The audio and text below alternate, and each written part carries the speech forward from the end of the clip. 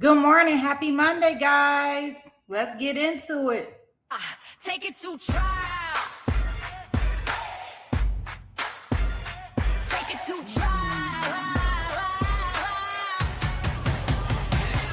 Welcome in, grab a seat, hit the like and subscribe. Cause Sweet Peas on the mic with that spicy little vibe. Got the courtroom streaming in the chat, going wild. We're debating heavy topics, but still laughing like a child. From objections to confessions to the judge's side eye. If it's justice and it's messy, we gon' talk about why. Every day's a new case, every moment's a ride. And when Sweet Peas in the building, we be learning with pride. Minds on deck, keep the room running smooth. Film freak therapist, you know, keeping everyone in the groove. Like to with the facts, pretty brown girl with the sass. Moreldia and Fowler keep the peace in the chat. But Jason walks in and the ladies collapse. Chocolate, take it to trial, where the truth gets loud and the laughs run wild. Sweet Peas got the spice, she's the queen of the aisle. Chat fam rolling deep, we've been here a while. Lights on, mics up, we gon' do this right. Take it to trial, every day, every night. Take it to trial. Morning shows are sharp, afternoon is on fire. And we catch every moment that the court might inspire. From witnesses whispering, the lawyers trying to hard. You know Sweet Pea breaks it down like a legal tarot card. Chats cracking jokes, dropping theories on the fly. We're serious when it counts, but we still testify. Minds hold it down when the trolls try to play. If you write a line, court adjourned for the day. But when Jason logs in with that deep hello sound, the ladies in the chat, man, they all fall down. Take it, take it, take it, take it, take it, take it, take it, take it to trial, where the truth gets loud and the laughs run wild. Sweet Peas got the spice, she's the queen of the aisle. Chat fam rolling deep, we've been here a while. Lights on, mics up, we gon' do this right. Take it to trial, every day, every night. Take it to trial. When the sun goes down and the cases get deep, after dark gets spicy, no secrets to keep. Taboo topics, big laugh, slap, happy crew. Sweet Pea says behave, but we never really do. It's opinions, confessions, stories untold, but we handle it with heart like the chat made of gold. Take it to trial, from day to night and every wild mile. Sweet Peas kneeling strong with her trademark style, and the fam in the chat always makes it worthwhile. Turn it up, show some love, hit the like on sight. Take it to trial, yeah, we live tonight. Take it to trial, yeah, we live tonight. Take it to trial.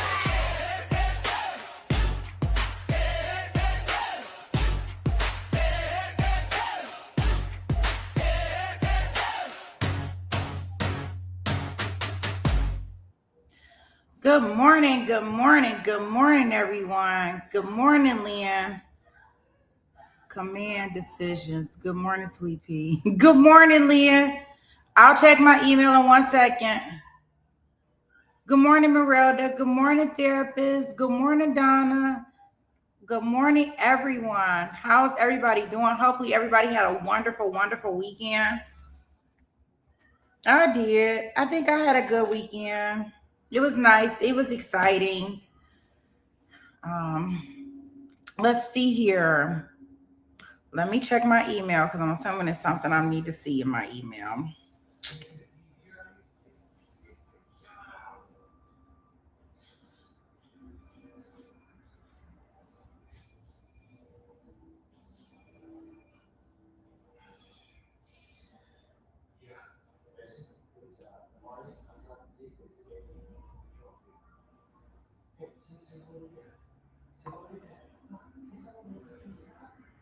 In 1 second. We did gain just a little bit of TiVo time, only about 30 minutes.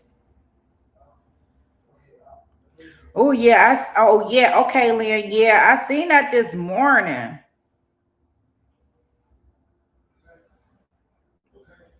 Thank you. Thank you, Lynn.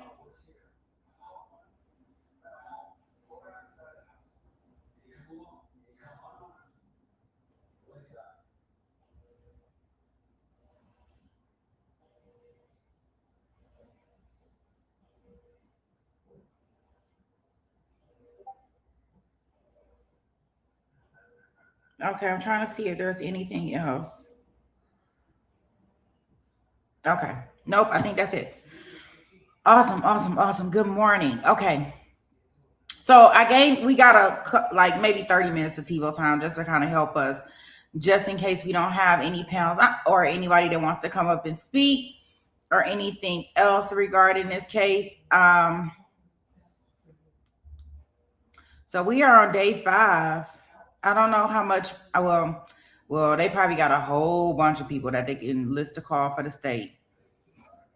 I know Friday we left off with the mom, one of the parents that came on, in order to I guess it was really, she was just really alluding to how chaotic it was when she came up there. Very heartbreaking testimony that the jurors went home and they had to sit with all weekend, right? They didn't leave off with the guy who did the bullet examination or anything like that. They left off with that mom. So that had to be powerful and something that set right there with the jurors as they went home on Friday. I know that I thought about it. So there we go with that. In regards to our week for this week, tomorrow we should be in our all paired redrum trial. I'm kind of excited about that. I want to see what that one is. It's like gonna be like I guess a different dynamic than this one. So I can't wait to kind of get over there, and I'm gonna do I'm not even gonna call it a case prep. I'm just gonna call it. We're just gonna talk about the case a little later. Let's see different things that maybe the jury is not going to hear. So we'll go over some of that stuff later today. Let's see here. I will still find information in regards to our fighter trial to see the pieces of that puzzle that I've been trying to put together for everybody, so you don't have to go everywhere to watch it. It's definitely a learning curve for me. No, I probably won't. I don't want to cover. I don't like those because I don't know, because it's not really transparent. I don't like going off what they feel like they can give me besides sidebars. Unless it's some testimony that they can't give me, can't give us, then I'm okay with it. But to be like that, I really don't. I don't like that. But we doing it. We started it, and I kind of got interested in it, so that's how we're still up in that mix. Okay, let's see here. Good morning, Tanya. How are you? Yeah, well, we shall see, therapist. Hopefully it's not that busy. But work. Let's see here. Okay. Let's get us into. Let me get us into the courtroom and see what we have in store for us today.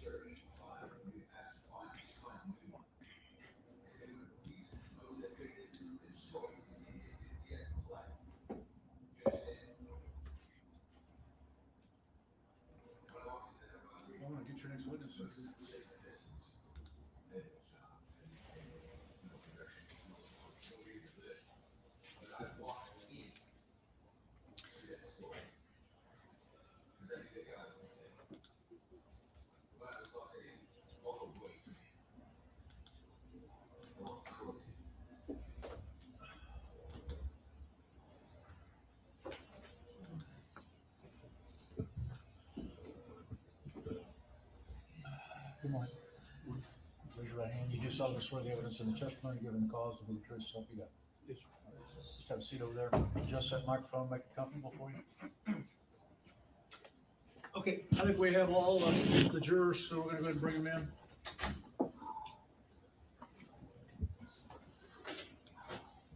in. All right, so the jury.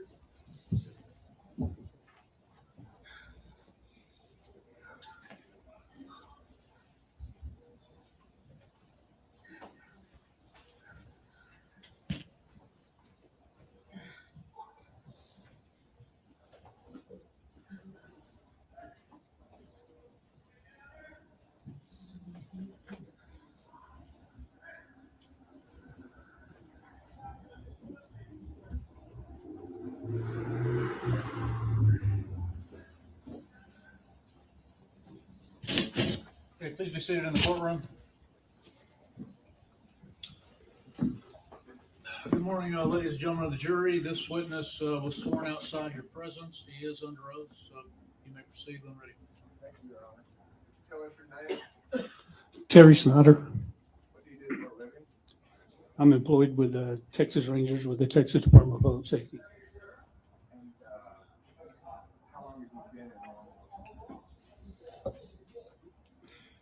Approximately 32 years. Would you please come run through what your training and experience is? So my career started at Snyder Police Department, and I was a patrol officer there for 4 years. In 1998, I was employed with the Texas Department of Public Safety. Through my career with DPS, I 4 years as a highway patrolman, and then I made a motor vehicle theft service. I was an investigator for approximately 5-6 years there with the auto theft, and then made Texas Rangers in 2011. That's correct. The typical patrol, answer calls, motorist assist, family disturbance, DWIs, things like that. Yes, sir.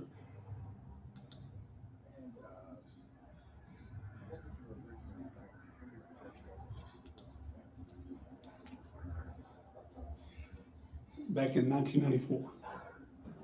1994. 94. Thank you. So in 1994, you went to the police academy. You were with the Snyder Police, and then you transferred over. Is that correct? Thank you. Well, I applied when I was hired by the Texas Department of Public Safety in 1998. What year was that? 1998. And that's when you worked in at what position? So after graduating the academy, I was assigned back to Scurry County, Snyder, Texas, And what did you do there?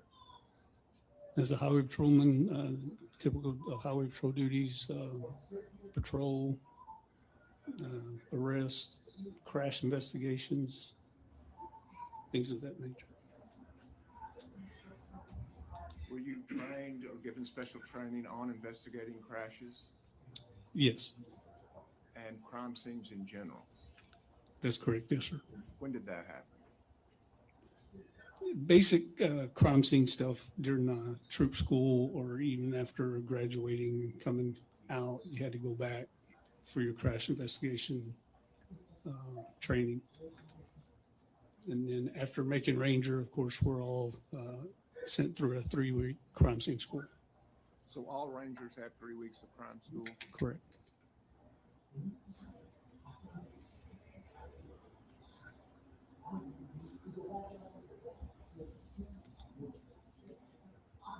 On May 24th, 2022, where were you assigned? I was assigned in Wilson County, Floresville, Texas. And where is that? It's about 37 miles south of San Antonio. And on that day, did you get a call for duty? Yes, sir, I did. Would you explain that to us? Has been a part of the crime scene team with the Rangers. We were activated to respond to Uvalde to the Robb Elementary School. When did you arrive to Robb Elementary School? It was around 5:30 that afternoon, I believe. That same day, the first day. Correct. And what were your duties at Robb Elementary? Up on arrival, we met with our crime scene team, team leader, Brent Barina.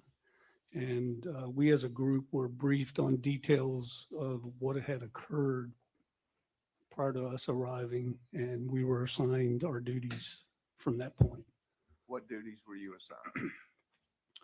Basically to that day begin to assist with identifying and removing bodies from 111 and 112. So that was the first duty of the Rangers, was to identify the people that were victimized in this case. That's correct, yes, sir. And was that for the purpose of notifying parents? That's correct. And how long did that take? That was a long process for that evening into the night. Excuse me? It was a long process through the evening into the night that night. And how were you able to make those identifications? Usually by either clothing or what they were wearing or by the class roster that was within the classroom. And after identifying the bodies, what did you do next? We gathered up and we coordinated a plan for the next day. We were released from our duties that day and we went back the next day. So on the 25th, you were assigned a new duty. That's correct. And what were your duty assignments given to you on the 25th? On the 25th, myself and Ranger Veronica Gideon was assigned to identify and mark cartridge casings that were in the hallways of the school. At Robb Elementary. That's correct. So were there a number of teams, crime scene investigation teams that were assigned separate duties that day? Yes, sir. And your team got the hallway? That's correct. Was there a team assigned to 111, Yes. 112, Yes. the truck, Correct. and the west? Did y'all get assistance from the FBI on the searching of the West Side casings? Yes. And how were you able to, when you identified the casings, did you mark them? Yes, we marked them with a blue tent, crime scene tent marker. And on the tent had a black tape or had numeric numbers. So as y'all used tents, you deliberately used different colors? We did, or something to this magnitude of a crime scene, yes, to separate the evidence of where it was located. So if you had a picture of a blue 4, that may be different from a picture of a tent with a yellow 4 or an orange 4. That's correct. And so the color that you were assigned to use in the hallway was what color? We used blue in the hallway. And tell us what steps you took in processing the hallway. We basically started at the door and worked our way through the hall, through the path based on the information that we were given where things took place. And did your crime scene search, did that include specifically the hallway and nothing inside or outside of the hallway? That's correct. Neither room 111 or 112? Correct. And then what were the steps in collecting the casings? So once we marked all the evidence, of course it was photographed. And then once it was ready to be collected, we would collect those items by the tent numbers in order, and we would place them in a bag and then seal them up. Thank you. And did you photograph the location of these casings before you picked them up? Yes, we did.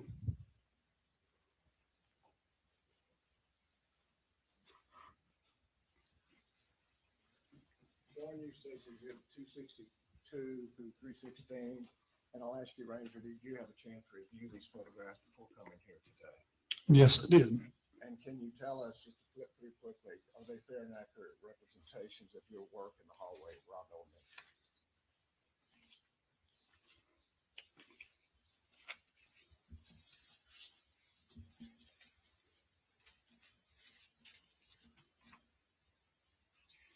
Yes, sir, they are. State Officers Exhibits 262 through 316. Tender and uncertain defense. Will it, please?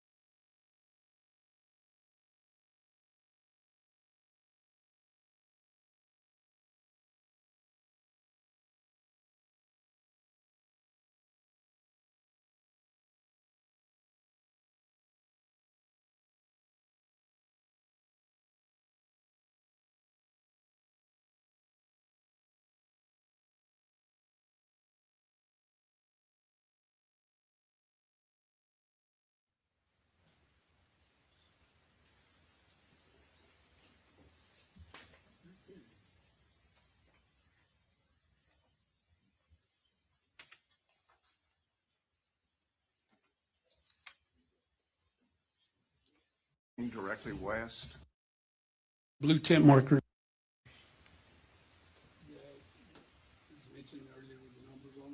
Would you speak up, please? Your voice is away from us, and I'm having a hard time hearing it. Those are the two blue tent markers, which I mentioned earlier. And this is the hallway near the boys' restroom. Is this from the east looking directly west? Correct. And before we move in specifically, has there been information or items that were removed before this photograph was taken? And by that I mean items of medical relief that was provided. Correct. Okay. Could you tell us just in general terms what has been removed before this photograph was taken?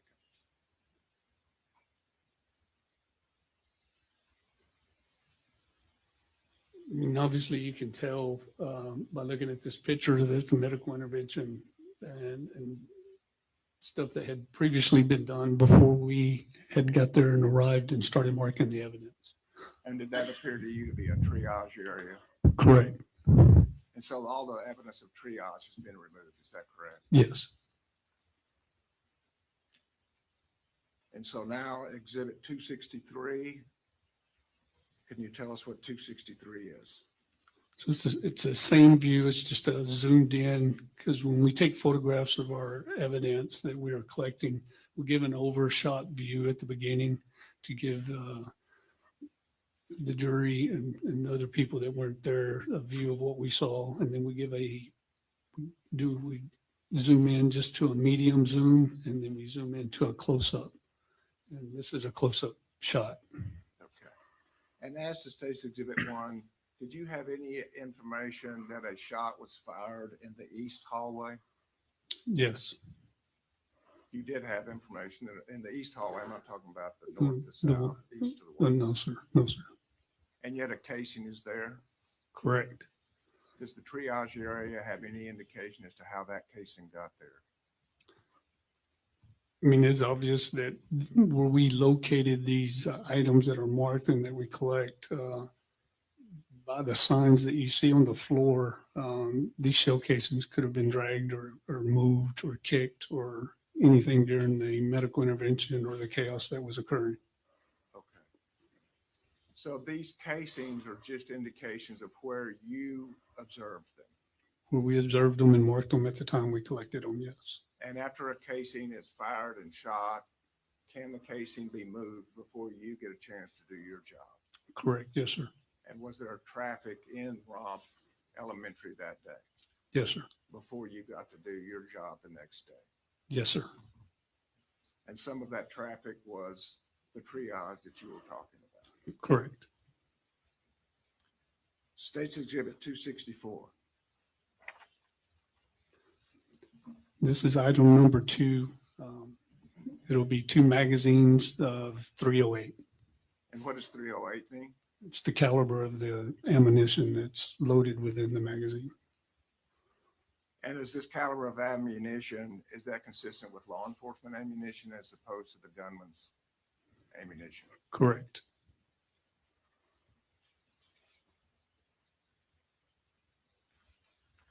Exhibit 265. Is this now the hallway that moves north to south as opposed to the one that was east to west? Yes. And are there markers indicated there? Yes, sir. There are.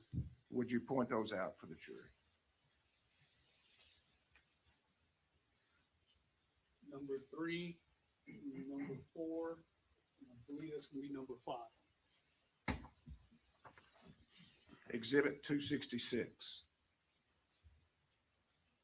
It would be item or tent marker number 3, indicating a fired cartridge case. Thank you.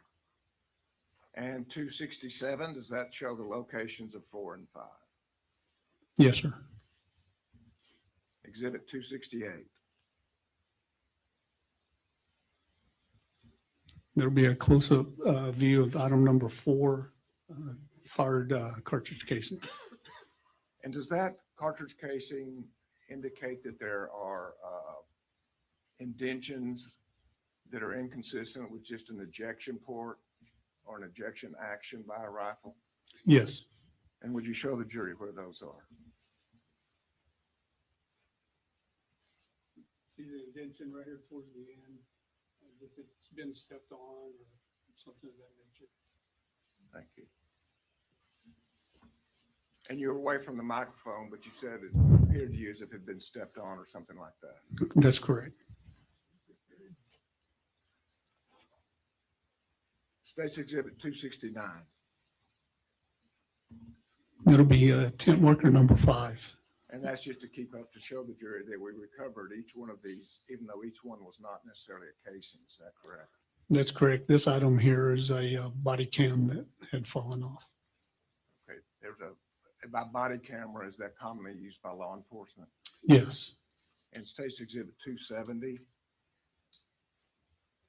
That's a close-up view of item number 5 of the body camera. Exhibit 271.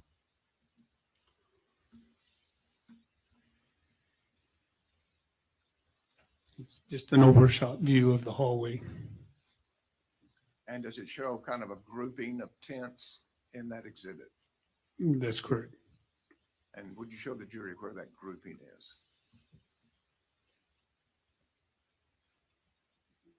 This would be a grouping here that we marked and identified. And then, of course, diagonal from that area is another separate grouping.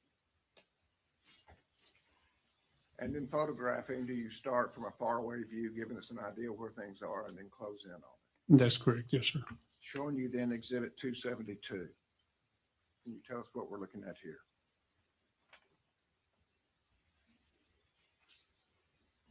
It'd be the one grouping that I pointed out first that was to the left. Items 9, 10, 11, 12, up through 22, it looks like.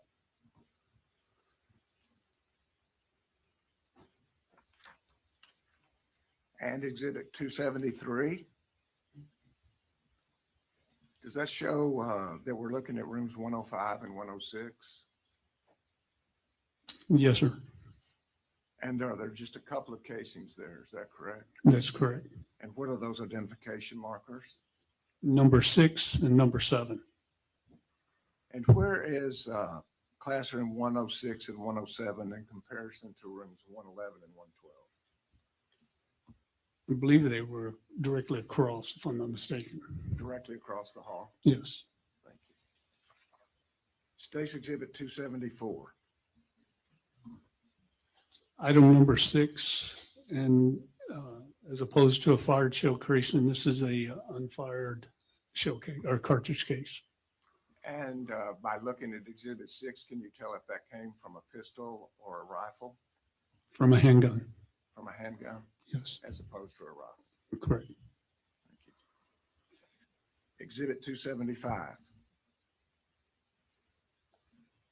Be item number 7. And 276. It's a close-up shot of item number 7, fired cartridge case. And the condition of item 7. It does have that indention. Here, it looks like there's been some damage done to it.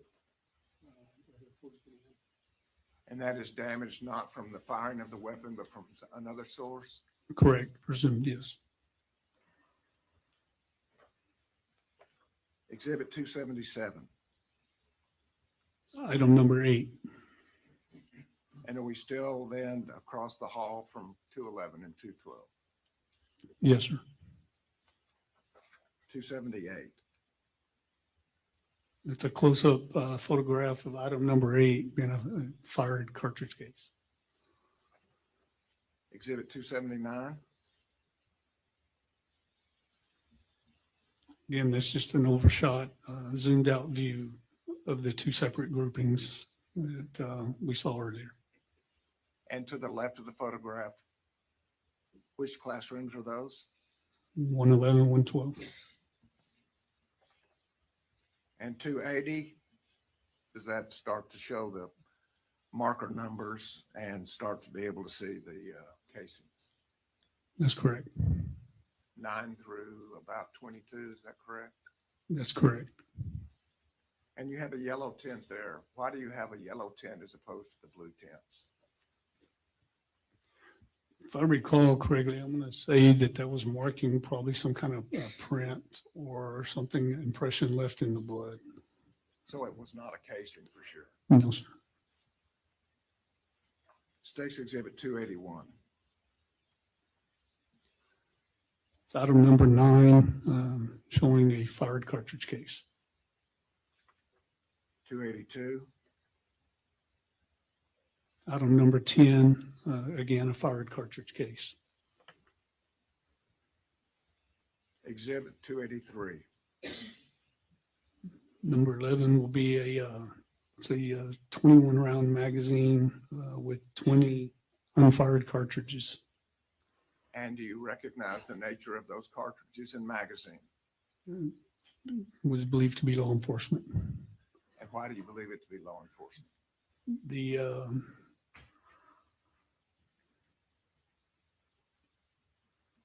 The type of ammo, I believe that was in it, if I remember correctly. It's handgun ammo as opposed to rifle ammo, is that correct? Correct. Exhibit 284. That's a fired cartridge case from a handgun. From a handgun From a handgun. as opposed to a rifle. Correct. Thank you. And Exhibit 285. Just kind of a zoomed out overshot view between, in front of 111, 112 of the same tint markers that we've been going through. And on the far left, does it show an additional tint marker? Item number 14. Thank you. Exhibit 286. It's item number 13, fired cartridge case. And State's Exhibit 287. It's a close-up view of item 13, a fired cartridge case from a rifle. State's Exhibit 288. Item number 14, fired cartridge case. And Exhibit 289. It's a zoomed-in shot of item 14, a fired cartridge case. Moving next to Exhibit 290. Again, just a zoomed out overall photograph of that hallway in front of 111, 112, showing our tint markers. 291. Item number 15, showing 3 fired cartridge casings. So you may put one marker down for more than one casing. Correct. Exhibit 292. Item number 16, identifying the 3 fired cartridge casings. Okay. And we see 2 fairly easily. Where's the third? This will be 1, 2, and the third off fire on the left. Thank you. Exhibit 293. Item number 17, fired cartridge casing.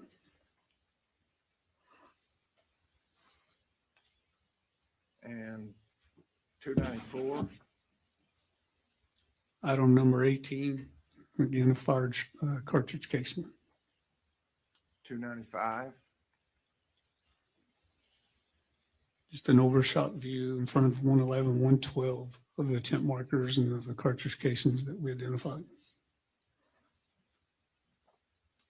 296. Item number 19, fired cartridge casing. 297. Item number 20, it's a fired cartridge casing. 298. Item number 21, fired cartridge casing. These all belong to a rifle. That's correct, yes.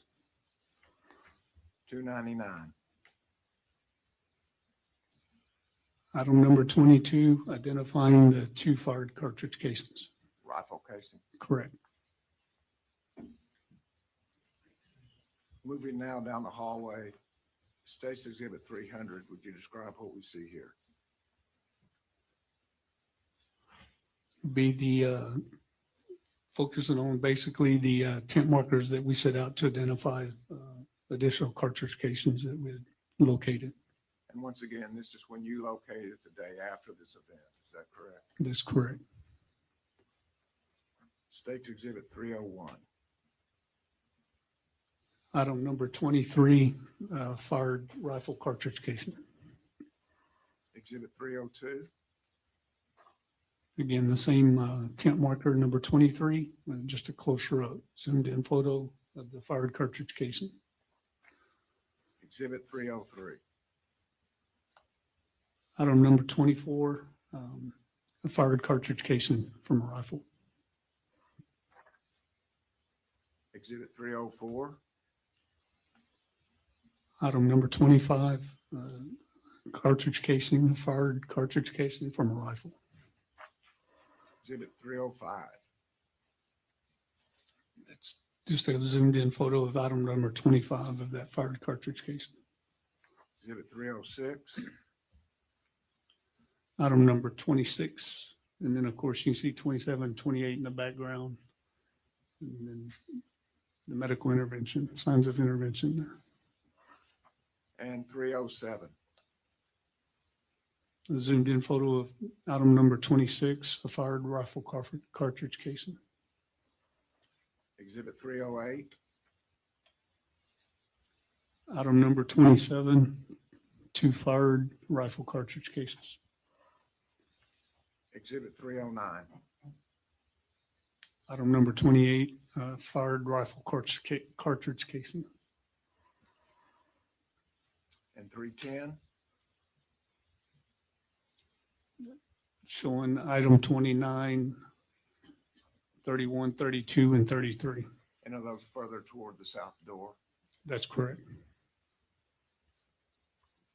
State's Exhibit 311. A zoomed in photo of item 29, fired rifle cartridge casing. Exhibit 312. Item number 30, a zoomed in photograph of a fired rifle cartridge casing. And Exhibit 313, does that show the general location of tent marker 32? Yes, sir. And Exhibit 314. Item 31, showing the fired rifle cartridge casing. Exhibit 315. Item number 32, again, a fired rifle cartridge casing. And Exhibit 33. Item number 33, fired rifle cartridge casing. And are you able to distinguish casing from one manufacturer from another manufacturer? Yes. And in this case, how many different types of rifle cartridge casings did you recover from the hallway? We recovered an LC 22 5.56, and then there was a 9mm Luger Hornady, a Remington 223, and a Remington 223. So how many Remington shell casings did you recover?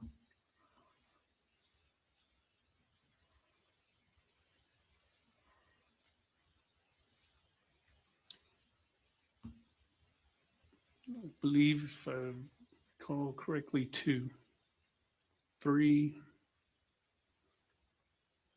I'm seeing 3 right offhand here. Okay, may I approach? That was a lot of casings that we went through. Yes. Correct? Yes. When y'all packaged up the casings, did you put them in different packages based on the brand of the casing? We did. May I approach that? Yes, sir.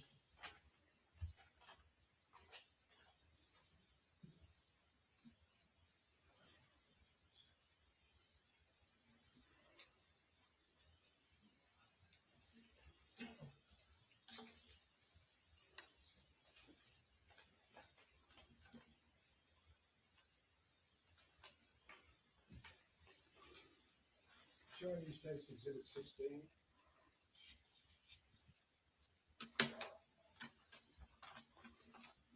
Yes. Just what does the LE at the top of State's Exhibit 16 stand for? We're identifying these as being law enforcement related, belonging to law enforcement.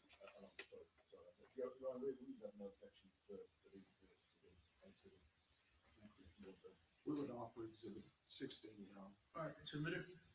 And without going into and opening each one of the casings, do you, as you enter those exhibits into the envelope, do you keep record of what type of casings those are? Yes, we give it, we write a description of what we collect on the envelope so we can refer to it later. And how many cartridge casings, rifle cartridge casings were associated with law enforcement? 6. And how many pistol cartridge casings were associated with law enforcement? 2. And were they both fired, or was one fired and one unfired?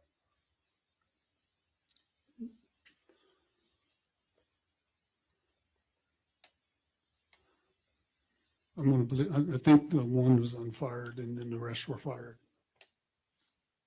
And we saw a photograph of one. That's correct.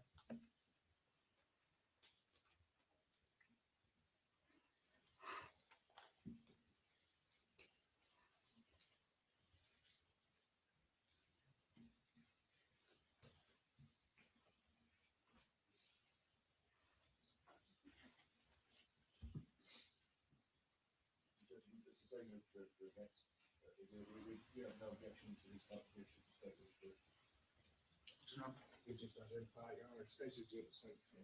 Okay. 17 will be admitted, no objection, go ahead. Would you tell us what State's Exhibit 17 contains? This will be the envelope that we secured all the LC 2.20 fired cartridges that we just went through that we collected in the hallway. And did you also collect cartridge casings or assist in them out at the ditch where the truck was? I don't believe I did, no. Very good.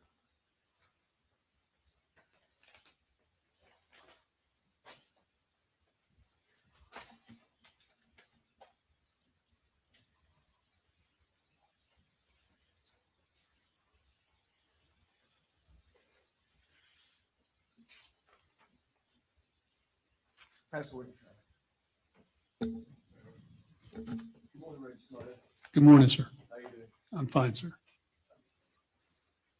So we've not met before, right? No, sir. So my name's Gary Hillier. I'm one of the three attorneys representing Adrian. Yes, sir. And you testified before. Yes, sir, I have. Probably a lot of times, right? A few. Yes, sir. You understand? I've got some questions to ask you Sure. about your role in this investigation. Yes, sir. Specifically in your training and experience, right? Yes, sir. And sometimes I speak too fast. And so if I am talking too fast, you can say, Gary, hold on, we'll do this slower, and I will repeat that. Sure. Yes, sir. So that I'm not trying to trick you or anything else. Yes, sir. So, and I take out your permission to ask you questions, right? Yes, sir. Cool, thank you. So you've been some sort of 32 years in law enforcement together? Yes, sir. And I believe that ironically you started in Snyder. Snyder, Texas. Yes, sir. It's not named after the family or anything like that? No connection, sir. No connection. But so you did 4 years of patrol officer. That's correct. Yes, sir. So you went through an academy in originally back in 94, right? Yes, the first academy was the Odessa College Academy. Yes, sir. You went to like a community college that does multiple agencies training, is that right? That's correct. Yes, sir. Yeah, and I guess that's where you first encountered like these tactics, Correct. like use of force, Correct. use of firearms for law enforcement. Yes, sir. And you've been carrying a firearm ever since. Yes, sir, I have. So and throughout the training, obviously you've probably done, if you looked at your training record, you've probably done a lot of training in those years, right? Yes, sir, I have. And so you went to the DPS in 98, That's correct. Yes, sir. and you were a highway patrolman. So I think that's the first title for a while. That's correct. Yes, sir. And then you promoted out. Is that correct? It was the correct terminology. You promoted to major ranger. I promoted out from trooper status to auto theft investigator. And then that's our criminal law enforcement division then. And then after 5 years of being an auto theft investigator, I promoted into the Texas Rangers, correct? Right, so it's after that you promoted to the Rangers. Okay. And then once you made Rangers, you made Ranger, I should say, you go to, as a matter of course, everyone goes to a 3-week crime scene investigation course. That's correct, yes. And that's where, I mean, that's what you're here to testify about today, your work in this crime scene. Yes, sir. Okay. And during all those years, you do you call it in-service? Some police departments call it in-service or continuation training. Yes, sir, we do.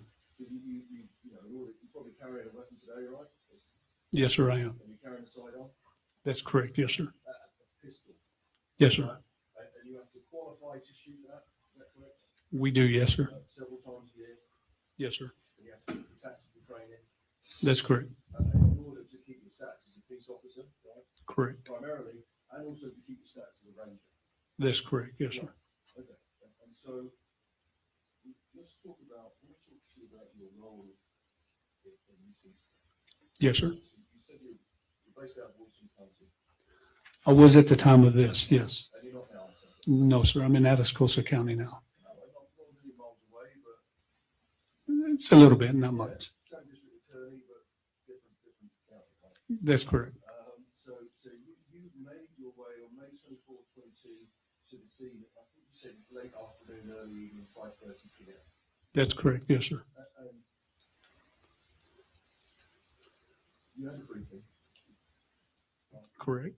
And was it Lieutenant Marina? That's correct. So we've already met, the jury's already met Lieutenant Marina, but Lieutenant Marina, he was there before you, he made the scene before you, Yes, and gave you a briefing on the situation.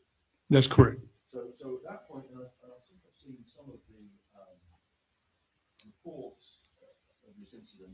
I mean, it's discussed in several ways, but you're there to investigate or help to investigate what ended up being an officer-involved shooting. Typically, but it was called in and given to us as an active shooter, yes, sir. That's how it came in, right? Correct. That's where I was going. So in actual fact, what you were investigating was a mass murder of children, right? Correct. And the attempted murder of 2 police officers, Correct. which ended in an officer-involved shooting, right? Correct. Yeah, and so Ranger Marina gave you a briefing. I think you mentioned something about that this is a huge scene, correct? Yes. And I think, Jeff, my approach to this. Yes, sir. With the demonstrative, I think you mentioned that Ranger Marina gave you your briefing, and I sort of clarify on this demonstrative here, this map, what your not marching orders were, but what your briefing was to try and investigate. So I think that you said that you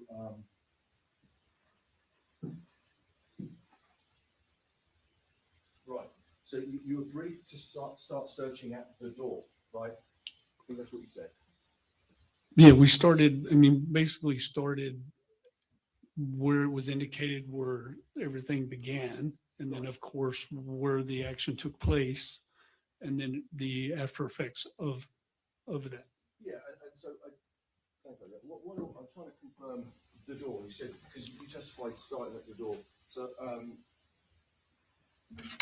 So, you recognise this location here. This is an overview. This is stage 1 of the school. Yes, sir. Okay, surrounded by Geraldine and Grove. So this is the school here, right? Correct. That's school in there.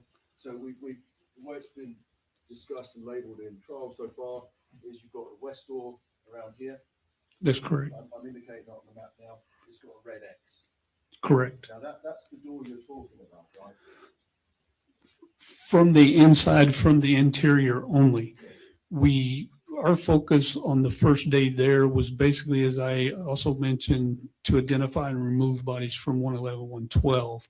Then the following day, marking our evidence in the hallways were basically from the interior down the hall and then back down the hall in front of the classrooms. Right, and thanks for that. But what what I mean is, this is the door on the inside of the building. You say we started at the door. That's where your work started at the door. That's correct. Okay. So, and we've identified that throughout the trial as the west door. Okay, And so this is the west to east. There's two corridors inside that building, right? correct. And we've seen lots of photographs, and we'll visit about some of them in a minute. But there's one. I know it's not perfect north-south orientation, but I think we were talking about one that goes west to east, east to west, Correct, and one corridor that goes north-south, south-north, right? correct, Okay. You started at this west entrance door here, correct. and you know through your briefing, and obviously you know now, that door was unlocked. It was said to have been, yes, sir. It was, through your knowledge and your briefing, I mean, you weren't there at the time, Correct. obviously, right? But you know now that that door had been left unlocked, right? Through knowledge is unlocked or propped open, ever how you want to refer to it, yes, sir. So that's how that monster got into that school building, right? Correct, If that door had been locked, that might have changed things, right? obviously, yes. Yeah, obviously. Yeah. So that's where you started on your evidence collection, and so you described your process. I want to talk mostly about the collection of the shells, which is your day two work. Right? Correct, yes, sir. Because that's the exhibits that have been. So if we can limit ourselves to that, that's what I'm trying to do. Right? Yes, sir. So your process is to, and I wrote it down, is you'll walk through and identify things, Yes, sir, that's correct. generally speaking, and you'll mark it. Mark it with a tent marker, yes, sir. And, I mean, because you're inside, it's called a tent, right? You put it over it or next to it, so you can photograph it next, Correct, and then afterwards you will then retrieve it, yes, sir. and then that's the stuff that we've seen based in surveillance today, right? That's correct, yes, sir. So, and again, I think Mr. Turner might have asked you how many rounds that were found, but you know, it's a lot, right? A lot of ammunition, spent ammunition was found in those corridors. Yes, And you said that a lot of them are damaged, right? A lot of those shell cases are damaged. yes, sir. There was several noted, yes, sir. Yeah, which, and like you said, that scene was, I believe you said, chaotic. Yes, sir. When you went there, it was chaotic, right? There was a lot of movement going on, yes, sir. Yeah. So what I mean by that is that there's no indication, there is a general indication of where those rounds were fired because you've seen some groupings on the ground, right? Yes, Your testimony was that there were so many people, and you're around, well, there's so many people moving through that rounds were getting kicked and cases were getting kicked and they could have been moved. yes, they could have been, yes. So you can't testify to the jury where these shots were fired, right? No, sir. I mean, we can presume by the groupings. There you go. But you can presume by the groupings. Correct. And what I mean by that, I would imagine, is if there's a grouping of spent cartridges in the hallway, which there were, right? Yes, mainly in front of the doors. Mainly in front of the doors of classroom 111 and 112, right? Correct. And so we'll look at the pictures in a second. But there's a grouping or two, I think there were two groupings. There's shells everywhere, right? Yes, Let's start with wider. There were shells everywhere. That's not an indication of where those rounds were fired, right? correct. But there was a grouping outside those two doors. Yes, sir. And I think you said a second ago that that's an indication of those rounds were fired outside of those classrooms, right? Correct. And were you aware that it's believed that the classroom 111 was left unlocked? Yes, But nevertheless, we've got a group of casings that were fired by the killer in that corridor. correct. So in the absence of, so you know now that he didn't fire at anyone in the hallway, he was firing into the classroom, right? Yes, sir. So firing into something where you can't see inside, does that make sense? Yes, sir. Because a police officer can't do that, can they? The police officer has to be able to see what they're shooting at. Correct. You have to identify your target. Yes, sir. Yeah, if you can't see your target, you can't shoot it. Correct. But that's not what this person was doing, right? killer. Correct. Firing indiscriminately into classrooms, through walls, That's correct. and the police officer's not allowed to do that. You can't do that. No, sir.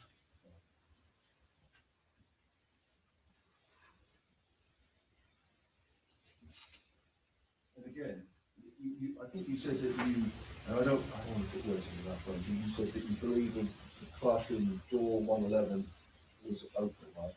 Unlocked. Correct. Obviously, had it been locked, I guess from your previous answer, that would make the outcome of this incident very different. Correct.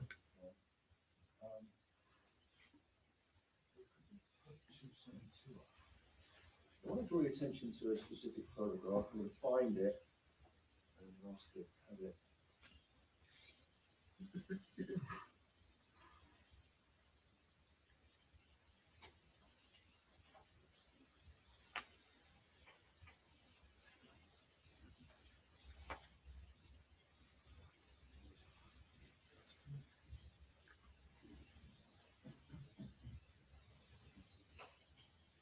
But you're just going to get a photograph up and we'll Sure. We'll have to put it on the screen. Yes, sir. You bear with me.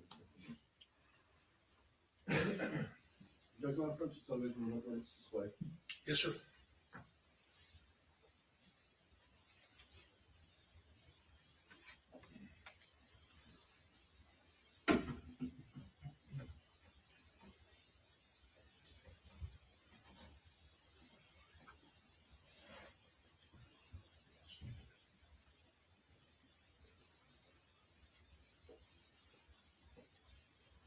You can't see the top of the picture. No, that's not one.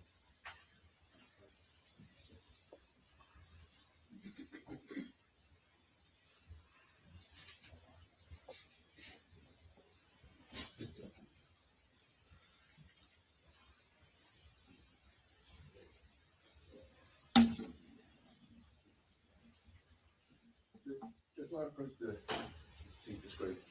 Yes. So, Ranger, I've we've published what's been marked as 272. You recognise that photograph has been entered already, right? Yes, sir. So, if you would, can you orient the jury to where we're looking here in this photograph, please?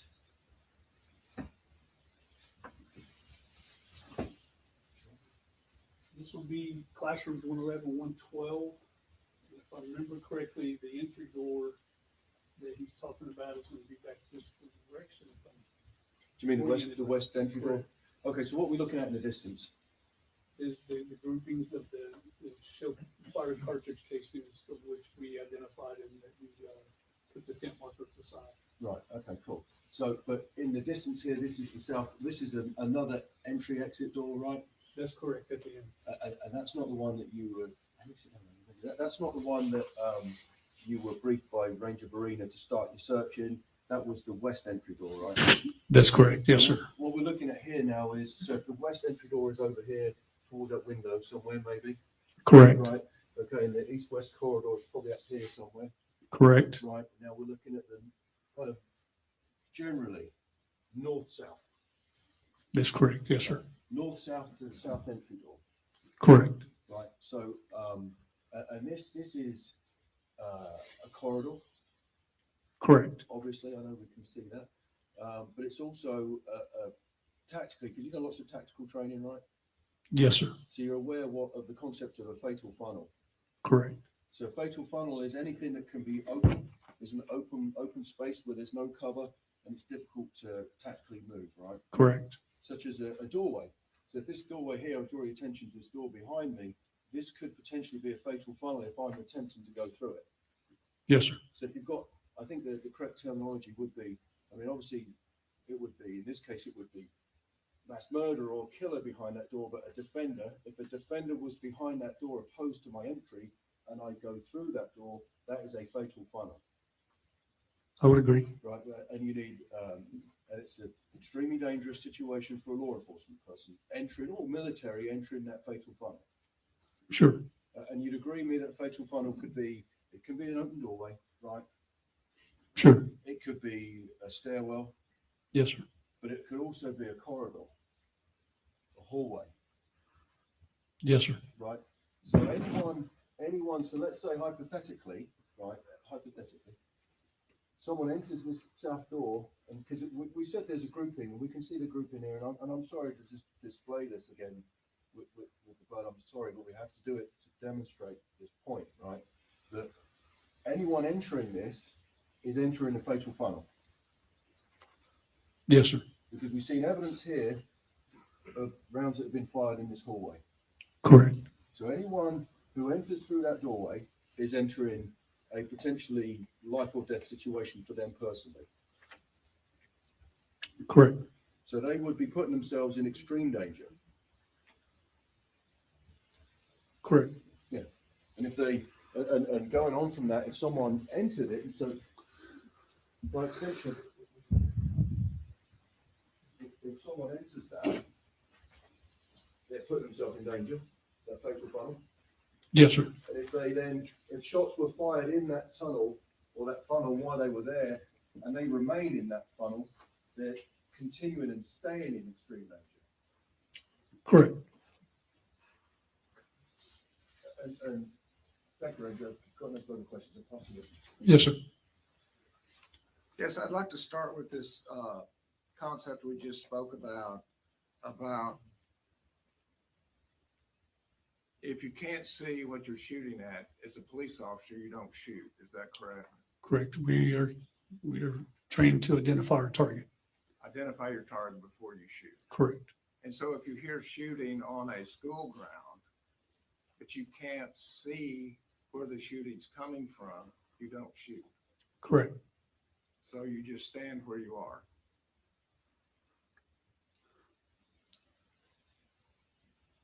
Typically, I mean, through the information gathered, if we know where the shooter is, I mean, we have to identify our target before we shoot, yes. And how do you identify where your target is? You have to get to your target. You have to find where the shooting's coming from.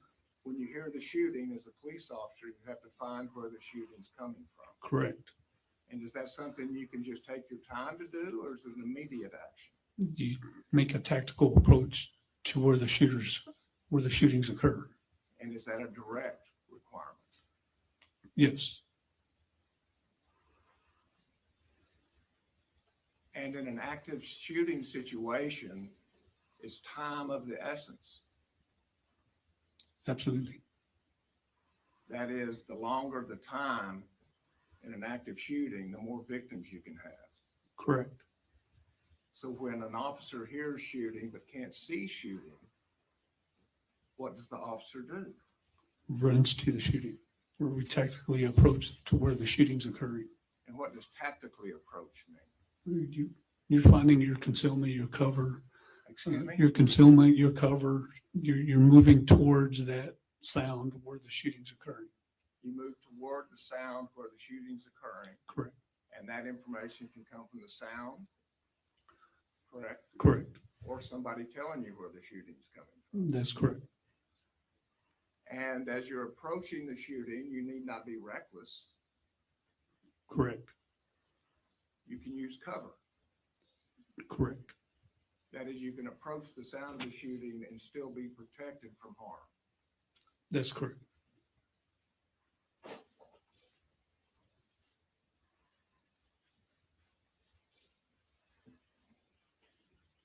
Showing you State's Exhibit 1. You recognize this building, the fourth grade wing that you worked in the hallway? Yes, sir. And is this building, was it made with bricks? Yes, it was. And are those brick walls protective to law enforcement? Yes. Would that be cover? Yes. So you could approach the corner and be completely covered or protected. Yes, sir. If the shots are coming down this west side, That's correct. no danger. Correct.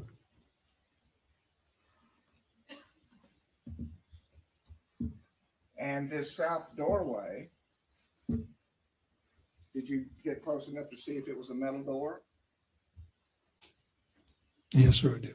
Something you couldn't see through? Correct. And would that be called concealment? Yes. So as a police officer, if you opened the door and stood behind the door, there could be concealment. That's correct. You could be down, you could be standing stoop, you could be standing up. Yes, sir. Concealment and cover or assistance to law enforcement Yes, sir. when approaching an active shooter, Yes, sir. but you go in, 100%. Yes, sir. but it's dangerous. Yes, sir. And you know that? Yes, sir. When you became a police officer, did you know you might be in dangerous situations? Yes, sir. When you issued a gun, Yes, sir. you live with it every day. Every day. You live with the potential of coming home every day. I'm gonna get to Every day. Yes, sir. Sustain. Can you tell the jury how much training you go through, if you do, to equip you to deal with danger? That's debate.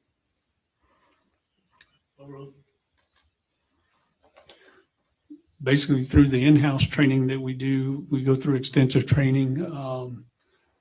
Obviously, our department's made of different divisions, but as an individual, I train myself every day of putting myself in different situations, whether it be while I'm doing old case reports or typing case reports or while I'm driving down the road. I picture something happening and how I would react and what I would do during that time. Because you never know when you're going to drive up on something or when something's going to occur. You could be standing in line at a fast food restaurant or a convenience store getting something and something occur. How are you going to react and what are you going to do during that time? And you're not unique as a police officer in doing that, are you? No. I think we all do it. Is a police officer ever off duty? No, sir. So you're constantly reminded. I mean, even when I go out with my family and we eat at a restaurant, I put myself in a situation and we have that conversation amongst us as a family. If something happens for them, for my wife and child, for what I want them to do, just leave me alone, let me take care of business, and they take off. And so as an officer on the job for 1 year or first day, that's when you begin thinking of those things. Sure. And 10 years into it, that would be 10 years of thinking about it Yes, sir. and training Correct. and preparing. All right, sustain, go ahead. The second thing,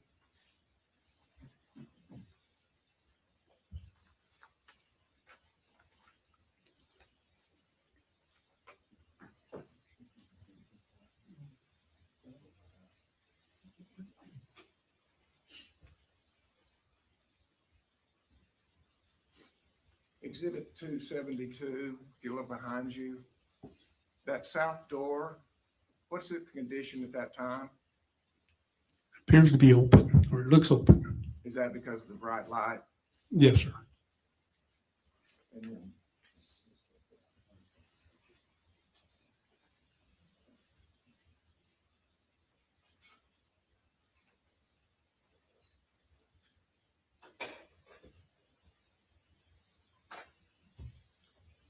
this door, It's closed. and the amount of light coming through, is that different at that point? That's correct. Yes, sir. And the last thing is I just wanted to make sure there's no confusion. You started at the west door because that was what you were briefed to do.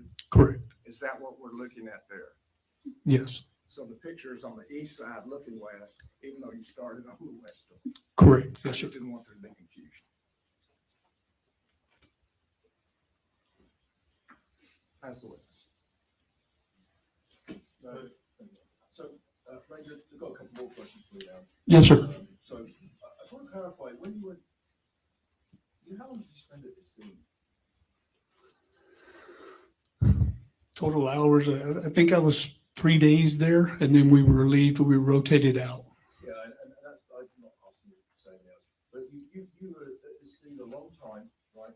And right? Correct. And you were, while you were there, you were never investigating Adrian Gonzalez, were you? Never saw him. Never saw him, but he was never a focus of your investigation at the time. Our focus was just the mass shooting, the officer involved shooting, collecting the appropriate, the evidence located. Yes, sir. All right. And so the prosecutor asked you a question, if goes without saying that the police officer has to be able to see the target that they're going to shoot at if they are going to shoot, right? Yes, we're responsible for that bullet to engage our target, yes. Of course you are, because otherwise you end up possibly as a defendant in a shooting someone unlawfully, right? Correct. Because you can't return fire to the sound of gunshots, Correct. presuming you know where the gunshots are coming from. Correct. All right, because you train with a long weapon, I'm sure, like a rifle style weapon. I think you've probably done, right? Correct. And you know through your training experience that if you fire that inside in a range, it will sound different than if you're firing it outside. Of course, yes, sir. Because the speed of the bullet coming out of the barrel, the muzzle velocity of that weapon is so fast, like it's so fast, especially the weapon in this case, it's faster than the speed of sound, right? Correct. You don't need to be an expert to testify that it is. So it's loud and it echoes. Yes, sir. And if that sound will bounce off the buildings, Yes. I mean, it travels, yes. it will travel and it will bounce. So you don't know where it's. Sometimes you fire a weapon outside, it can be difficult to identify where that's coming from. But in this situation, not only we're identifying the sound, we're also gathering the information of our complainant, our victims, or our reporting parties as to where that sound's coming from as well. Exactly. And if those two are not consistent, you hear and what someone is telling you doesn't match with what you're hearing, that creates even further problems for an officer to identify where this sound might be coming from, right? It could, but I also want to listen to the information provided to me to follow that information and where it's coming from or where that person's hearing it from or seeing it from. And let's talk about that. So hypothetically, and this is not a trick, right? Let's talk about that scenario. So, for example, hypothetically, if I were saying to you, Ranger, I've seen someone shooting over here, right? And at the same time, you're hearing something like the report of a long-barreled weapon. The report of a long-barreled weapon or a rifle is the sound of it going bang, basically, right? Sure. And you are hearing something that is not consistent with what I'm saying. That could cause some confusion in you to know where those shots are being fired from, right? Possibly. Possibly. So you're not just going to fire blindly to your weapon to the sound of gunshots. No, I'm going to take the information given to me, analyze it, look, process it, and if I identify the target, then engage. But if you can't identify, all you've got to identify the target, if there is a target, is the sound. You can't just fire towards the sound, right? Correct. No, you can't. And so, I'm talking about the prosecutor's first thing as he described it. So you can't just do that. So, and obviously and you said that the prosecutor asked you if you're dealing with an incident like this, do you take your time or you immediately react? Remember that? I'm sorry. If in an incident like this, because we know this was an active shooter, right? Correct. Mr. Turner asked you if an officer should just take their time leisurely or should they immediately react? Right? Remember that? Yes, sir. And of course, you said time is of the essence. You must immediately react. Right? Correct.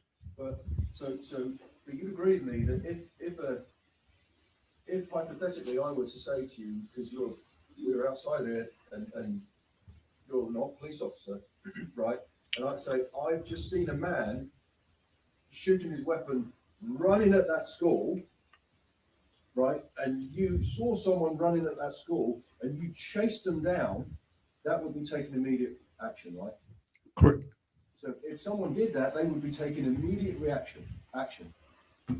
Correct. Right, okay. And then we spoke about some tactical movement, right? Yes, sir. The prosecutor spoke about tactical movement. Is that right, please? Yes, sir. Because you went to the scene, well, you spent 3 days there, right? Yes, sir. Robb Elementary. And what incidents did you have? 3. So this first one's number 3? Yes.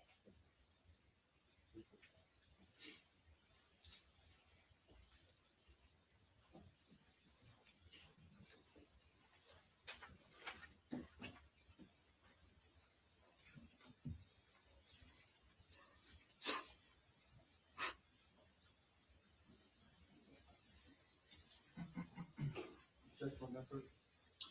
Yes, So please. I'm going to show you, Ranger, what's been marked. So just marked as defence 3, 4, and 5. You recognise this, right?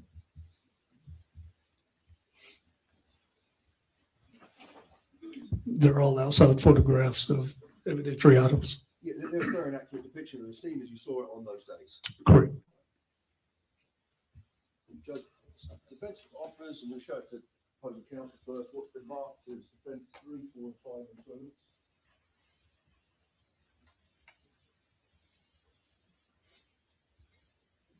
No objection, Your Honor. They're admitted. Judge, give 1 second so we can display them on the screen. Maybe publish them. Yes. Okay, we'll just try and sort out thinking about that.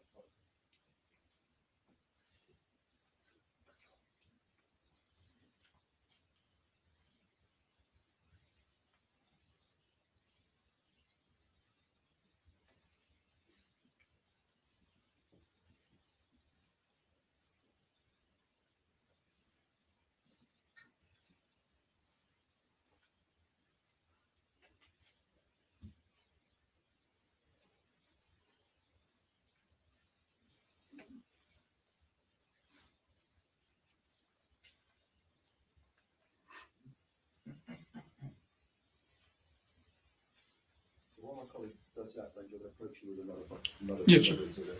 Yes, sir.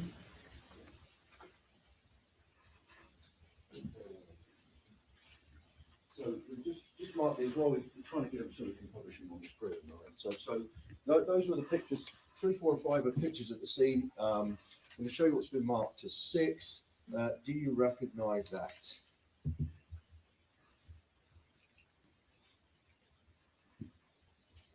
It's the corner of the school building, and then of course the outside, the exterior of the school. Yeah, and so you recognise it, and you've identified where it is. Judge, I'm going to show it to the state, but defence also offers defence 6 into evidence.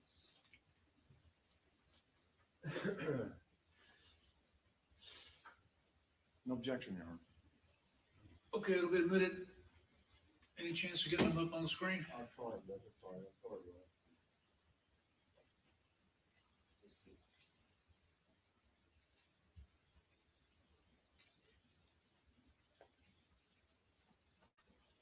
What we'll do that, I'm may have coach right now. I will start, we'll do it the old way.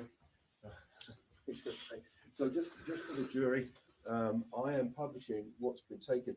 So there's a series of photographs. Yeah. Oh, they're up on the screen. Right, okay. So, Ranger, if I may put that there, if we just do it on the diagram first. Yes, sir. So I guess you'd agree with me that what we're looking at here are photographs of the southwest corner of the building here. That's correct. That looks like it's depicting this area right in there. The southwest corner of the building here, right. So that's what we're looking at generally. So we're looking, obviously the jury's seen these photographs last week with other rangers who took the photographs. Because you can take these photographs, right? I did not. But the prosecutor wants to talk to you about tactical movement. So I want to talk to you about some tactical movement.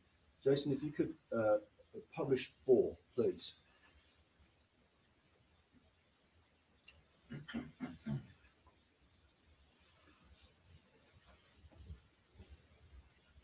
What I'll do is, in the meantime, I will spray them to the jury. So that, like we've seen so far, there are photographs. There we go.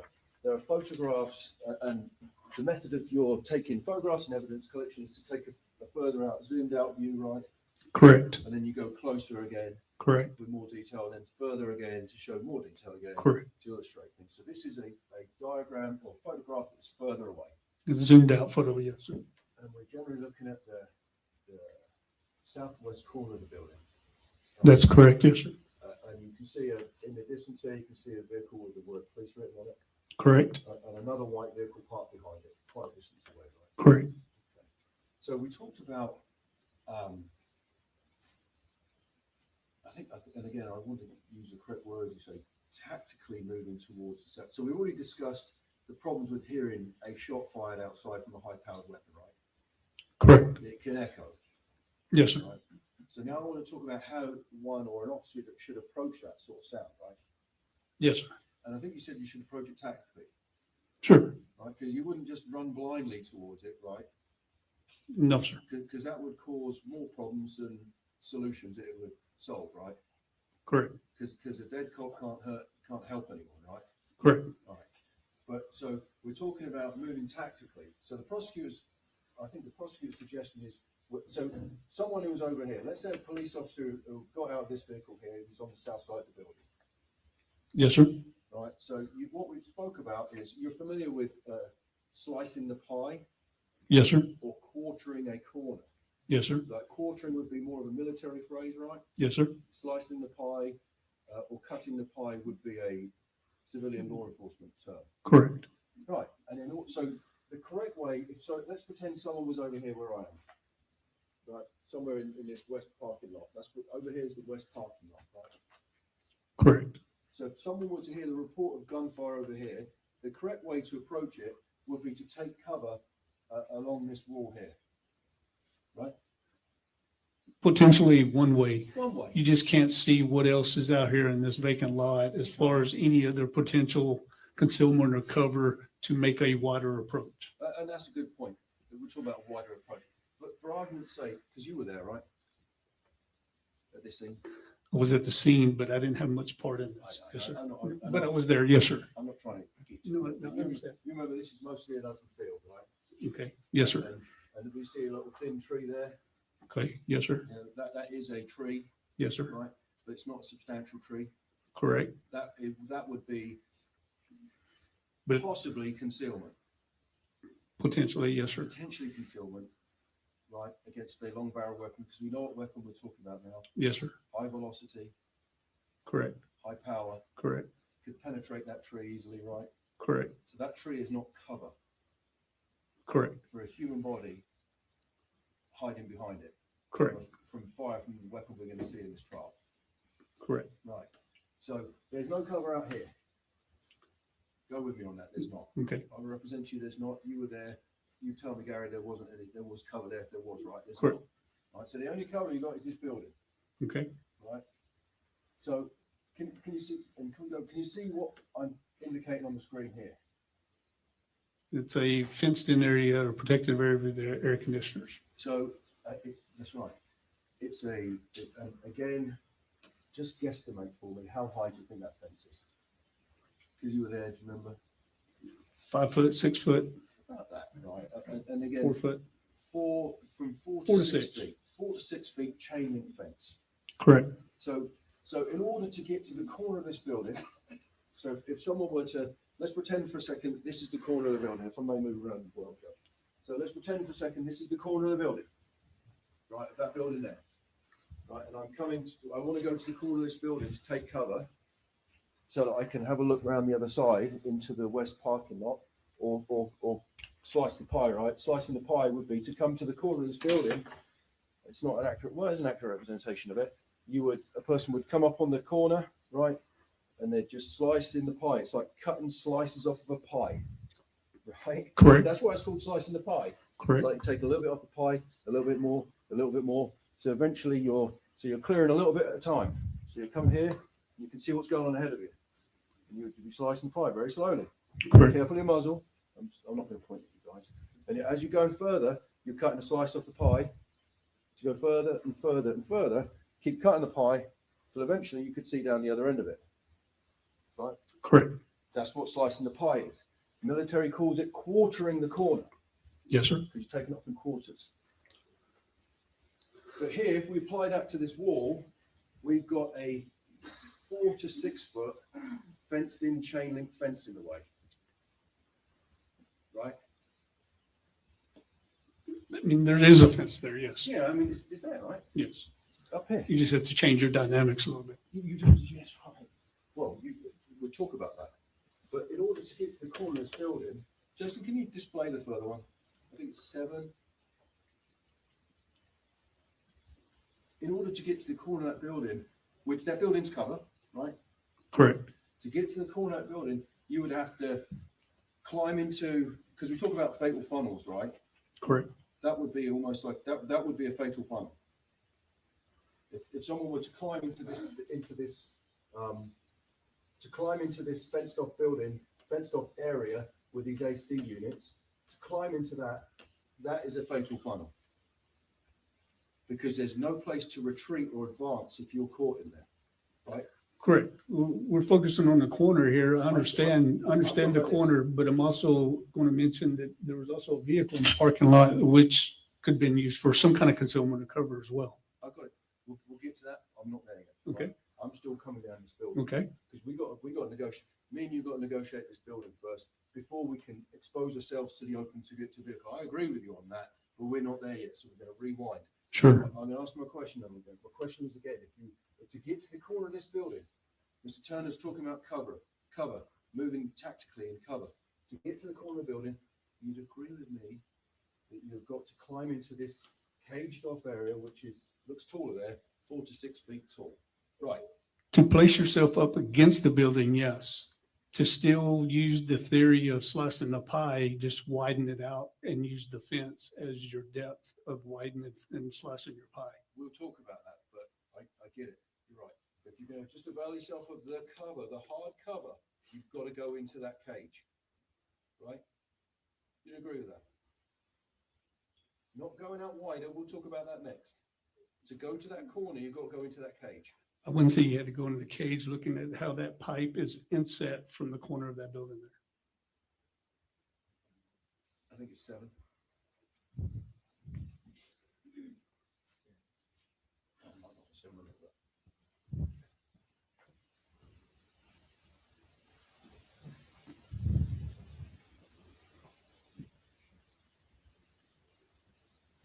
The last one, Jason. Yeah.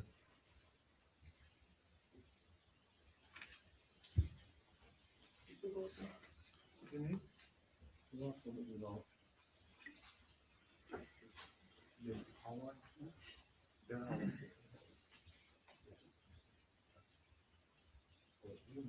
I've got it. Sorry, Ranger, it's marked as defense 6. I'm going to put it up on the screen so we can talk about it. Yes. So we spoke about the drain pipe, right? So you'd agree with me that this is a different angle. So now this is looking at the building. This is south, looking up to the west, right? It's that one. 6, sorry.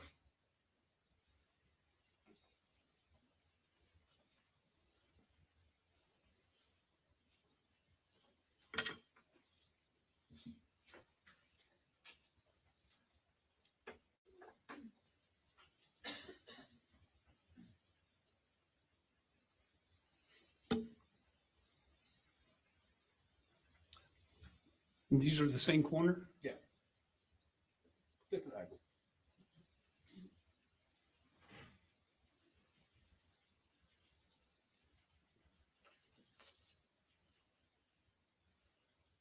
Well, let's look at it on the screen. Sure. So we can, I just find it to be different. But okay. yeah, it's taken later, but it's the same corner, right? Remember we looked at it earlier? Okay. It's been offered, it's entered into evidence. Yes, sir. So you'd agree with what we're looking at here is it's taken later because you can see the grass has changed, but this is that very same corner west. This is the west side of the building, and this is the south side of the building. Yes, sir. Right, and this is that fence. Okay. And you'd agree with that fence is because you said, oh, there's the pipe. That fence is. I'm not even going to ask you to estimate how far away that is from the corner of the building. Okay. Yes, sir. But you can't.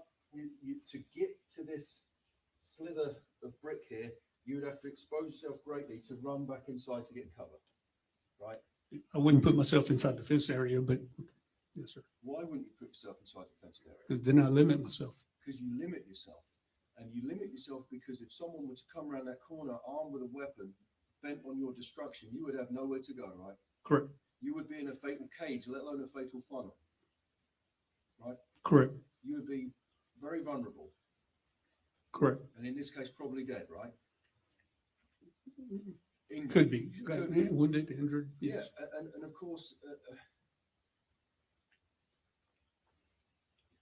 you do a very dangerous job, right? Sometimes. I mean, our job is dangerous. Correct. Any job today is dangerous. Yeah, probably right. But specifically, being a law enforcement is a dangerous job. Sure. But if when you're acting as a police officer, you can't help anyone if you're dead. That's correct. Right, and so that's why we use, prosecutor talked to you about tactical movement. Officers are trained to move tactically, right? Correct. And it's not just so that they can help someone else, right? That's the eventual goal, is to be able to go and help resolve the situation. But it's also to try and keep them alive long enough so that they can resolve the situation. That's correct. So let's go back, if we can go back, Jason, to the last one, please. So we confirm this is the corner. Correct. Because, and I appreciate your candor, Ranger. You wouldn't have put yourself in that cage. No, sir. No, because I want to talk about how then somebody should negotiate that corner. Because I agree with you. So here we are. So what we're looking at there is this corner, right? Yes, sir. Right, and the fence, but that was sometimes later. Yes, sir. And we know, because there's a wider out photograph, and there's a black SUV. There's been a lot of talk about the black SUV that's in the parking lot, right? That would be potential cover at some point, right? Correct. But the problem with that is that you'd have to negotiate an open space to get to it. That's correct. No cover, right? Correct. And in order to, the whole point of this is the prosecutor asked you about moving tactically. We mentioned that. So to move tactically to this corner here, to be able to, if let's place myself on this corner, so I can, if this is the corner here, and I'm sorry to give you my back, if this is the corner of that building, in order to be able to slice the pie or quarter it, to look what's going on over there, I can't come to the edge of the building, can I? No, obviously I have to work with the obstacle that's there. So, and that's what, in this case, right? So in a purely theoretical or training scenario, wouldn't it be nice just to be able to go down that building? Sure it would. You always have to prepare yourself and be able to work around obstacles that you come up against. So in this case, anyone who is trying to get cover from this building would have to negotiate this fenced off area that you said you wouldn't enter. That's correct. So in order to come to the edge of that building, an officer would have to, let's say that the edge of that building is a TV. How wide do you think this caged off area is?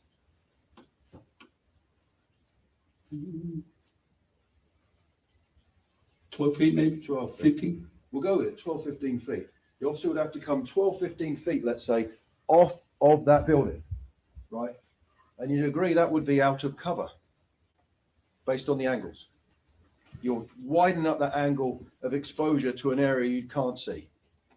I would take that as wide as I need to be safe for myself to identify my target, of which has been pointed out or has been said is over there. So let's use my hypothetical earlier. This is the corner of that building, right? We've got this huge obstruction that's 10, 15 feet wide, right? And it's a big cage that you went into, right? Correct. Ideally, you would want to be behind cover, right? Because cover isn't hiding, it's safety, right? Correct. Fire, because there's a rifle being fired somewhere that we don't know where. In order to find it, you'd have to go and look. Correct. Right, if you could identify where it's from. But you can't, in my hypothetical here, just come to the corner of the building and have a look, because we've got that cage, which is a fatal funnel on the corner there. Not only you have the cage, and you got other obstacles in the parking lot, as we've seen in the previous photos as well. I agree. So in order But you have a whole open area outside of that to be able to work with, to be able to still use that building and conceal yourself. with no cover in that parking lot, I got it. But in order to go to that corner, an officer would have to come 10 to 15 meters out, 10 to 15 yards out, which is about 10, is this about 15 yards, I reckon? 10 or 15 or further. Or further. So to go, if that's my corner there that I've got to try and negotiate now and quarter or slice the pie, you see I'm further away from that building. Absolutely. So I'm already, to try and come to the edge of that building there, I'm hugely exposed from my left-hand side, right?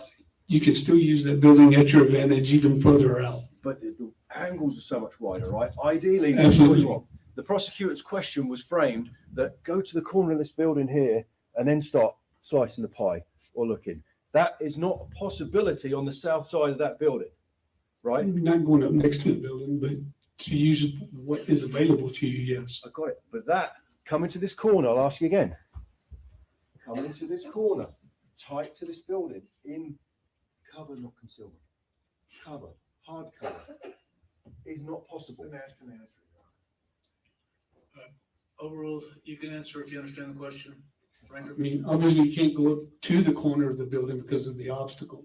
Thank you. That's where you have to use The remaining room that you have, You have to use a remaining. the opening field. Got it. And basically, so that's right. So basically, to do that, you'd be in an open field, right? Putting yourself in a position of which you could possibly potentially still identify a target. Maybe, but in order to do that, you're still hugely exposed in order to do that on this side of the building. Exposed to a degree. Exposed. Exposed to a degree. I mean, yes. And then,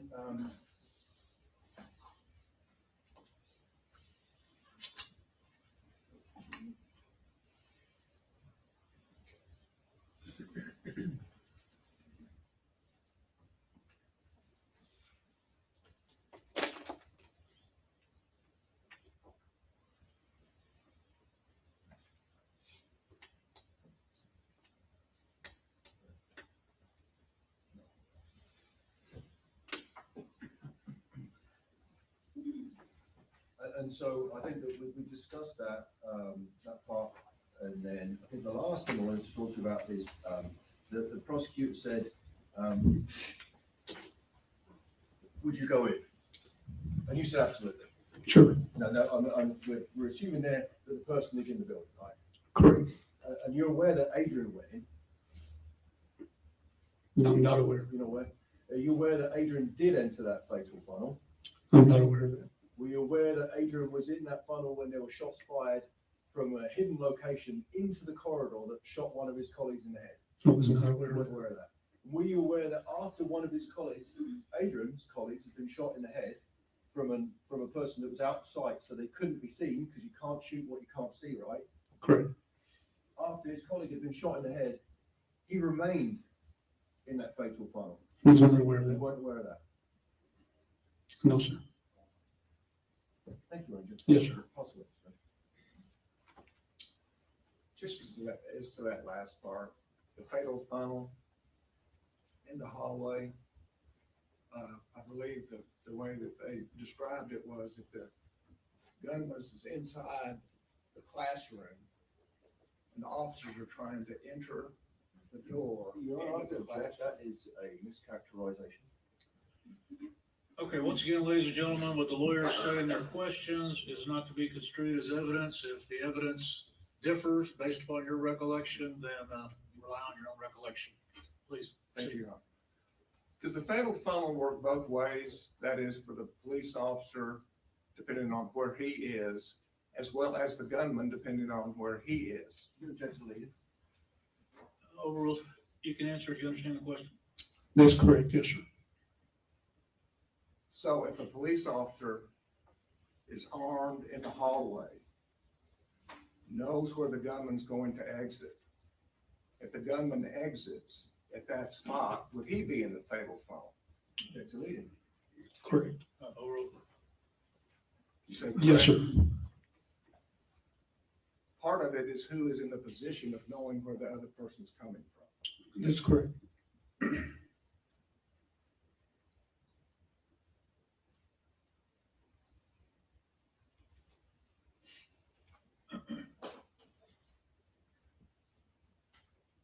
That's the witness. No further questions, Judge. Pass witness. Recall, either side. Not by the state, Your Honor. Not the witness. Okay, Ranger, you are excused from the subpoena. You're released, but the rule was invoked, so please don't discuss the case until you're aware the trial's over. Yes, sir. Thank you very much. Thank you. Okay, folks, I guess go ahead and take your morning recess. Take about 15 minutes. We'll bring you back in. Remember my instructions. Would everyone rise for the jury?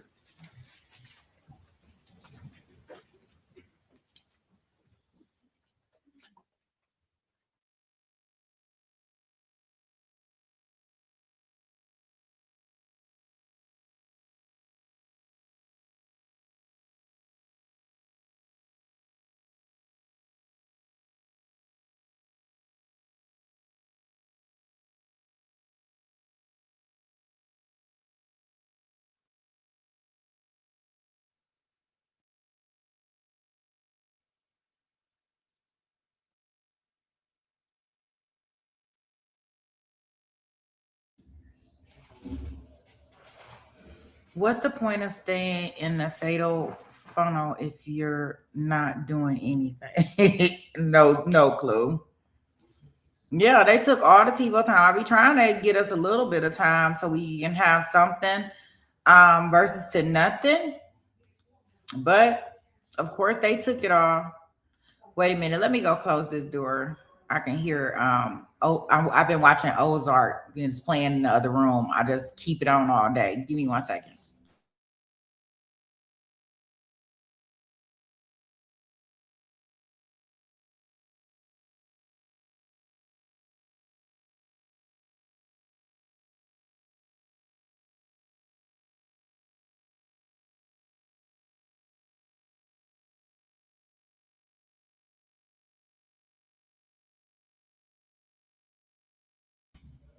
Yeah, so yeah, Lynn, when I was looking at that trial, I think I had seen it. They must have been doing maybe jury selection or something last week. But when I was looking at it, I was like, oh my gosh, they are asking me to the trial look like it's gonna be like a couple months long. Oh, look, I didn't have to do much, even though they ate up all our TiVo time. It looked like they back. But I'll recheck that. I appreciate you sending that to me for us to look at. We are going to be starting our new trial with the all pair redrum trial tomorrow. I'll be doing like a case overview for it later on today. But that's going to be our trial that we're going to go into tomorrow to kind of like kind of get our game back together, I guess, for the most part. It appears, and I guess we got to go where the crowd, where we at. I just don't know if it seemed like a lot of some people wanted to watch this trial, but don't want to watch this trial. And yeah, so I'm going to have that other trial going tomorrow so we can they're doing jury selection today. So we should be starting with that one tomorrow to kind of balance things out with it. And that's why I did the firefighters trial, only so I can kind of keep us as much together as I could. Y'all know I'm always trying to aim to please, and sometimes it just doesn't work, right? Whatever. I won't worry about it. But in the meantime, in between time, this is the trial that we're with. Not sure exactly. I mean, it's been traumatic, I guess, in regards to the details around it, because we know what the details are. But I think that they're handling it pretty well as far as the graphics, at least from what we can see on our end. I'm not sure exactly what the jury is being, they're being exposed to a lot more. But at least from our end, I think that they're doing it kind of, because sometimes it can seem very distasteful, at least to me. But I know they have to do it for a reason. It doesn't seem like this is like very distasteful. It looked like the ME was on there. He was only on there for like 30 minutes. I don't even think he was on there long.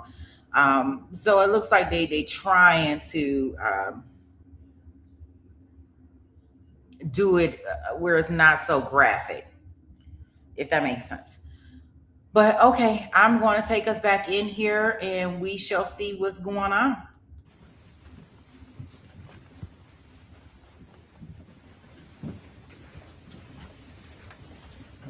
Please be seated in the courtroom. Ladies and gentlemen, I apologize for the delay. We had another matter we were required to take up outside your presence, so my apologies. This witness has been sworn outside your presence. He is under oath, so you may proceed when ready. Tell the jury your name. Scott Swick, S-W-I-C-K. And what do you do for a living? I'm a Texas Ranger with the Texas Department of Public Safety. Would you briefly describe your training and experience in law enforcement? I went through an initial police academy in 2003 before joining DPS in 2005. Through DPS, it's another 6-month police academy. I initially was in the Texas Highway Patrol until 2013 when I became a Texas Highway Patrol sergeant. And then in 2014, I became a Texas Ranger. Through that, on the Ranger Division, there's crime scene, 4th, 5th, 6th Amendment type training, and more in depth than what you would have in the initial police academy. And is the crime scene training for you the same as it for all Texas? To a point, the initial is, and then several of us have specialties that we get into that might be different than that. Okay. On May 24th, 2022, were you, did you make it to Uvalde County, Texas, Robb School? Yes, sir. And on that day or the next day, were you assigned a specific area to search? Yes, sir. And Mr. what Trevor, area was can you that? use your microphone? What area were you assigned to search? Classroom 112. And have you reviewed the photographs to classroom 112? Is that a fair and accurate depiction of your work? Of the work of the team that we're with, yes, sir. And we offer your own the exhibits that were noticed outside the procedure. During our conversation, that's fine. Yeah, I believe we made a record on the ones that were admitted, and they are admitted. Thank you. Starting with exhibit 756.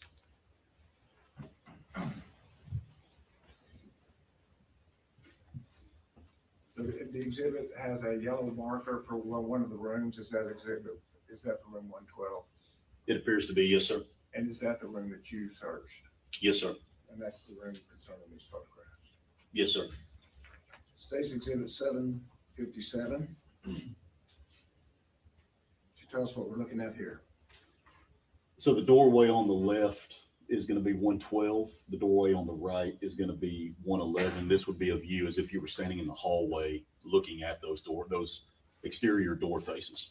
And did they have an adjoining door within the classroom that you could go back and forth between? Yes, sir. State's exhibit 758.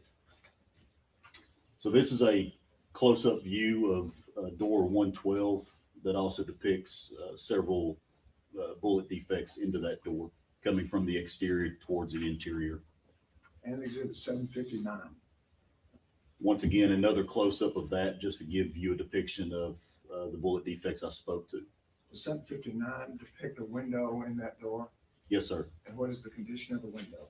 The window has damage due to gunfire, to defects. And are there gunfire defects in that door? Yes, sir. Could you point them out? Your Honor, I'm asking it. Yes, sir. So you have a defect here, these circular defects. You have three coupled right here. One here. Looks to be one right there. It's hard to tell here in the glass, but you have several within the glass as well. Thank you. And can you tell from looking at those defects if they're from the hallway into the room or from the room into the hallway? The ones in the door face itself, we were able to determine they were from the hallway, from the exterior hallway in towards the interior of the room. And something kept you from determining the glass breakage, if it was from the hallway or from the room? It was our determination that day that they would have been similar, once again, from the hallway into there. Some of them you could tell by the concave of the glass itself, but some of them you couldn't necessarily tell due to the damage that you had, but it appeared to be consistent with the rest of it, which was exterior to interior. Thank you. Yes, sir. In showing you State's Exhibit 780, would you kind of show us the general outlay of the room? So this would be as if you stepped into the threshold of that room 112 door. So you're standing, if you would, just on the interior side of that, viewing straight down that what would be the wall, the purple wall or the blue wall, you will, on the right, excuse me, would be the south wall. The wall straight ahead with the window in it would be the exterior east wall of that classroom of 112. And so the wall that's right next to the doorway and goes all the way to the window, that is fairly free of pools of blood, is that correct? There are blood stains there, but the majority of the blood stains are not in this area. And the back wall, are they fairly free of pools of blood? Yes, sir. And so would you describe to the jury in the room where generally the pools of blood were? So the areas of blood stains in the room, you can obviously see some on the floor here in front of you in this picture, but the majority of the blood stains that my team located was going to be what would be considered the northwest corner of the room. So once again, if you're looking at this picture back to your left in that corner of the room. the corner away from the doors and the windows. Yes, sir. State's Exhibit 761. Excuse, yeah, 761. This would be a view from the 112 door, but this would be the interior door face. So once again, you're inside room 112, looking at what would be the interior door face of that room door. And 762. This is another view of that from a different angle to show you the bullet defects through that door towards the interior of the room. And is there a bevel on one of those gunshots? There is the bevel he's referring to. If you look at the gunshot furthest to the right, it gives that bulge or the bulge look to it, where you can see where the energy of that projectile going through the door pushes that door frame out. That's what he's referring to. And then Exhibit 763, would you tell us the general location of 763? So 763 is going to be, once again, you're inside room 112. You're just in front of the entrance of that door we were looking at. You're looking, this is viewing back on the floor, back towards that, that east wall where that window was at. But this is going to be the floor view that you're looking at here. And does it show things specifically on that floor? Yes, sir. There are several defects in the floor that you can see, the gray areas that you notice on the floor, which are going to be would appear to be ricochet rounds from defects, or projectiles hitting the floor. And Exhibit 764? 764 is the exterior door face of the closet door inside room 112. What you notice on that door, once again, the gray areas on that door where the paint is peeled back, or what appears to be shrapnel defects onto that door. And is that closet door directly across from the entryway into 112? Yes, sir. Exhibit 765. 765 is another view of that door from the lower bottom third of that door, if you will, below the handle. So the first view was above the door handle, the second view is below the door handle. Is that correct? Yes, sir. And Exhibit 766. 766 would be the brick wall, the stone wall that's directly behind where that door you just viewed was. So once again, this is going to be the west wall of that classroom. That's the window, the grayish area is that window that you saw earlier. And this is going to be a picture of what appears to be shrapnel hits on that white brick. And is it once again directly across from the doorway to 112? Yes, sir. And so I believe if you described a pathway from the hallway through the doorway, all the way across the room, leaving shrapnel across all the way to the back wall, Yes, sir. would that shrapnel and that pathway be dangerous to people in 112? If somebody was standing there, yes, sir. State's Exhibit 767. So 767, once again, this is going to be the interior face of the door. You're inside room 112 looking at that main door entrance. And then down below that, it's a view of evidence marker 1, which for these rooms, we use green versicones or evidence markers. So for these purposes, we put a G for green. So G in this case 1. So this would be evidence marker G1 depicting a fired cartridge case. And Exhibit 768. It's a close-up view to show the 2 fired cartridge cases of G1. And quickly, of the cartridge cases, did you find more than one kind of cartridge case in 112? Yes, sir. And what was the one single one that was not an LC? That is correct. There was one singular non-LC22 cartridge case. And was that found in the teacher's desk? Yes, sir. Okay. So other than in the teacher's desk, all the fired cartridge casings were LCs That's correct. and rifle casings? For room 112, yes, sir. Okay. And so I'll just allow you to shorten your testimony then and just say another cartridge casing if you see one. Yes, sir. Fair enough. Yes, sir. Thank you. And Judge, at some point, we'd like to caution the jury and the audience that some of these pictures are going to be a little gory and bloody. Yeah, ladies and gentlemen, as throughout the course of this trial, we have some graphic photographs. So once again, be aware of that. And if you need to step outside, you're welcome to do so. You may proceed. Thank you, Your Honor. And did you just take the photograph, or were the photographs taken where they were found? Yes, sir. Weren't responsible for the posting them there, just accurately depicted where they were? These photographs are depictions of how we found him when we entered the room and processed that crime scene. Thank you. Exhibit 769. 769 is another close-up of G1 with a what we call an ABFO scale, or a measurement scale, if you will, that's down below that fired cartridge case.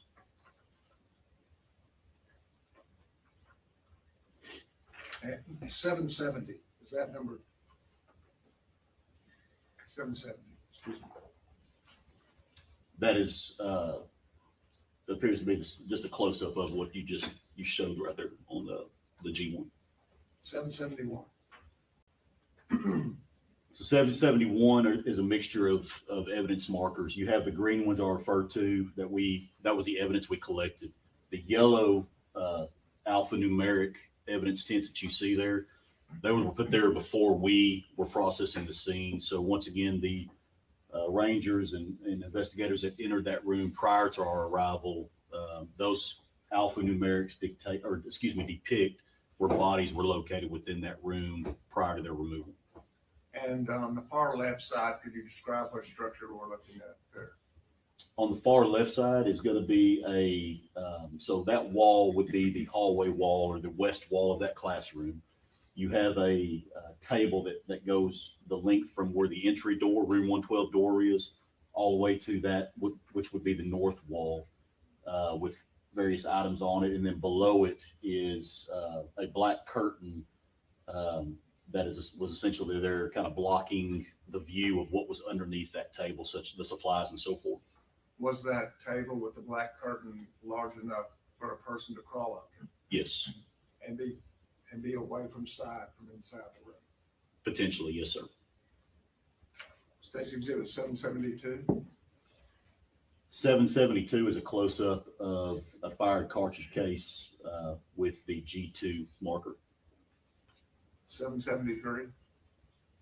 773 is the G3 marker with a fired cartridge case. 776. 776 is a G4 marker with a fired cartridge case. 778.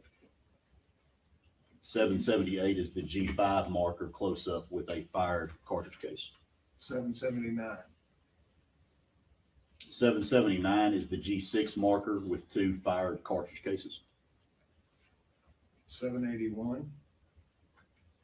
781 is the G7 marker with a fired cartridge case. And does this marker 7 approach this pool of blood in the corner Yep. of the hallway that we saw the dog? Yes, sir. That is in the north, what would be considered the northwest area of the classroom. 784. 784 is a close-up of a fired cartridge case with G8. 786. 786 is a close-up of a fired cartridge case associated with G9. 787. 787 are several fired cartridge cases associated with G10. Would you point those out? You're on the map. Yes, sir. You've got a cartridge case here and a fired cartridge case here that we went ahead and designated with G10. Thank you. 790. 790 is a close-up of 2 fired cartridge cases associated with G11. 791. 791 is a fired cartridge case associated with G12. 792. 792 are several cartridge cases that are associated with G13. 794. 794 is a close-up of several cartridge cases that are to the left of G13. And would you locate those cartridge cases in the room for us? You're on the Where map. would they be in the room? Yes, sir. I'm sorry, you're asking where they are in the room? Yes, sir. Those are going to be, once again, the northwest area of the room. That blue piece of equipment that you see at the top of the picture there was just to the right of that filing cabinet, if you remember, from that corner of that northwest area of the room. 796. 796 is a picture of a fired cartridge case associated with G14. And are they at the very top of the photograph? Top and in the middle, sir. You've got two at the top and one with the ABFO scale. One in the middle of the photograph and two at the top. Yes, sir. Thank you. Exhibit 800. This is going to be a picture of fired cartridge cases associated with G15. And is there one underneath of a obstruction? Yes, sir. You've got one to the left of G15, and then you've got one with the ABFO scale, which is up underneath a piece of equipment that was there inside the room on top of that carpet. Exhibit 802. 802 is a picture of G17, which at the top of the picture there is a what we call a PMAG magazine, which is what the unfired cartridges would go into for a weapon. And what was the condition of that magazine? Empty. And is there a second marker on there? There is G16. And how many rounds does that magazine hold? 30 rounds, sir. Exhibit 803. 803 is once a close-up of G16, which is a fired cartridge case. Exhibit 804. 804 is a close-up of G17 depicting that black empty PMAG magazine. And so after 30 rounds are fired from that mag, what has to happen for the gun to be operational again? For a weapon to be operational, once you, if you're firing a rifle in this case, you would have to drop this magazine, which eject it from the weapon, if you will, place a new magazine that has unfired cartridges into it, and then put it into battery or put a round into the chamber. And did you find more than 30 casings in this room? Yes, sir. Did that indicate to you whether or not a magazine had been changed? Yes, sir. And what was did it have been changed? There were more than 30, which would indicate to me that a magazine had been changed in the room. Exhibit 805. 805 is G18, which depicts fired cartridge cases. Exhibit 806. 806 has several things in here, starting with G19 at the bottom, depicting fired cartridge case. G20, which is another picture will show, depicts fired cartridge cases on the lip of that whiteboard. And then you have G24, G35, and G39 in that picture also. And where is the hallway in relationship to this photograph? The hallway would be, if you would, at a 45, kind of straight ahead. So this wall that you're looking at would be the north wall of the room. So if you follow that wall straight up, that would lead you to that where the hallway would be in this classroom or off this classroom. And as to the backpacks, did you examine the backpacks also? Yes, sir.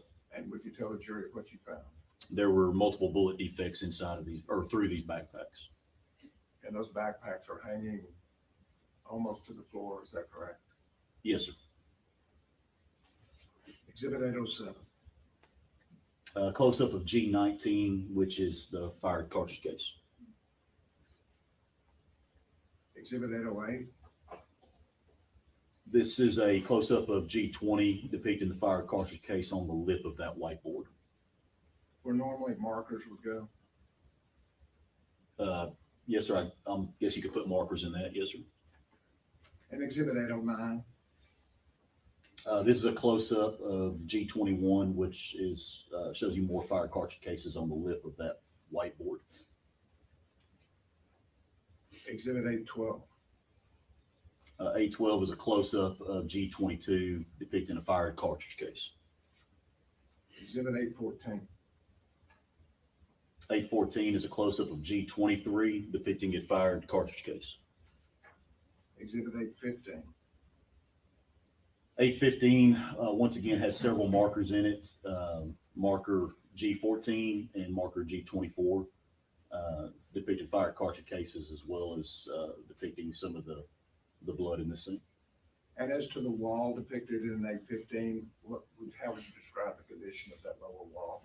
There are bullet defects in that wall that are going to be, if you see the hooks in that picture, below those hooks, and then some also into that two before, if you will, where the hooks are in. And going back to exhibit 24 right next to the wall. Exhibit 816. So G24, this is a close-up of a, what would be copper jacket from a projectile. Exhibit 817. 817 is a close-up of G25. And 818. This is another close-up of G25 showing, once again, a copper jacket from a projectile. Exhibit 819. 819 shows G26 and then G13 again, as well as some yellow tints in that northwest corner of the classroom. And would you place this photograph in the room? Where would that be? The northwest corner of the classroom. Exhibit 820. 820 is a close-up of G26, which is a fired cartridge case. 823. 823 is a close-up of G27, which is a fired cartridge case. 825. 825 is a close-up of G28, being a fired cartridge case. 826. 826 is a close-up of G29, showing a fired cartridge case next to G11. 829. 829 depicts several things. So this is a black bookcase, if you will, that was to the left, as you're viewing it, to the left of that blue piece of equipment that we talked about a second ago. In this beige area to the left of it, it's showing it being hugged up against that filing cabinet in the northwest corner of the room. This shows both a piece of evidence being G30 and then shows a bullet defect associated in that area, depicted as G, once again, for the room we're in, and then BD. Sorry, is it 2B, I believe I'm seeing? And were you able to trace the pathway of that defect? Yes, sir. And showing you at exhibit 830, has the black bookshelf now been removed? Yes, sir. And what are we looking at now? So the bottom of the photograph would be the area where the bookshelf is. In fact, you can see the void next to the wall where that bookshelf was at. You have if you're looking at the filing cabinet, the right exterior face of that filing cabinet with several bullet defects on it. And were you able to tell a general origin of where that shot would have come from? Yes, sir. Could you tell us about that? So once again, you got several defects there. The first one I'll start with is the bottom left. You notice it looks like there's some gray area, several marks, if you will, in that. That was determined to be a terminus or an ending point of a projectile. And that grayish coloration you see is what is referred to as lead splash, which essentially is a microscopic portion of that lead projectile striking a surface. To the right, you have another bullet defect that is going from left to, as you're viewing the photograph, from left to right. So in other words, somebody to the left of this photograph, or a projectile, I should say, from the left of this photograph, is coming from that direction into that filing cabinet. And then you have the same thing in that top left one as well. And does exhibit 832 show a close-up of the description you just gave us? Yes, sir. And would you show us those two things that you just described? So once again, going to what's labeled as GBD2C, that's the 2C is a corresponding. So a while ago, I referred to one being 2B.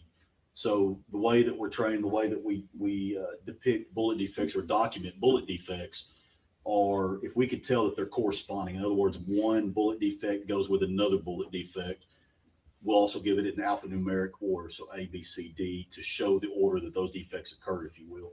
So in this case, it was our belief that 2C was in combination with that 2B that we showed you earlier that was going through that bookshelf that once again led to some lead splash and a terminus dent in that area. To the right there is GBD4A, which we couldn't, in other words, we couldn't find a corresponding prior to, so we went ahead and labeled that with an A to show a perforating defect, which means it's going in through something.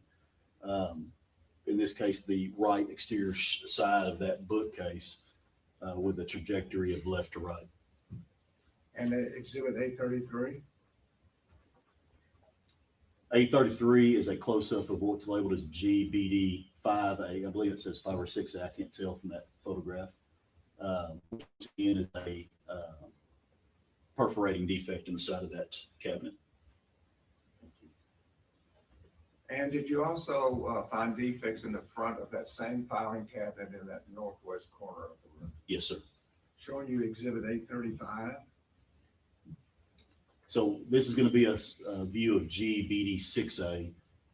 Once again, as you're viewing the photograph, you have a trajectory of, in this case, right to left. So in other words, the projectile was coming from the right side of this filing cabinet towards the interior, perforating inside that filing cabinet.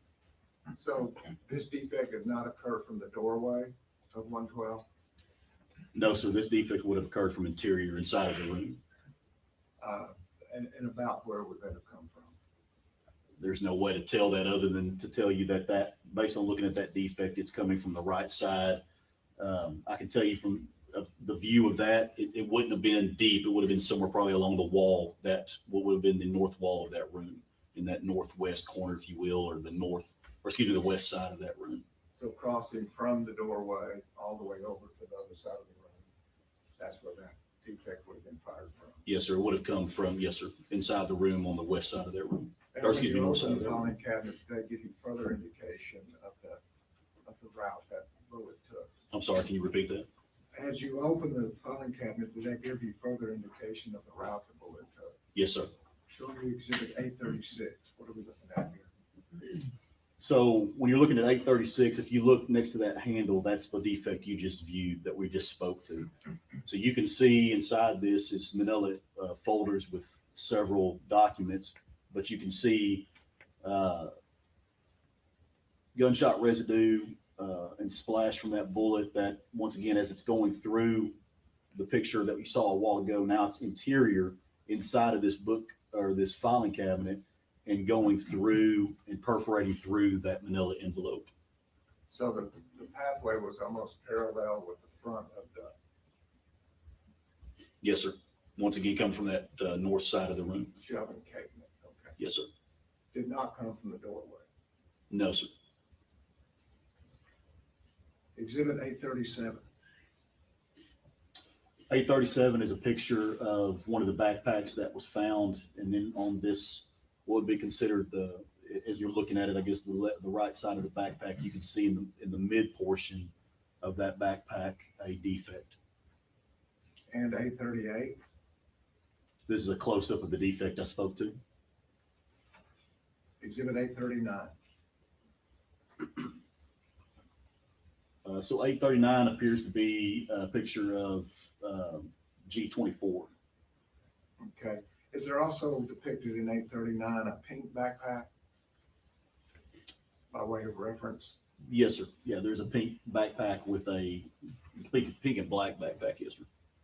Okay, just north of that is the pink backpack. Yes, sir. Are you referring to the one at the top of the picture there?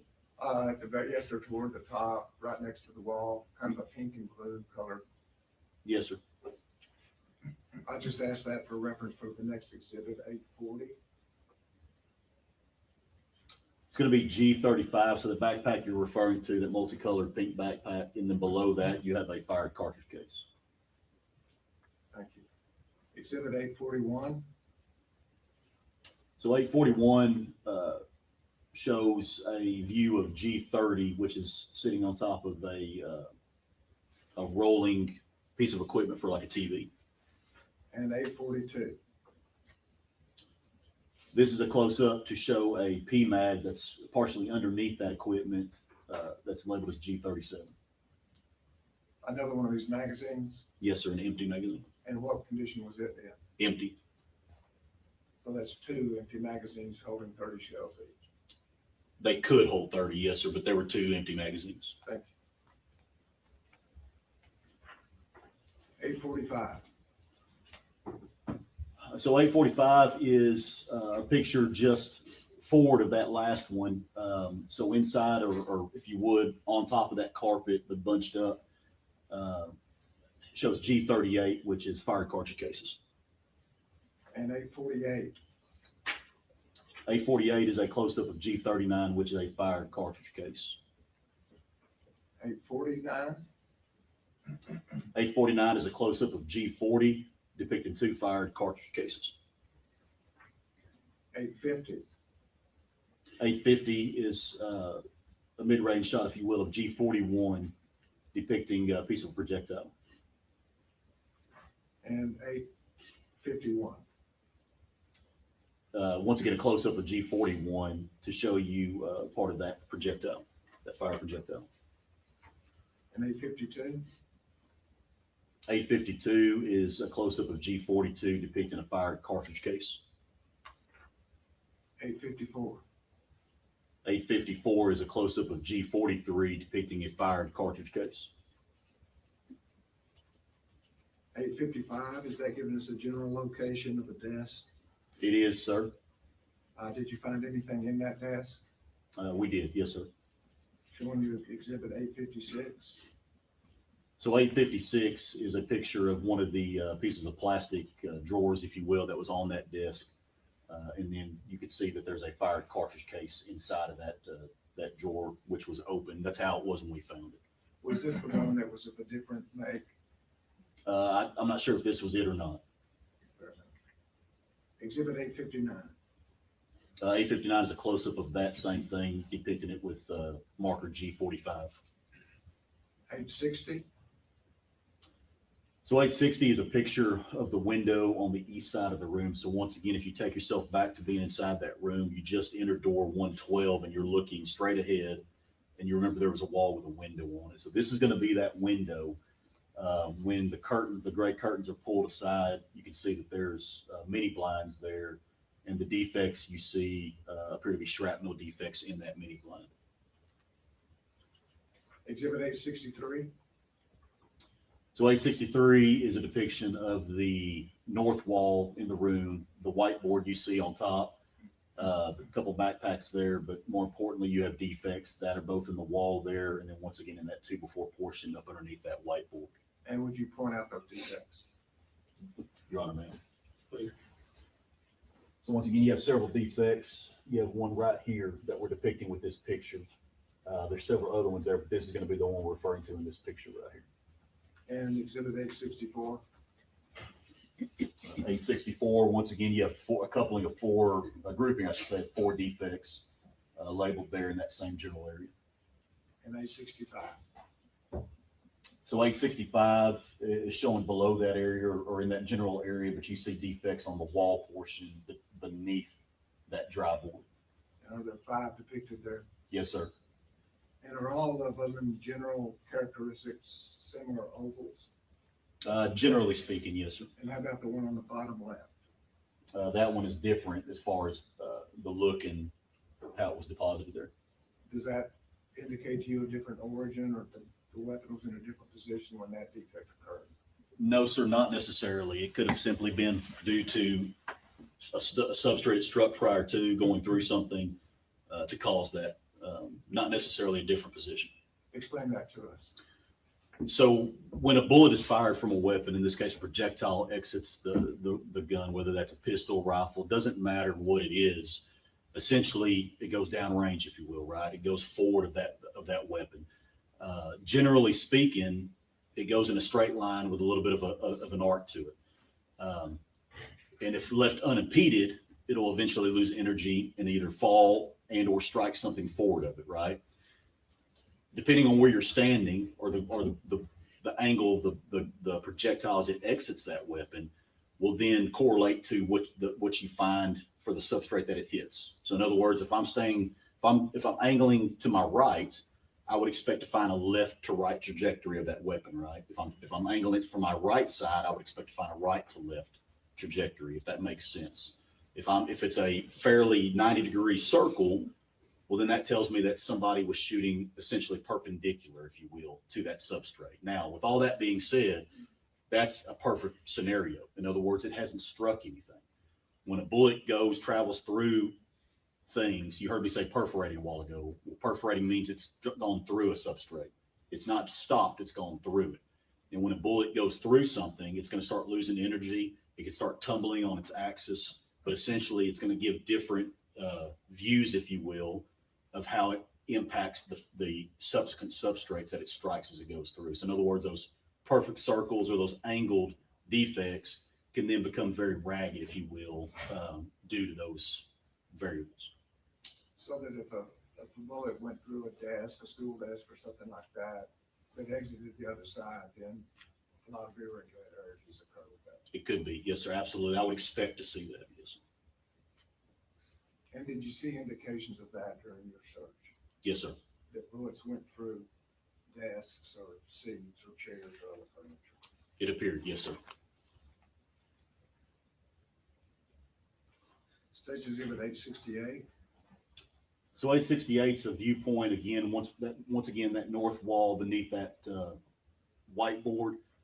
This is a view with trajectory rods, which are devices that we can insert into defects to give us angles and routes of travel. And does that accurately show the routes of travel that y'all decided from doing your crime scene investigation? Yes, sir. And Exhibit 870. So 870 is a depiction of bullet defects on the whiteboard itself. Thank you. Pass the witness. You want me to start, Judge, or do you want to? How long do you anticipate? Might be a little while with them. Very vague. I don't want to hold myself, I don't want to lock myself into a time, Judge. It depends how you answer. All right, ladies and gentlemen, let's go ahead and take the lunch recess. We'll see you back here. I've had some indications people can't make it back in an hour and 15 minutes. So let's take an hour and a half and try to get back on time. So we'll see you back here at 1:30. All eyes for the jury.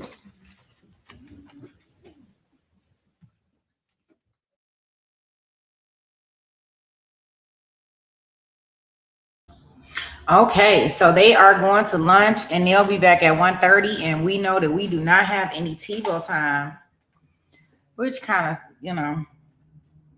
I try to get us some, but yeah, we don't have it. Yeah. Right. So let's see here.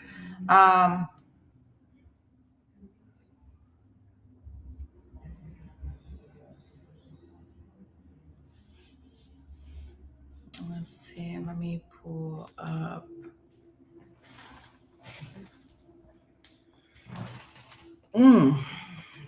Let's see what we do with ourselves.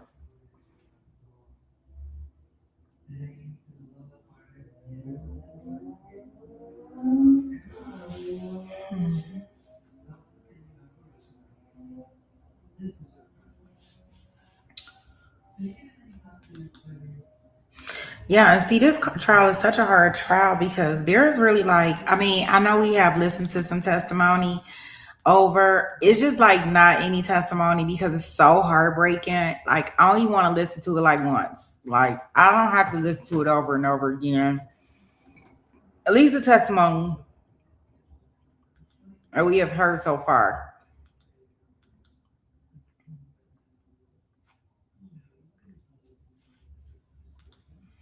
I don't think I have to listen to it over and over again. Let's see. Okay, we getting that together.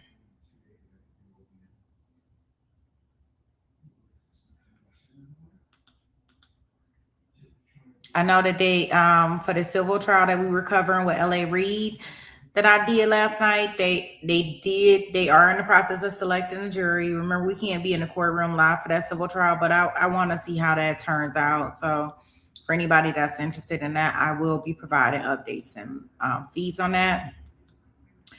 And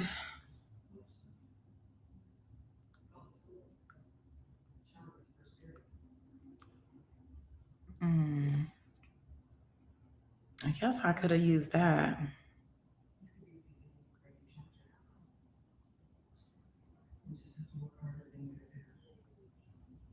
Yeah, and just I know they're in jury selection for the all pair redrawn trial, and it appears that they'll have a jury selected by the end of the day. I'm hoping that we can get some insight in regards to who the jury is on that one. Yeah, so they are looking for a jury. They are currently doing jury selection, Leah. Yeah, so I'm interested to see how that's going to turn out with Mr. Reed. So as we go along, we can't be in the courtroom. So as we go along, I'll definitely get it together. Um, is there any testimony that y'all want to redo over here, or does anybody want to talk about anything in regards to this case? If not, we can probably close down for lunch and come back in about an hour and a half when they get back.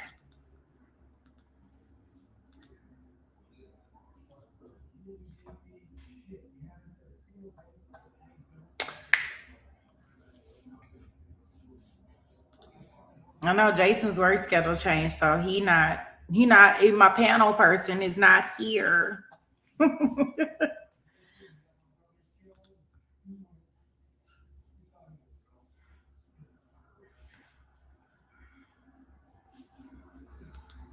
Yeah, and I've been working on it because we are gonna have like I'm gonna have like a stream later on this evening for an hour or two, just so we can catch up on the all Bupane, the all pair. I'm gonna call it all Bupane. I don't know, the live-in nanny. Yeah. Yeah, he has switched his schedule, so yeah, there's that. And then yes, okay. Okay, let's see here. Yeah, I'll be calling this trial all types of stuff. Al Bupon, the nanny.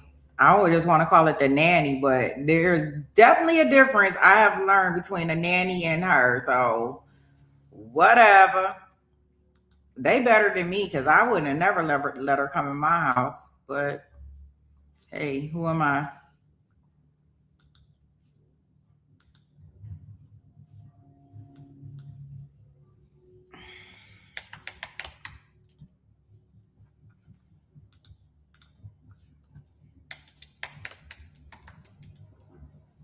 Yeah, he'll probably be able to come to the show later tonight because he'll be off. So he'll probably try to come in later on.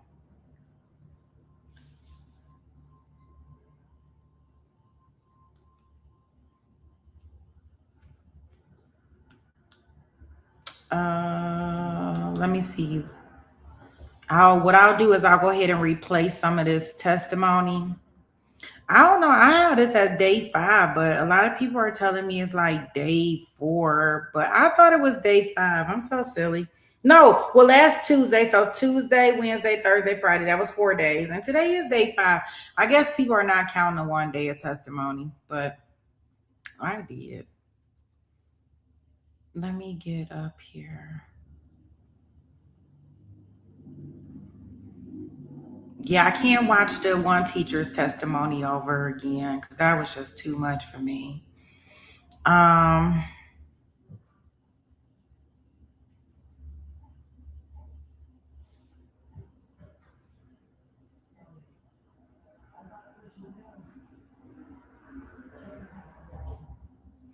Yeah, the first teacher that called 911, her testimony was just a little too much for me. I can't listen to that one.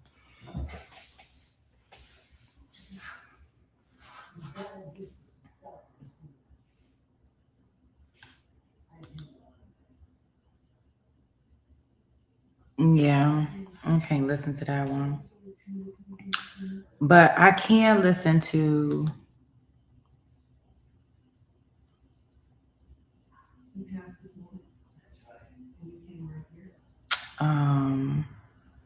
where did I have it? The teacher whose testimony got strike. I can listen to her testimony. Hers, I mean, it was heartbreaking, but it wasn't as bad as the one teacher who called 911. I can't. I don't want to listen to that. That was too much for me. Okay, let me find her beginning part of her testimony.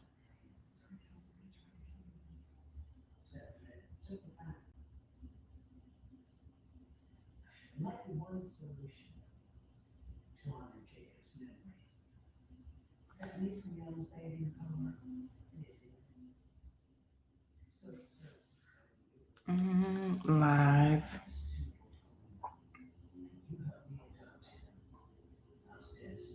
Yeah, I think she testified on like day one.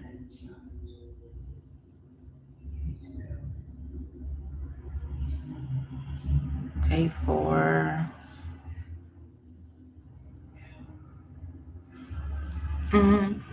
Hey, dirty. Baby, I got your money. Don't you worry. Say hey. I don't know where I got that song from, but I got it in my head right now.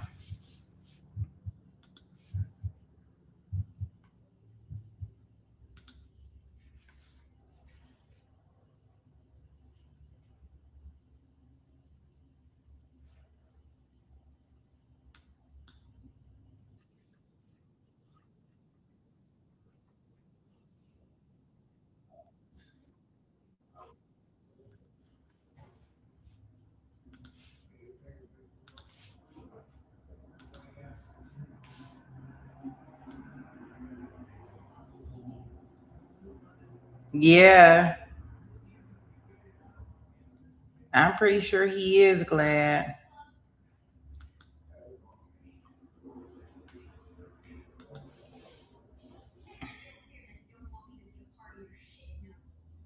Okay, so we'll put on.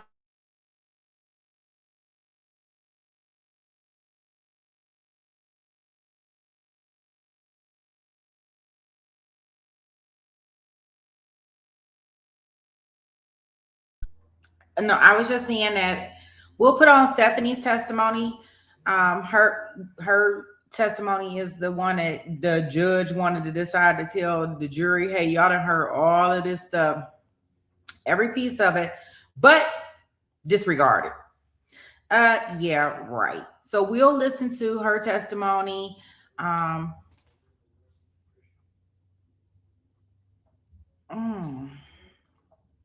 Yeah, we'll listen to her testimony while they're on break. Her testimony is about an hour. And then we'll also hear the legal arguments from it, considering they're going to be a break for about an hour and a half. And I'll maybe I can find some questions. Maybe I can think of some questions in my head that'll excite us in regards to at least her testimony, because even though her testimony was graphic, I do remember a lot from her testimony.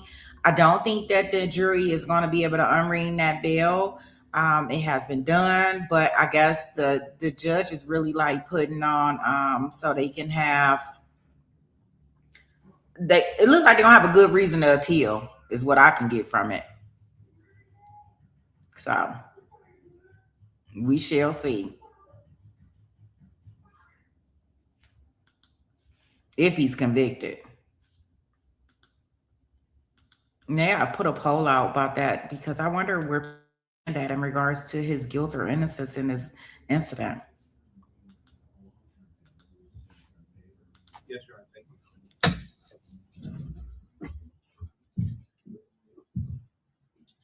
you. Just, last time we left the day before yesterday, the jury left the room, and then now they're back today. And so I kind of want to go through a few things. I think the first thing I want to talk about, though, is just when you weren't there when we picked the jury, but we asked them if they gave us permission to ask tough questions of witnesses that are like you, have gone through trauma, have gone through tragedy. And so I just want you to know that we've asked them if we could do that, and every one of them there has agreed that we could. Object to being outside the record, not proper for this witness to respond to. Well, it's just that I'm about to go into some difficult stuff. Okay, well, go ahead and ask the question, then I'll overrule the objection. Go ahead, proceed. Yes, Your Honor. May I approach the witness? Yes.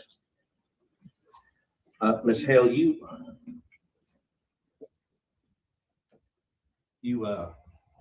and I have gone through that statement that you made to the ranger, and we talked about that, and I played it for you the last time that we were here together.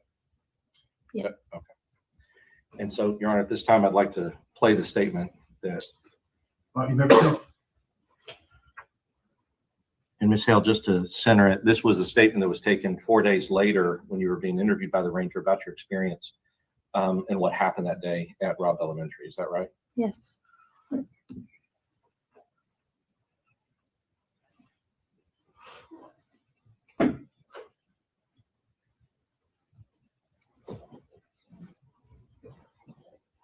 .58 p.m. on Saturday, May 28, 2022. This is Texas Ranger Josh Wilkinson.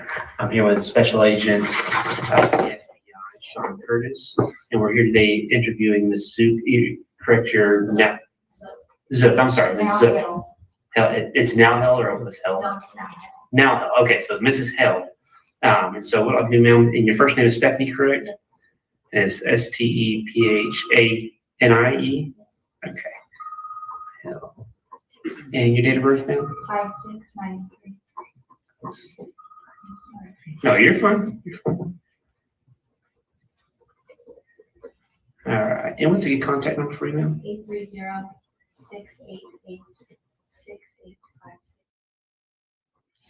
All right.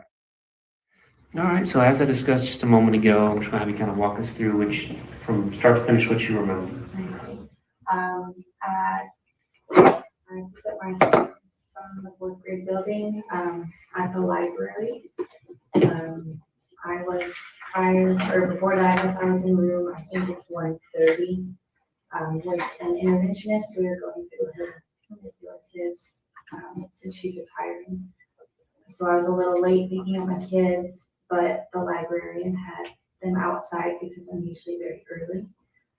So I walked out around, I'm going to say 11:26 or 27. Okay. With my students. We headed to the playground, with playground B is what we call it. As we were walking over there, I heard a loud boom, what sounded like a dumpster truck picking up trash. And so I get there very early, so I know that they do that in the morning. And I thought that was strange. Looked around, couldn't see anything. We get to the playground, and I had just gotten to the little bench where I watch my students, and I heard two, it sounded like fireworks, and I again looked around. I was like, that's weird. There was a coach leaving to, I guess, have lunch, and I saw him turn around as well, and he has the campus radios, and I guess he heard something over the radio because I saw him pick it up, and then he just started running towards the gate. At that time, I knew something was wrong, so I told my students, like, run, let's go, let's go. We were pretty far from our classroom, so we went into a 2nd grade classroom where I was in there. Miss Wally ended up in there, and I don't know the other teacher's name off the top of my head since we just integrated campuses. But we were in the first room on wing D, closest to the playground. Is that room 9? No. Okay. Yeah, that's fine. We were in Miss Rodriguez's room, so room 19. 19. Okay. That's where we ended up, me, Miss Rodriguez, and Miss Wally. I only ended up with 4 of my students in there with me. The rest of them were in other classrooms here on this wing as well. Wing D. Okay. Once we got in there, we secured the room. Her kids were watching a movie. They paused it. They got under the desk. My kids huddled in the back behind one of her circle tables. The students kind of didn't take it seriously. I mean, they did, but they didn't, because we've had so many bailouts lately that they thought, oh, here we go again. It's just another bailout. I didn't receive the alert through Raptor system until I was already in the classroom and secured. Okay. So if I would have waited until we got a Raptor system alert, we would have been outside like the whole, pretty much for a while. So we were in the classroom and I got a text message saying that, because my husband works with the volunteer fire department here and he has a radio. So he said, don't go outside, there's something serious happening. But he wouldn't tell me what. And then a few minutes later, he said, there's a active shooter. Don't go outside, don't open the door to anybody, those sort of things. And so you learned of the active shooter situation from your husband? Mm-hmm. Okay. And what's his name? Tristan Hale.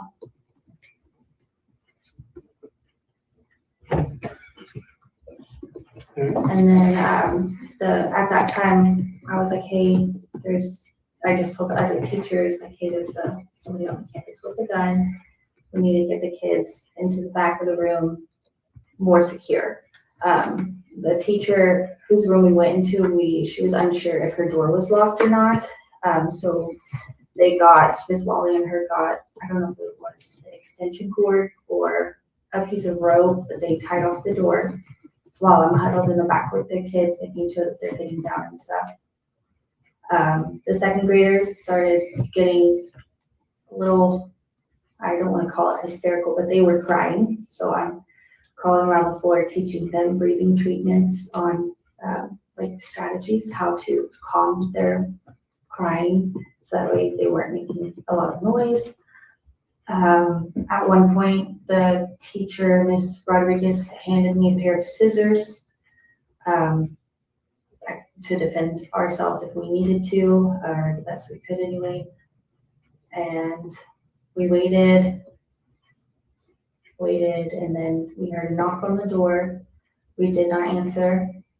And then a few minutes later, another knock on the door where that's when I don't know if it was a state trooper or border patrol, they told us that we were going to exit the room and we were going to run to the parking lot.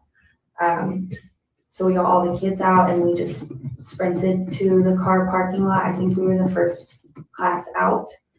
And we got there, we huddled behind a car.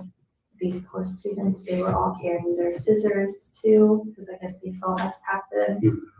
So I went around and collected them and put them in my back pocket. And then we walked over to this empty field and stood with some trees.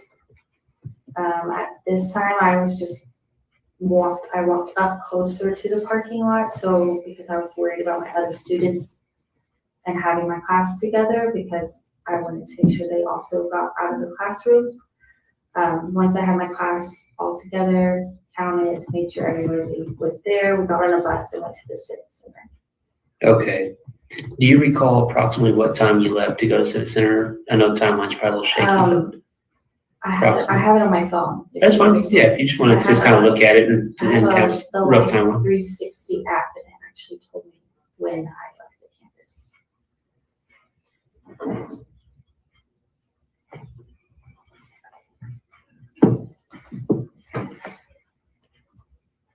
But I don't want to say anything.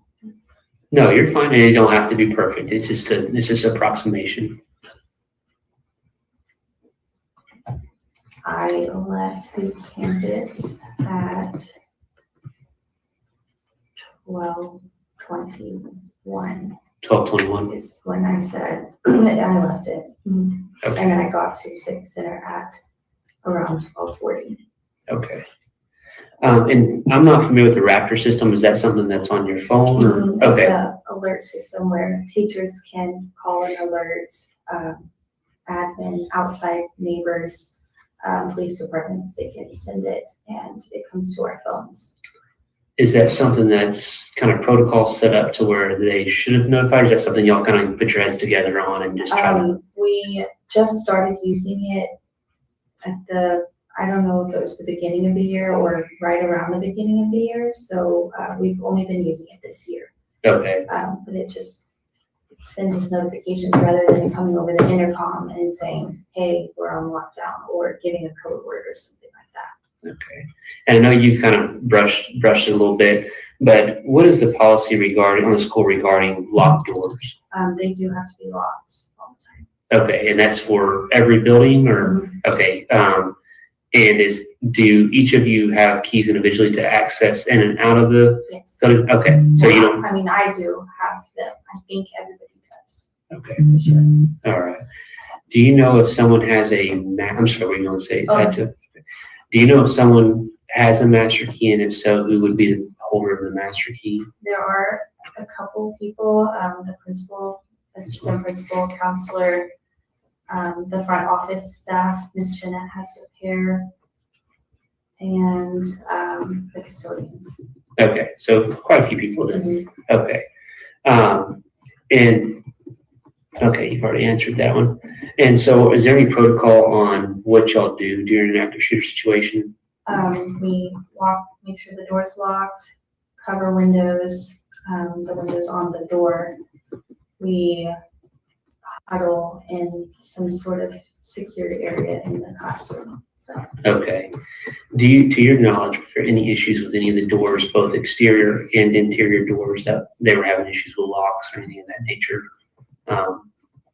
Where they weren't, the doors weren't locking like they needed to or anything of that nature? I know that there's an ACE room, and this lady just started, I don't even know her name, but there's an ACE room in the 4th grade building that does not lock.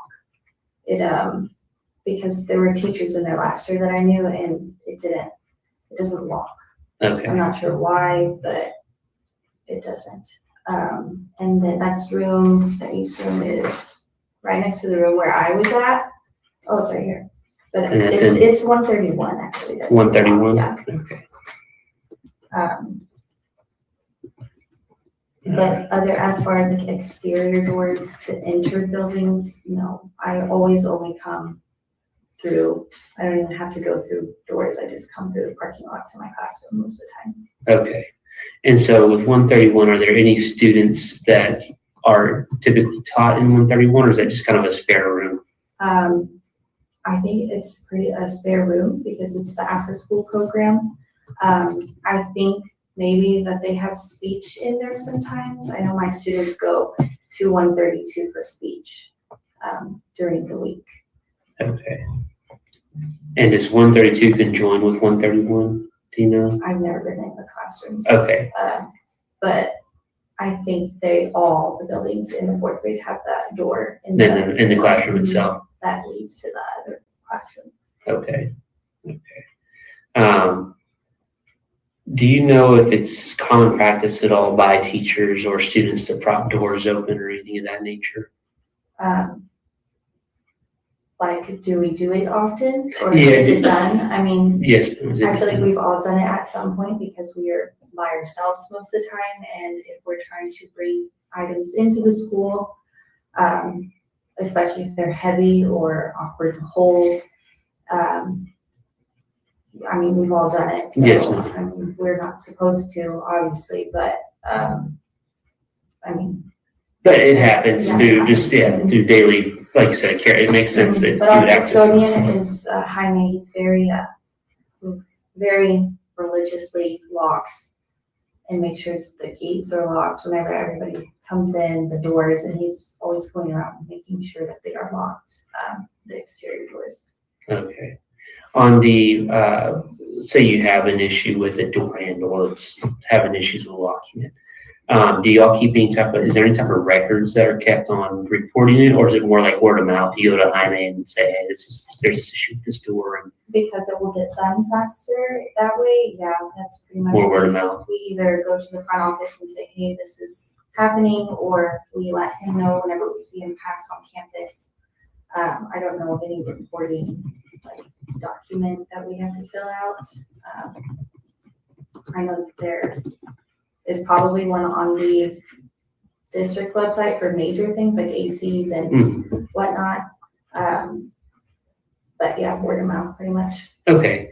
With that, would that come in an email directly to Jaime, or is it more of you actually approach Jaime and tell him what approach you have? Okay.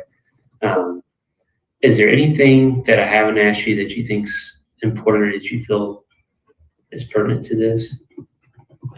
I don't think so, no. Okay. Sean, anything you think I of? have two, if you don't mind. Yeah.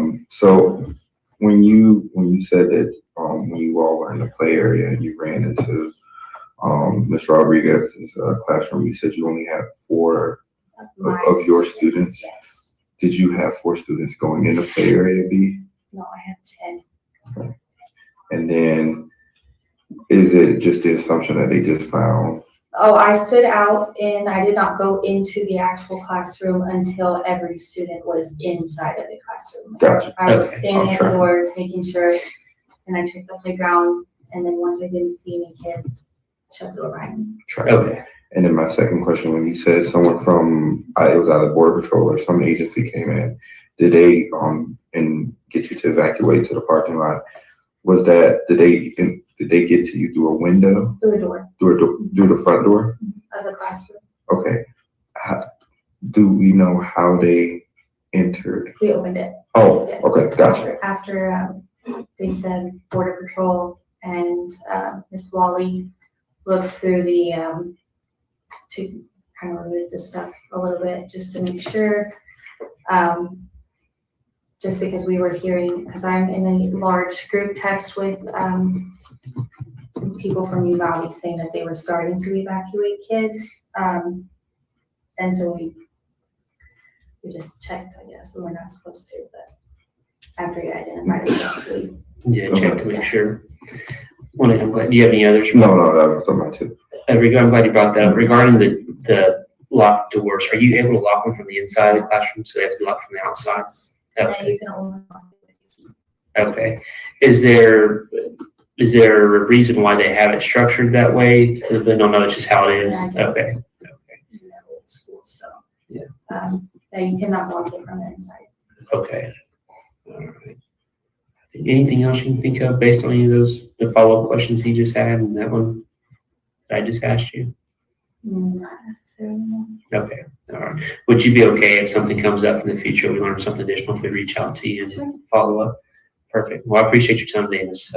And we'll let you get out of here. We'll get your property real quick and let you go out here. We'll conclude the interview at this time here at 1:15 p.m. on Saturday, May 28th, 2022. Right back. Yes.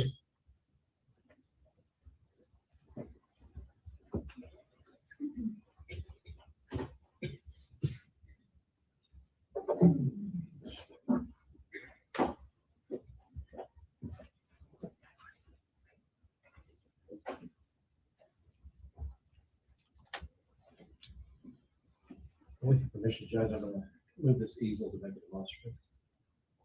Go ahead.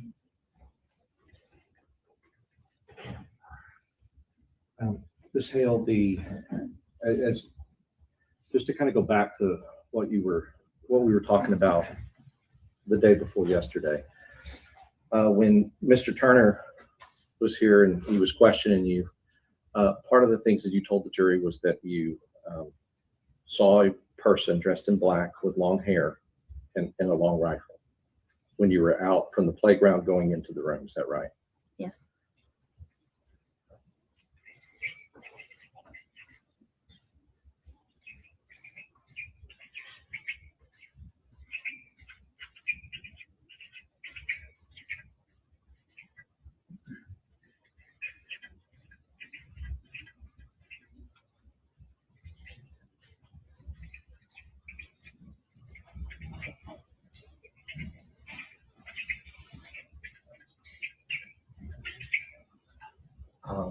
You also said that this person, Mr. Turner showed you this map. And you said that this person that you saw was on the south side area, I guess on the sidewalk next to the south entrance.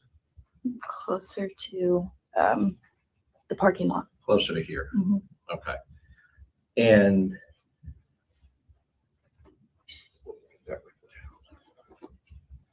but I guess you would agree that he was person that you saw, you told Mr. Turner he was completely on the south side. I'm sorry? On that south side. Yes, and I was pointing with the pointer. Right. And just so I can be clear, I mean, this is the south side here, and you're pointing at this Yes. area.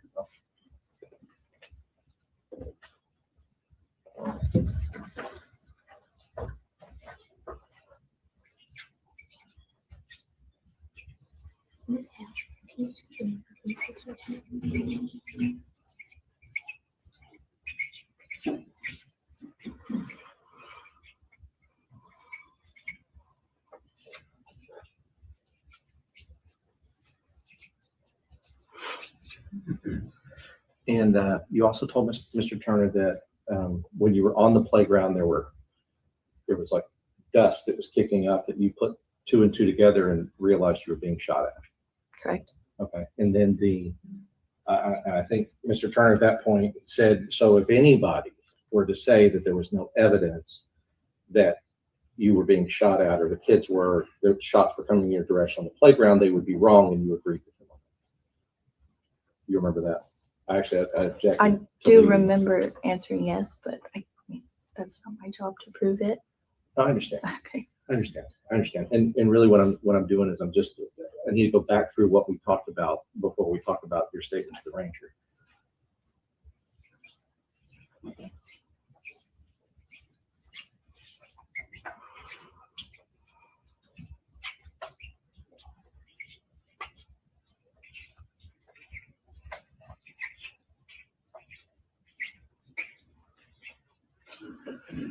Okay, so when we heard that statement, we talked about the fact that it was, and I can back up and go sit down.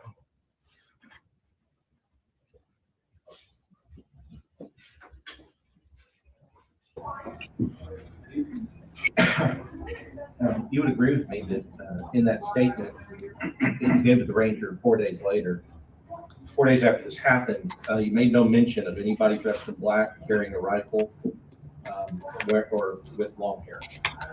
You agree with that? Correct. And you would agree that you also didn't say anything about piles of dirt being kicked up on the playground. Yes. And since you didn't say anything about a person in black, you didn't say anything about seeing him on that south side of the building. Yes. Now, those would all be important details. You agree? Yes. And I think when hearing the ranger as he interviewed you, you were given multiple opportunities to say whatever you knew or whatever you remembered about what happened, and honestly, the traumatic, tragic thing that happened to you 4 days before. You were given the opportunity to say anything that you heard. Yes. And then I want to talk in particular, when you came from the playground with your kids, you had 4 kids at the time, and I think you said total to the ranger that you went to the playground with 10 students. Yes. So how many students did you have total normal? About 22. About 22. I think we talked about that. So, and I think the day before yesterday, you said that you thought you had 12 and 10 had gone home, but it seems like you had 10 and 12 had gone. I said it was about 10 to 12. Sure. And which is fine. I mean, that's not the same kind of detail as seeing a person with a gun. You would agree with that? Correct. So, but regardless, it seems like more than half of your students had left after the awards ceremony. Yes. Or perhaps, and I don't know. Thanks for calling our community. Maybe you remember. After the call, we'd like to follow up with you by text message. Didn't come at all to the school that day because they were sick or. If you agree with text, press something 1. else was going on. If you do not agree with text, Possibly. press 2. And I would expect you to remember the attendance, of all the students and who was there in the This call in and the the morning. information you provide may be recorded and used by the Right. property and a third-party service provider for quality and product improvement purposes. One of the things you told the ranger when you got into the room, from the playground, you get into the room, that you had second grade, right? Yes. I went into a second grade classroom. Got it. And your kids, and I'm sorry, I just forgot, your kids, were they in third grade? Third grade, yes. All right. Because one of the things you said, you specifically talked about the second graders. And you said the second graders, they weren't taking it seriously. And the word you used was, here we go again, systematic bailout. You remember saying that? Yes, I remember referencing the bailout. Hello, Yeah. and thank you So for could you calling just- Ironwood Ranch could you tell us, Apartments. We're because, excited to offer brand new That, I guess that phenomenon, or that featuring high-end experience was, finishes, like quartz countertops, common to Uvalde, but steel appliances, in other and places. in-unit washer and dryers that will be What you were available for referencing in no your- additional fee. Our community includes resort-style amenities such as a swimming pool. Person, I guess, comes over resident and bails out of their vehicle or whatever they're in and First is resident starting in October. around, I guess, running around town possibly. For more details, There could be possible danger, so visit we would go on lockdown. www.ironwoodranchapartments.com. And thank you for Please note that and, you know, and I do want to tell you this too. I think you deserve a lot of credit for acting on your own when you saw the coach running. Because one of the things you said is you didn't get the Raptor alert. If you would have waited out there for the Raptor alert, you would have been out there with those kids. And I will agree that if you had waited, then that shooter would have been near or around in that area. But and I think you doing that save your kids' lives, honestly. So you do get credit for that. And we appreciate that.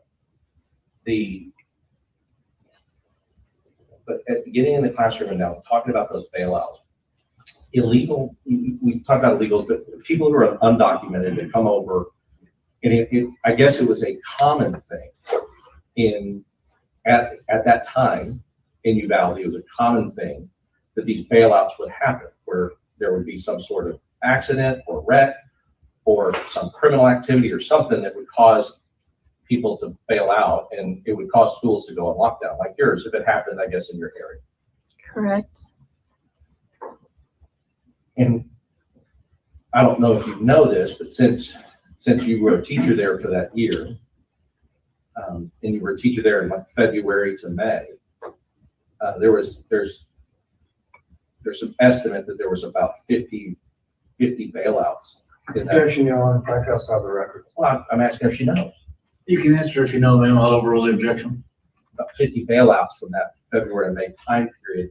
And the reason I'm asking if you know is because some of those bailouts would be causing the schools to go on lockdown, right? I'm unsure of how many there were. But there were a lot. I mean, it depends on how you or what you consider a lot. I don't know. I guess I'll ask what you consider a lot. Did it seem like you were having to lock down for bailouts a lot? Not an excessive amount, but enough to be noticed. Right. And I think that's why when you talk to the ranger, here we go again. It's just another bailout, right? But those are the words that you use. That the kids said, yes. That the kids said, okay, the words. I believe so, yes. Right. The words that you use to the ranger about what the kids said, right? Yes. So there are second graders going, here we go again. It's just another bailout at the time, right? Correct. Now, you also told the ranger that you were safe. Well, I mean, nobody was safe, but you were at least in the classroom and kind of had started barricading when you got a text message from your husband. Correct. In the statement, it says that. Right. And in the text message, you said that first, because he's a volunteer firefighter, you said at first he told you there was something going on, and he's warning his wife, which any husband would. He's worried about her. He's telling you, be careful, like be aware something's going on, because he was hearing, I guess, something over a police scanner or something else. Is that? Yes. Or he was on the phone. I don't know. Sure. And then you told the ranger that after that you got a text message from him saying that there was an active shooter. That's what I said at the time, yes. That's what you said at the time. And that was a true statement, what you said at the time. What I thought to be or what I remembered to be at the time. I was still in shock. You could hear it in my voice. Yeah, no, absolutely. And you were, but there were, let's talk about some of those details. Your husband, you were communicating with your husband inside the classroom. Correct. And you knew enough to say that he told you that that there was an active shooter. And then the officer or the ranger asked you, so that's how you found out there was an active shooter from your husband, and you agreed with it. You heard that. Yes. I don't know. Can I speak? Well, so the prosecution is going to get an opportunity to ask you questions after, but at this point, and I know it may be hard, but I have to ask the questions, and I'm just asking for the answers to the questions I'm asking. Okay? Okay. All right. So when you, 4 days after this had happened and you sat down with the ranger, and he said, based on that text from your husband, that's how you found out there was an active shooter, and you agreed with him. Is that correct? Based on that statement, yes. Yes. And that's what I'm asking, what we've heard in the statement. Yes. All right. The, as far as I want to talk about the sound, because there was also things that you said in that statement that you also said here and you testified to. You talked about the scissors. You had the scissors, children had the scissors. Maybe in mimicking you or trying to do what they could as well. And that you said that in the statement and you also testified. Yes. And you were in shock back then, but you remembered that detail and you talked to the ranger about it after. Correct. I also think that you talked to him about the cord, I guess maybe an extension cord or rope that was being thrown over the top of the door to prevent the door from being able to be opened. You talked to the ranger about that and you told him about that detail. Yes. Even though you were obviously, and of course you had gone through that traumatic event, that's a detail that you remember. Yes. You told him about hearing the sound like a dumpster truck. And we the last time you and I were here, we talked about that, about what that sounds like. And would you agree, I guess it sounds something like metal being slammed down on concrete? Yes. Like a huge metal on concrete. Yes. Now, you know now that the shooter wrecked into that culvert. I guess that concrete culvert that's, if you kind of go out front of the school and past that field, there's a fence and then there's that concrete culvert. And you know now that the shooter wrecked into that culvert. Yes. Okay, so what I want to ask is now knowing that the shooter wrecked into that culvert, meaning flew off the road and slammed down into the culvert, is that consistent or similar? The truck doing that, a metal part doing that, is that consistent or similar with the sound that you heard of the dumpster truck? Possibly, yes. All right, because it would involve the same type of action that you were talking about, which is heavy metal being slammed down on the concrete. Yes. And then you said in your statement to the ranger, you said after that you heard two fireworks, like two fireworks. What it sounded like to you? Correct. Do you know now that after the shooter wrecked into the culvert, he took shots at the people who were coming out to the culvert to help him?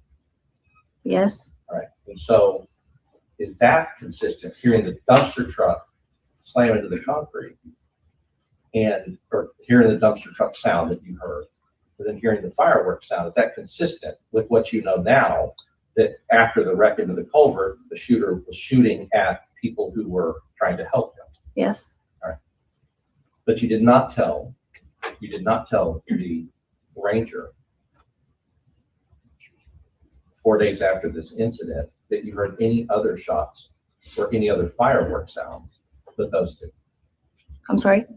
In this statement, you did not tell the ranger at the time, 4 days after the incident, that you heard any other fireworks sound other than those two, the two fireworks sounds that you heard. No.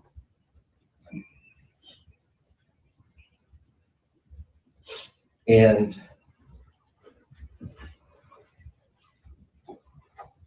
when the coach, you told the ranger that the coach, I guess what you did was you observed the coach on his radio, because the coaches, I guess, have radios. Yes. Okay. Teachers don't. No. The coaches have radios, and you said you observed them. What you told the ranger was that you saw him saying or hearing something on the radio, but then you saw him tell the kids to run, and he started running. I saw his face, yes, and then him moving quickly. Right, and I'm sure seeing his face, you saw alarm, concern, fear. Yes. Right, and I'll go back to that and intelligently and intelligently on your part, you assessed the situation, saw the fear on the coach, saw him running, and you took your kids and you got them out of there, right? Correct. But you didn't tell the ranger that you heard the coach say anything, like there was something, whatever was going on. You just observed it and you followed your instincts and your training, and you ran with your kids and tried to get them to a safe place. Yes. I mean, he could have been yelling something. Now he was saying get inside, but I guess I just blocked it out at the time whenever I gave my statement. Well, I'm not, something like that. To me, whether you did hear something or not, the point I really wanted to make was that you were able to assess danger and get your kids to safety based on the way that on the observations that you were making. That's what you told the ranger at the time. Yes. Which again, we're glad that you did. And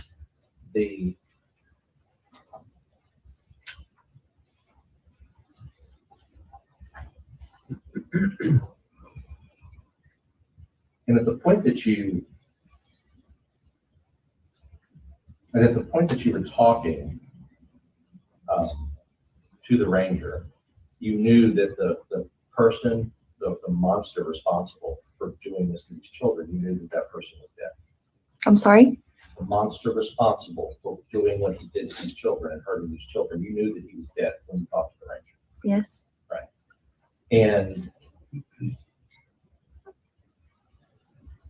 you understood that the purpose for you giving the ranger information, the reason they were talking to all of you.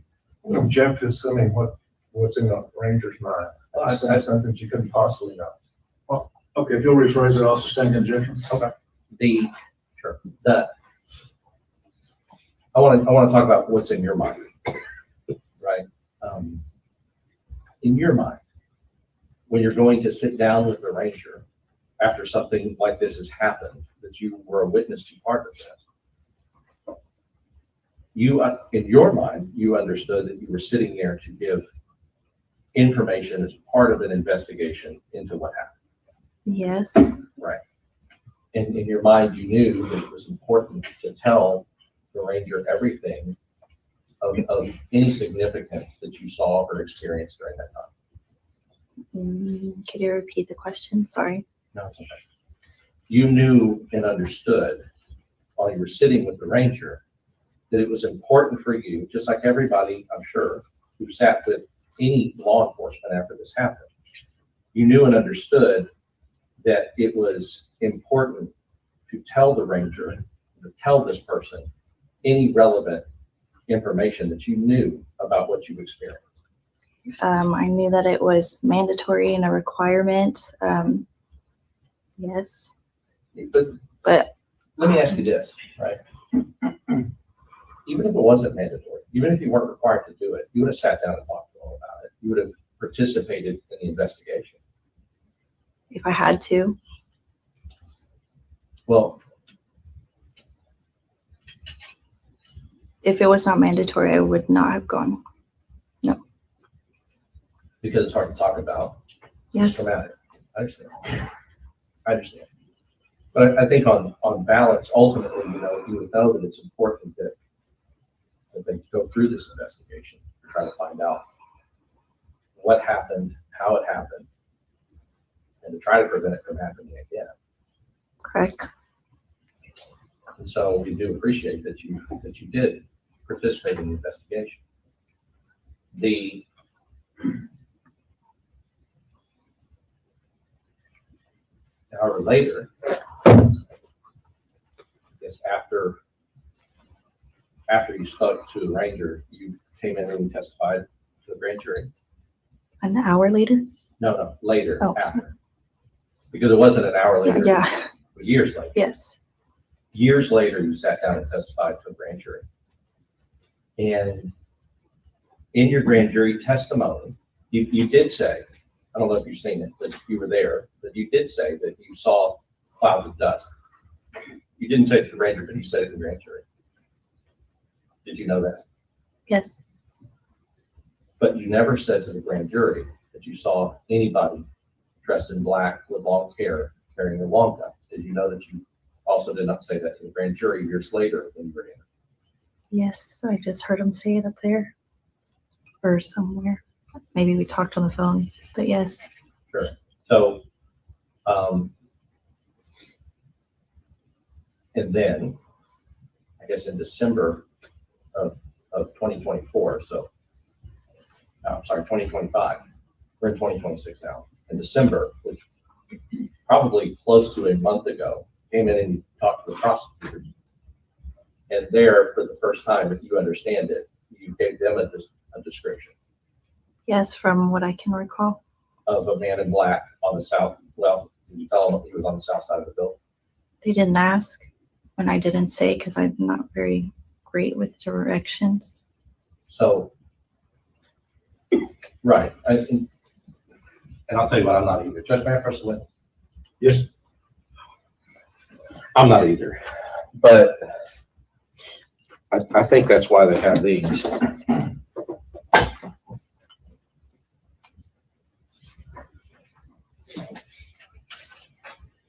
This is the south, and I'm not asking you to be great. West, south.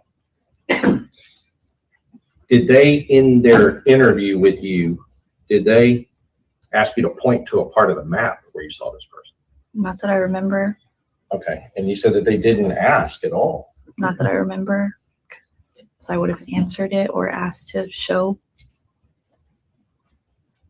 I mean, they might have, I don't know, but I don't remember telling them where. But you understand now that would have been in December. That would have been the first time that anybody involved in the case would have heard you say that you described somebody that looked like the shooter. Yes, but from what I have in my memory, I said it during the grand jury. I thought that I did. Right. It turns out that you did not. But I think ultimately what I want to be clear on is when you spoke, are you saying that when you spoke to these people and you said for the first time that you saw the shooter, that not one person in that room asked you where he was? From what I recall, I don't remember being asked where or to show. I don't remember.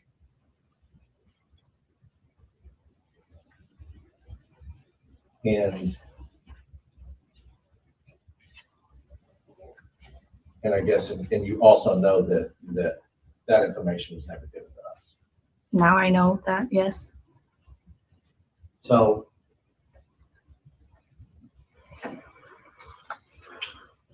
and I'll tell you, that's not on you. It's not your job, right? Just like you said, your job's not to do the investigation, obviously. You're a witness, you're a victim, just like everybody there that was at that school that day.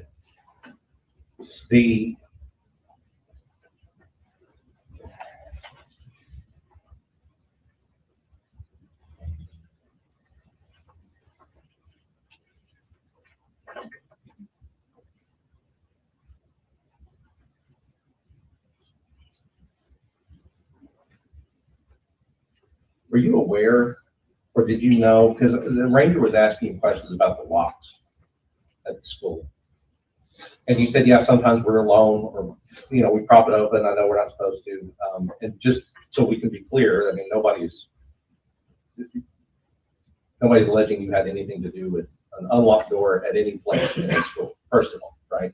That has nothing to do with you. But I'm asking more about the past. Were you ever aware of the school district officials, like the principals, the administration, issuing magnets to teachers that would defeat the door locks? No. Okay. Did you, and what I mean by that is, were you aware of any teachers or substitute teachers using magnets instead of keys to cover up the part where the door would lock so that the door could be open? Possibly, but I don't think that the school district gave them the magnets for that purpose. Okay. And so As far as, I think what I hear you say is, as far as you know, as far as you're I don't, aware, you don't know that they were doing that. yes. You said possibly, is that something, I'm just trying to explore. Is that something that you had seen before? Have you seen these magnets being used in that way at the school? I've heard of people doing it, yes. Never physically seen any other teacher at that school do it. Okay, right, but you heard of it as a practice with some teachers, but you hadn't personally witnessed it or seen teachers do it. Do I have that right? Correct. Judge, I'll pass it. Redirect. Thank you. I just want to be a little bit more specific on information provided to the defense. Okay. Okay. Of the three things that are up there, saw clouds of dust. You told the grand jury about that, Yes, and that was provided to the defense. correct. And you were also asked where the shooter was. Is that correct? Where the shots were coming from? Is that correct? Here today, No, or in when? front of the grand jury. I don't remember, Would you like to refresh your memory? please. May I approach your honor? Yes.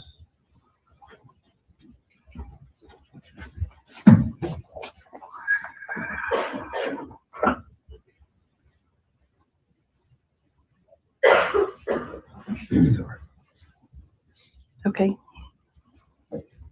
Yeah, it says on there.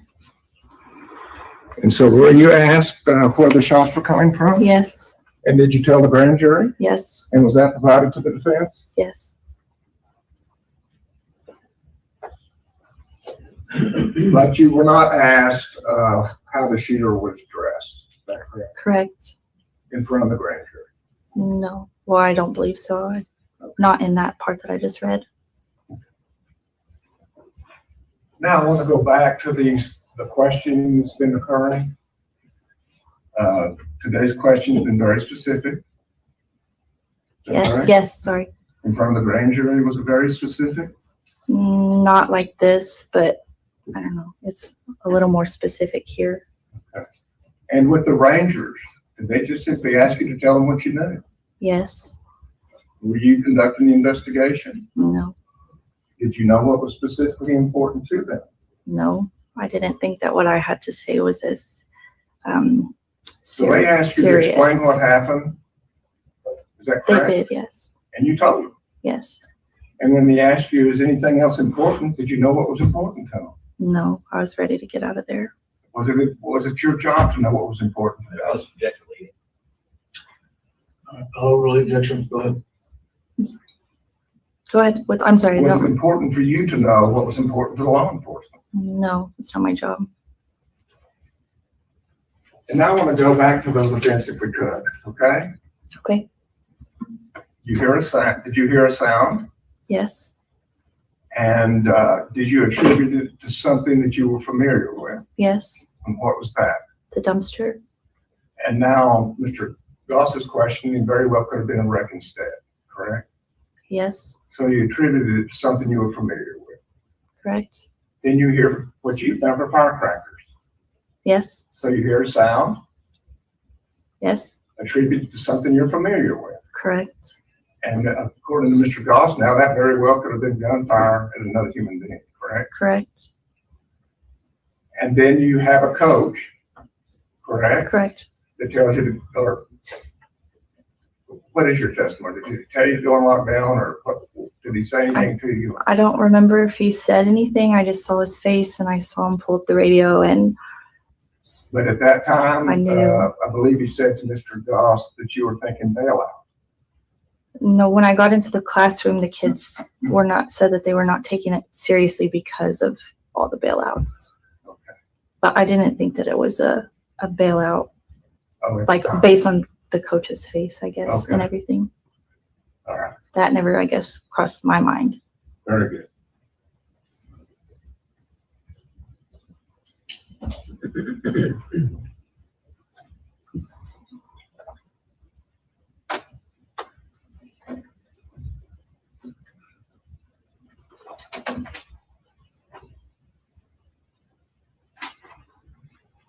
Thank you. Okay. Absolutely.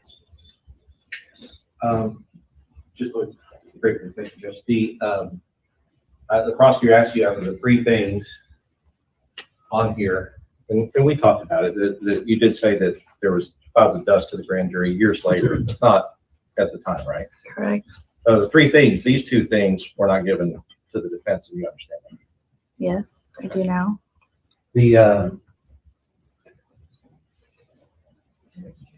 I'm sorry, I didn't hear what the last question was. It may be important. Oh, Did you say? I said out of the three things, the two things, you said the three things on the board. I said, oh, those three things, those two things weren't given.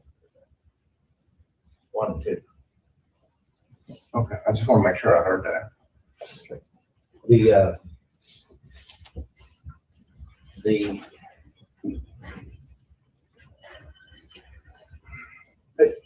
And just because Mr. Turner asked you, was it important to you to know if it's important to law enforcement? And you said it's not your job, and I agree with you. It's their job, right? But you agree that seeing a man with a gun on your campus is an important detail that you would recognize instantly that you would need to talk about. I mean, I know that now, yes. Well, and you would have known that then. Possibly.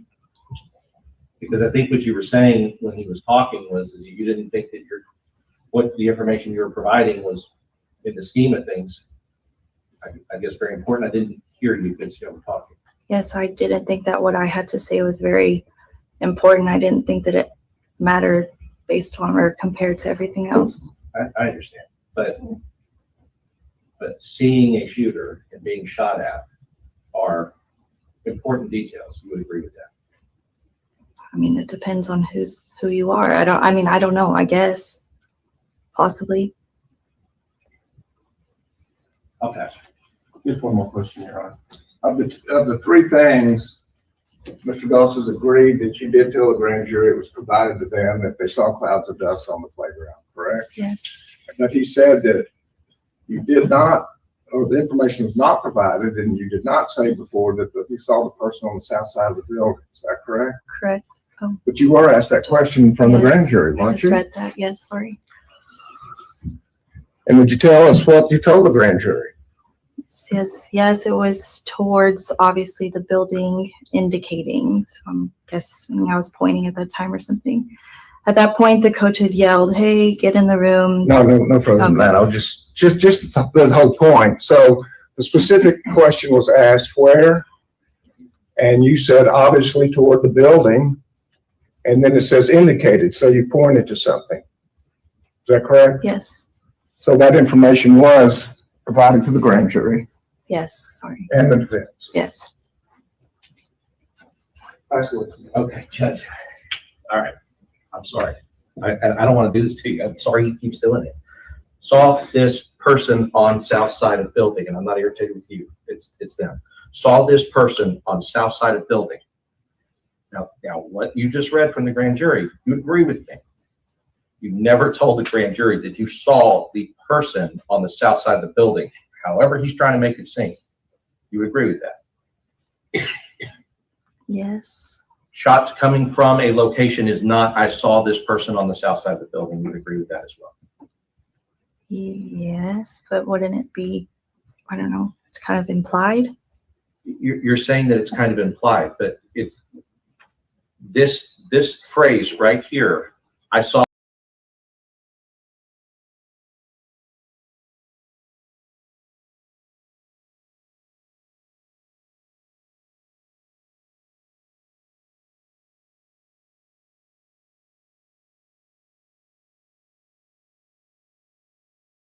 Bailiff, momentarily, don't leave, and we'll call you back in shortly. Members of the jury, I'm gonna give you a recess a little early. Take 15 minutes, and remember my instructions, where everyone rise for the jury.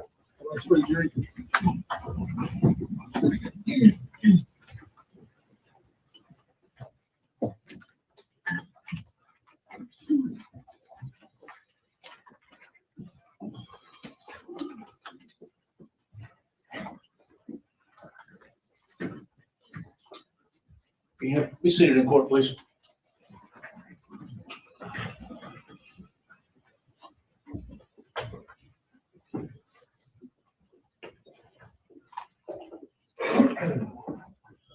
All right, let the record reflect we're outside the presence of the jury. The witness has completed the testimony.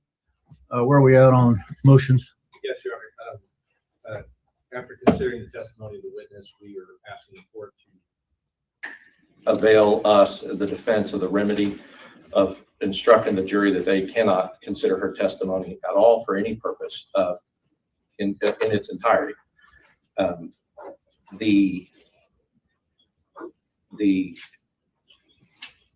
The failure to turn over the specific that specific piece of critical evidence has put us into a disadvantage with this witness, has put us to a disadvantage with our theory, as I've kind of outlined to the court in the ex parte brief that I provided.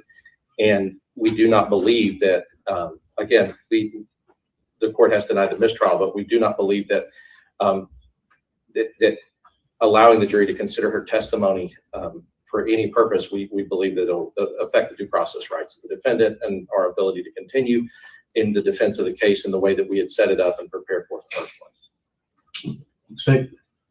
Yes, Your Honor.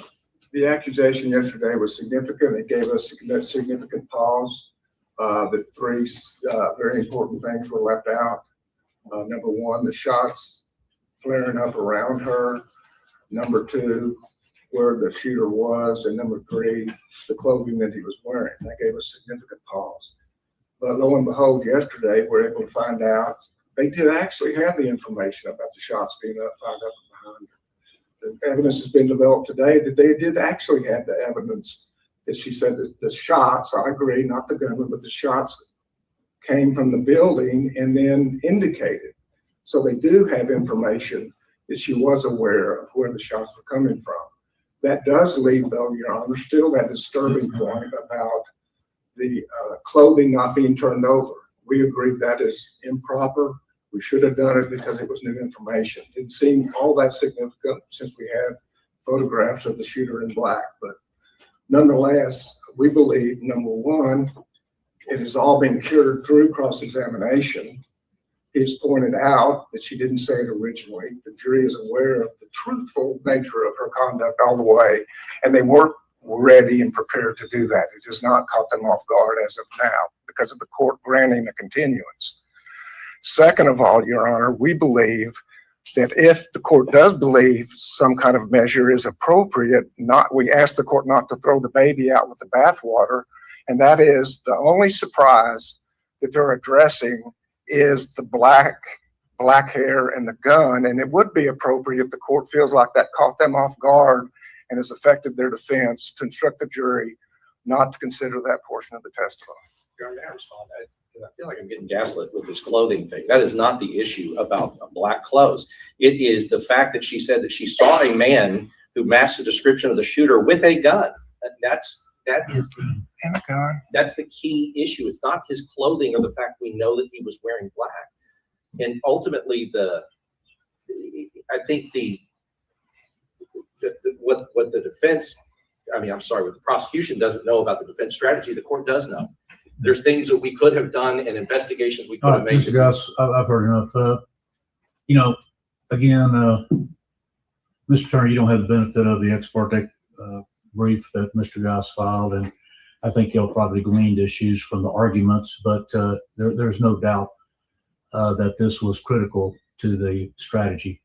And I don't think I have any choice, having denied the mistrial, other than to craft a remedy that will protect the due process rights and hopefully avoid any appellate review that would result in this case being reversed. So I am reluctantly going to instruct the jury to disregard her testimony in its entirety when they come back out.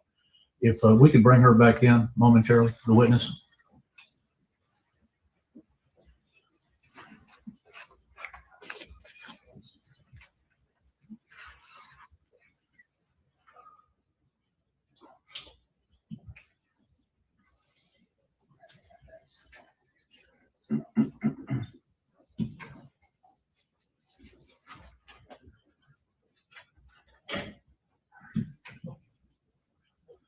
Ma'am, could you come up to the bench here very quickly? We're going to let you go here in a minute. I hate talk to people from the bench. You know, you don't have to sit down, just right here. I just want to tell you, you may hear later on that I will instruct the jury to disregard your testimony, but I want to emphasize to you, you did absolutely nothing wrong. It is not on you. And I want to tell you just from personal experience, memories of traumatic events change, are different, or you recall more or less. I had a personal experience many years ago. My wife and I were hit by a drunk driver, and I spent 2 months in the hospital. Apparently, they almost lost me in the emergency room, but revived me. And I remember that event very clearly, that truck coming at us and trying to get out of the way. But every time I think about it, it's a little different. And that's because of stress and trauma. So nothing about this is on you. We appreciate your bravery that day, and we appreciate your testimony and being brave enough to come in here, and you are excused with our thanks. Take care. All right, we're going to take the rest of the recess till the jury comes back out. So I think they got about 5 more minutes or so. We're in recess.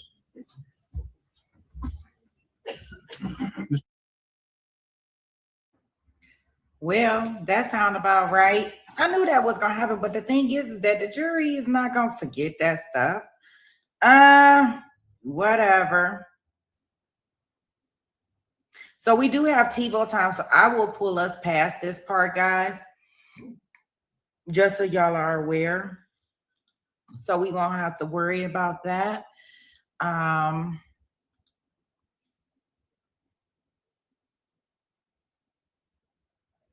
that's the one good thing about having this TiVo time, right?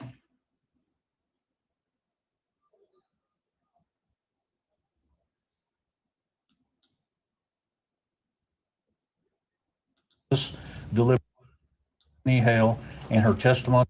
Oh, he done wrote it on his phone. All right. Outside your presence. So listen carefully to this instruction, if you would, ladies and gentlemen. We have just heard testimony, as you know, from the witness, Stephanie Hale. The court, outside your presence, after a hearing mandated by law, has ruled that the witness's testimony will be and must be excluded as a matter of law. Therefore, you are instructed to disregard any and all testimony provided by Stephanie Hale, and her testimony will play no role in your analysis, deliberations, and decision in this case. With this instruction, you are reminded that you are bound by your oath as a juror to follow the ruling of the court as provided. So please remember, ladies and gentlemen, mandated by law, don't speculate about it, don't wonder about it, don't hold it against either side, just follow my instruction.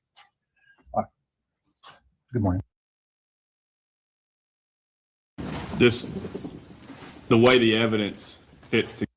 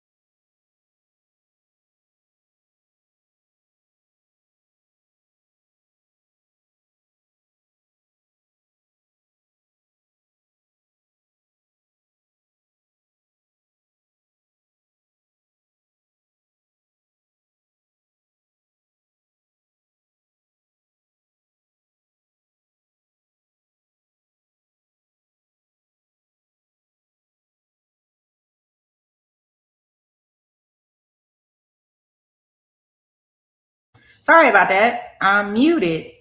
That doesn't work. Okay, so yeah, guys, in regards to her testimony, I don't know why they let that play. Like I said, I think it's a play by the defense in order to kind of show, yeah, we let her testify. And even when they started off their questioner, they was asking her these questions like she was on a jury.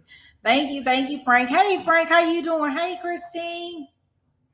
You said, are you doing the trial in Jersey? We were thinking about Leah has sent me the information for that one, Christine.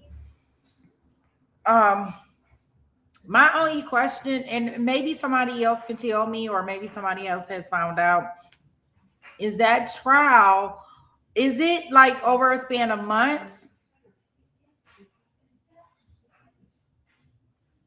I don't know where I was reading that trial was going to be over a span of months. And I was like, if it's going to be over a span of months, I don't even want to get involved.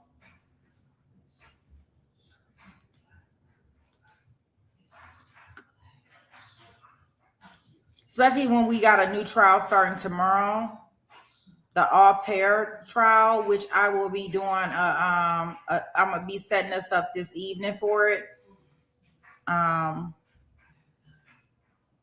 Yeah, I'm over here in the background kind of working on the information for that one so we can kind of know what we going into with that trial.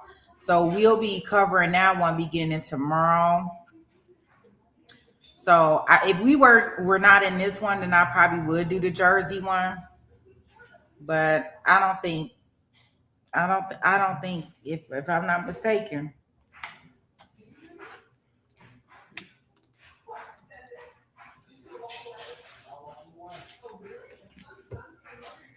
Wait a minute. Let me go cut off this thing. I can hear my Ozark. Oh gosh. I don't want them to be talk about they gonna be striking me because they can hear some stuff in the other room. I ain't even listening to. Wait a minute. Give me a second.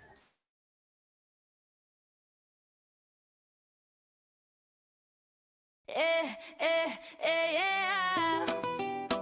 Oh, yeah. Oh, yeah. Yes, say my bird. Yeah. Here comes Barbara in the chat, girl, she right on time. Sweet Pea got the trials rolling, Barbara dropping the lines. She's a mama to 2 boys, gives them love every day. Autism warriors in her home, and she leads the way. And her husband's been through storms, but she's holding them down. A caretaker with a halo and a medical crown. With that nursing background, baby, she knows the game. First aid on the timeline and receipts on the frame. She's looking for the missing kids, like a mission from above. Heart big, feet moving, she's a justice power dove. And generous as heaven, giving spirit on display. Barbara lives this whole community in her own special way. Cause Barbara don't play. She's calling out lies in the courtroom hallway.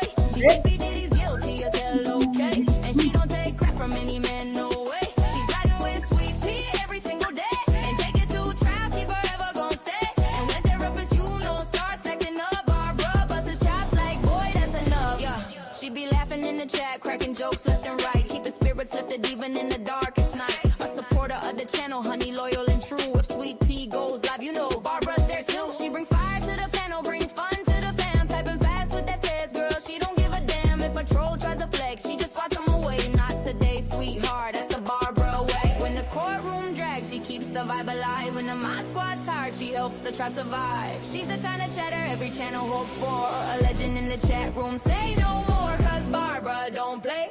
She's calling out lies in the courtroom hallway. She thinks P. Diddy's guilty as hell, okay? And she don't take crap from any man, no way. She's riding with Sweet Pea every single day. And take it to trial, she forever gon' stay. And when therapist, starts acting up. Barbara busts his chops like, boy, that's enough. So here's to Barbara, our queen of the screen. A hero, a mama, a courtroom machine. For the missing, for justice, for family she stands. And she gives with a heart bigger than the whole damn land. Take it to trial, loves you, girl. Now drop that gavel in your hands.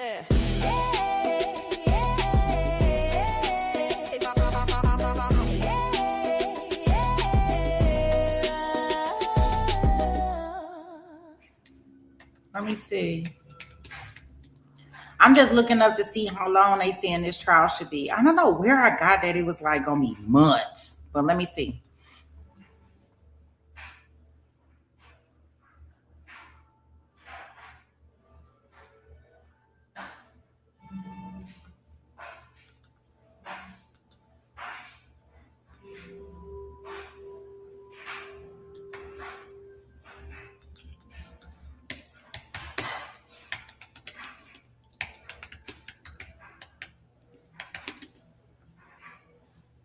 Let me see.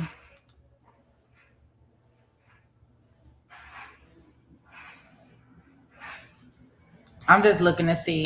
Started.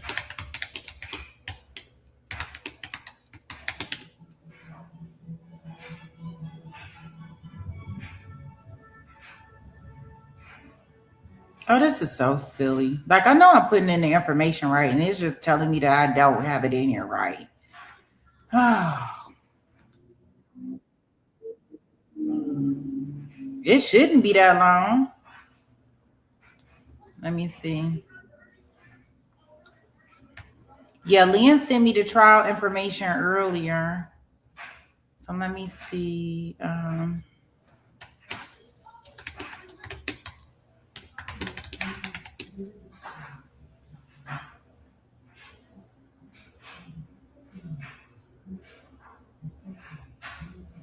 So let me get this. Let me see if I got this right, guys, because I haven't been following this trial and I haven't heard anything about it. So maybe y'all can help me with it.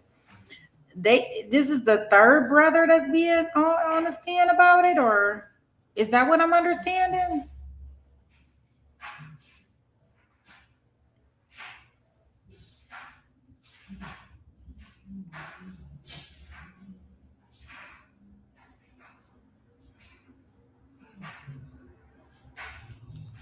Let me see. Let me read. I'm gonna put this up here. I'm gonna share it because only because I don't know much about it.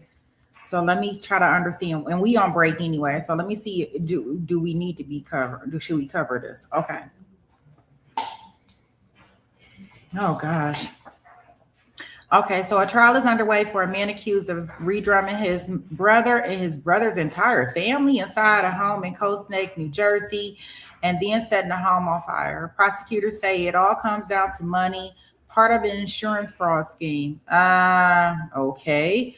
But the attorneys for the defendant, Paul, suggest that another suspect in the 2018 murders who police never questioned. Okay. The murders of Keith and his family were shocking. Monday, prosecutors shared more details about the horrific nature of the crimes behind the unalivings. Opening statements gave the jury a roadmap of the allegations made against the victim's brother, Paul, who is accused of a quadruple murder and setting his brother's house on fire. Okay.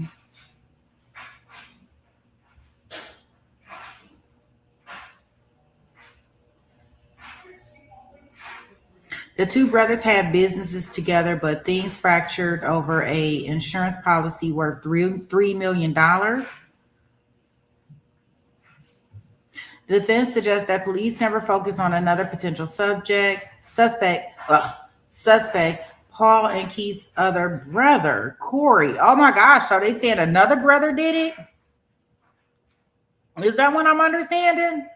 So they trying to say Corey did it versus to Paul doing it? I wonder how long they expect for this trial to go on. Let me see.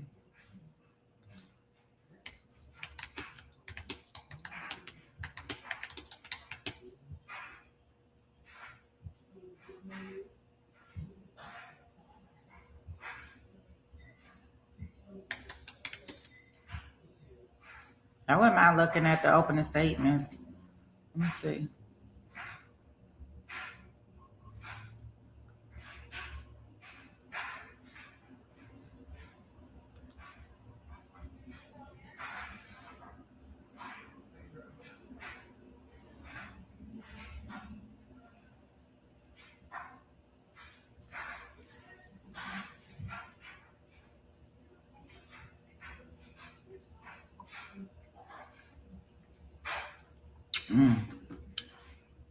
Let's see.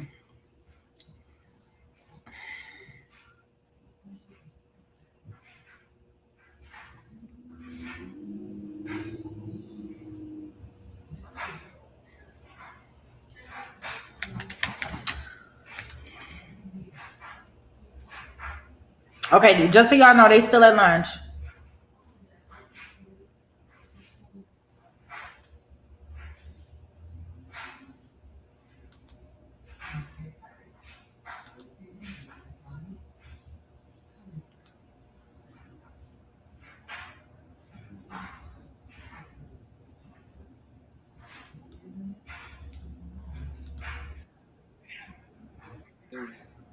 2001 fire alarm activation. Wait a minute.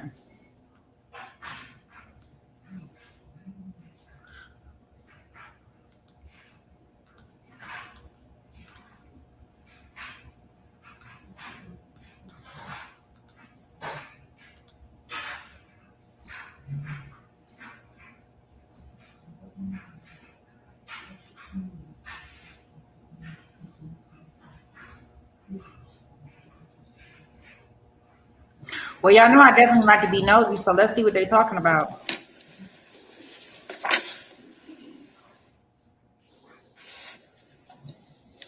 All right. Ladies and gentlemen, I just had one thing to clear up, which I did now. So we're about to get started. This is State of New Jersey versus Paul Canero. It is case number 184915. Just realized I don't have the indictment number. I didn't bring it out here.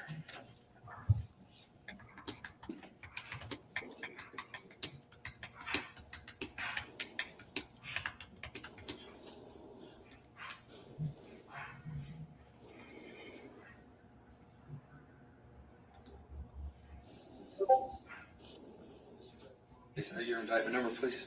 I'd love to, Judge. I can go back inside and get it. I just assumed somebody would have it out here.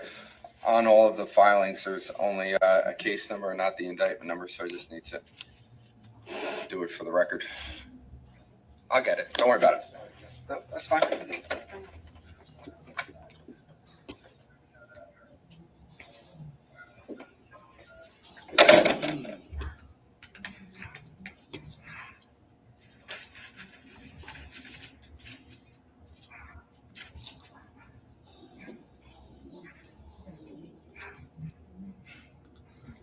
But the one good thing is that we do have some Juror people number that 7. can take us past that, okay, y'all? Where you in as jurors. So I'm going to ask for you all to do me a favor. I want you to stand up.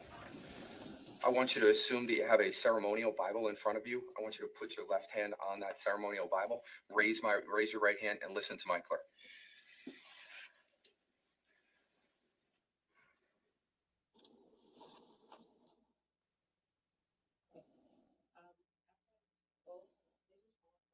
I'm just going to go by juror number, not by name. And swear or affirm that you will try to try the matter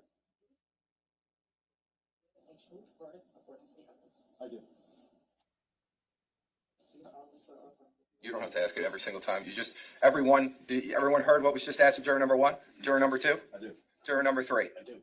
You can sit down after I say your name. Juror number 4? I do. Juror number 5? I do. Juror number 6? I do. Juror number 7? I do. Juror number 8? I do. Juror number 9? I do. Juror number 10? I do. Juror number 11? I do. Juror number 12? I do. Juror number 13? I do. Juror number 14? I do. Juror number 15? I do. Juror number 16? I do. Okay, the jury is sworn and we're ready to proceed. We will now start with the opening statements as I described them to you on Friday, and we'll start with the prosecution. Go ahead. Thank you, Judge. On November 20th of 2018, the defendant, right over here, murdered a family of 4 in their own home. His younger brother, Keith, Keith's wife, Jennifer, and Keith and Jennifer's 2 children. The defendant's 11-year-old nephew, Jesse, and his 8-year-old niece, Sophia. He waited until dark, until the early morning hours after midnight, and he came prepared. He armed himself with a loaded handgun. He wore black nitrile gloves on his hands, and he snuck up on the family while they slept. He drove his car. It was a white Porsche Macan to their home in Colts Neck, 15 Willowbrook Road. When he arrived, he turned off the generator to their home, and then he cut the power to the house from the outside by removing the electrical meter. And then he waited in the dark, waited in the shadows, waited for his brother Keith to come outside. Sure enough, when Keith came out to check the generator, the defendant gunned him down. The defendant pointed that loaded handgun at his brother, and he pulled the trigger 6 times. 5 of those shots hit Keith. He got him in the lower back and multiple times in the head. Once Keith was out of the way, executed on the spot, no longer able to protect his family, The defendant then went inside his brother's house, a home he'd been in countless times before, a home, you'll learn, he knew like the back of his hand, a home where Keith's wife and children were. And in there, in the chaos and confusion of having been awoken from sleep, in the shock and terror of having their home invaded, and in the dark, the defendant hunted them down. He stabbed his sister-in-law, Jennifer, multiple times in her back, her chest, and her abdomen, and he shot her in the head. He stabbed his nephew, Jesse, multiple times in his upper body and threw his arm into his chest. And he stabbed his niece, Sophia, 17 times over her entire 45-pound body, including deep stab wounds in her face and the top of her head. And when he was all finished, he went into the basement, inside the cedar closet, where he started a fire. It was a slow-burning fire that smoked and smoldered for hours before anyone was alerted to it. He cut the Verizon fiber optic line in the basement that fed into the optical network terminal, and then he left. He drove back to his own home at 27 Tilton Drive in Ocean Township, about 20 minutes away, where his own wife and 2 adult daughters were sleeping. He took the gun he used, and he swapped out the barrel. So one of the things you're going to learn during the course of this trial is that bullets travel through the barrel of a gun, and ballistically, the bullets can be matched up to the barrel, while the shell casings can be matched up to the gun itself. What the evidence will show is that the defendant removed the barrel from the gun he used, and he replaced it with a different barrel. And then he put the gun away inside of a metal locker in his basement. He took off his clothing, including his blood-stained jeans and his bloody black nitrile gloves. He put them all in a pile in his basement underneath a window well. And then he went outside around back to that basement window well, just above where that pile was. And he started a fire there too. Except this time the defendant got his own family out, safe and sound. Now, Jesse and Sophia, on the other hand, were not safe or sound. What you're going to learn is that while their parents, Keith and Jennifer, were both deceased at the time the defendant set fire to their home, both having sustained fatal gunshot wounds to the head, those children were still alive. The medical examiners are going to tell you that the children's autopsies revealed that in addition to being stabbed repeatedly, they also exhibited signs of smoke inhalation. And so the evidence will show that Jesse and Sophia were still alive and breathing after their uncle repeatedly stabbed them, still alive and breathing after their uncle set fire to their home and left them, still alive and breathing as the smoke began to rise from the basement. And that, you will learn, is how those 2 children spent the final moments of their lives, bleeding to death and inhaling smoke. Ladies and gentlemen, allow me to introduce you to the defendant, Paul Canero. So one of the things you're going to learn during the course of this trial about Uncle Paul is what motivated him. What motivated him on November 20th of 2018 to do what he did? And that, the evidence will show, came down to none other than greed and desperation. We're going to talk more about the motive evidence shortly. But before we do that, it's important to understand how the investigation of this case began and some of the other evidence that it revealed. So let's pick up where we left off. You're going to learn that the defendant arrived back home to 27 Tilton Drive in Ocean Township in his white Porsche Macan at 4:08 a.m. A little less than an hour later, at 5:02 a.m., the Ocean Township Police Department received an alert for a basement fire alarm activation at the defendant's residence. The first couple of patrolmen were on scene within a few minutes. The defendant, his wife Susan, and their 2 daughters, Caitlin and Marissa, were seated in a car. It was Susan's car. It was a Porsche Cayenne, and it was parked across the street from their house. Now, you're going to get to see photos of 27 Tilton Drive, but just to give you a visual, it was a 2-story house with a full basement and an attached garage. So if you're facing the house, the garage would be all the way to the left, and there was a driveway that wrapped around and went right up to those garage doors. Now, parked in the driveway that morning were multiple cars, including the defendant's white Porsche Macan. It was actually a loaner car, and it was parked facing that last garage door, closest to the left. Now, the fire was on the complete opposite side of the house. So again, if you're facing the house, the fire would be all the way to the right and around back in that back right corner, right in that basement window well. The fire ended up traveling all the way into the attic and spreading. And to make matters worse, the fire had been set right near the natural gas meter. So when the first couple of patrolmen arrived on scene and saw this, they quickly began evacuating the neighboring houses. Now you're going to learn about 2 other areas of fire at the defendant's house that morning. The second area of fire was back over by the garage. When the first couple of patrolmen arrived on scene, they saw and they quickly extinguished this tiny little fire right at the bottom corner of the garage door. And then the third area of fire that morning was actually the Porsche Macan itself. It had burn marks all over it. Now, in addition, you're going to learn about some items of evidence that were collected from the driveway and garage area that morning.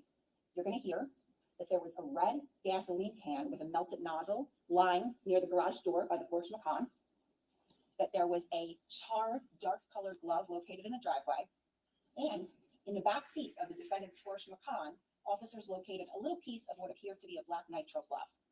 In addition, you're going to learn that a DVR recording system was collected from the defendant's garage that morning. Now, everyone was on scene for several hours that morning, including the defendant and his family. And during that time, officers and fire investigators were making efforts to determine how the fires might have started. Remember, they knew nothing about what had occurred earlier in Cold Snap at that point. They spoke to several individuals on scene, including the defendant, and you'll get to hear about the full extent of the conversations they had with him.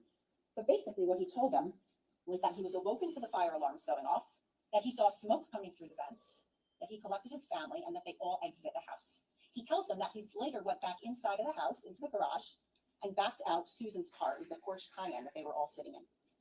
He also tells officers that he hurt his hand somehow, that he banged it on something on the way outside of the house. And officers observed, and you'll get to see pictures of the back of the defendant's left hand. There appeared to be some sort of an injury to it. Now, time goes by. It gets to be about 11:45 a.m. And detectives ask the defendant and his family if they would come to the Ocean Township Police Department to speak further. And they agreed. They drive in Susan's Porsche Cayenne, again, the car that the defendant had backed out of the driveway.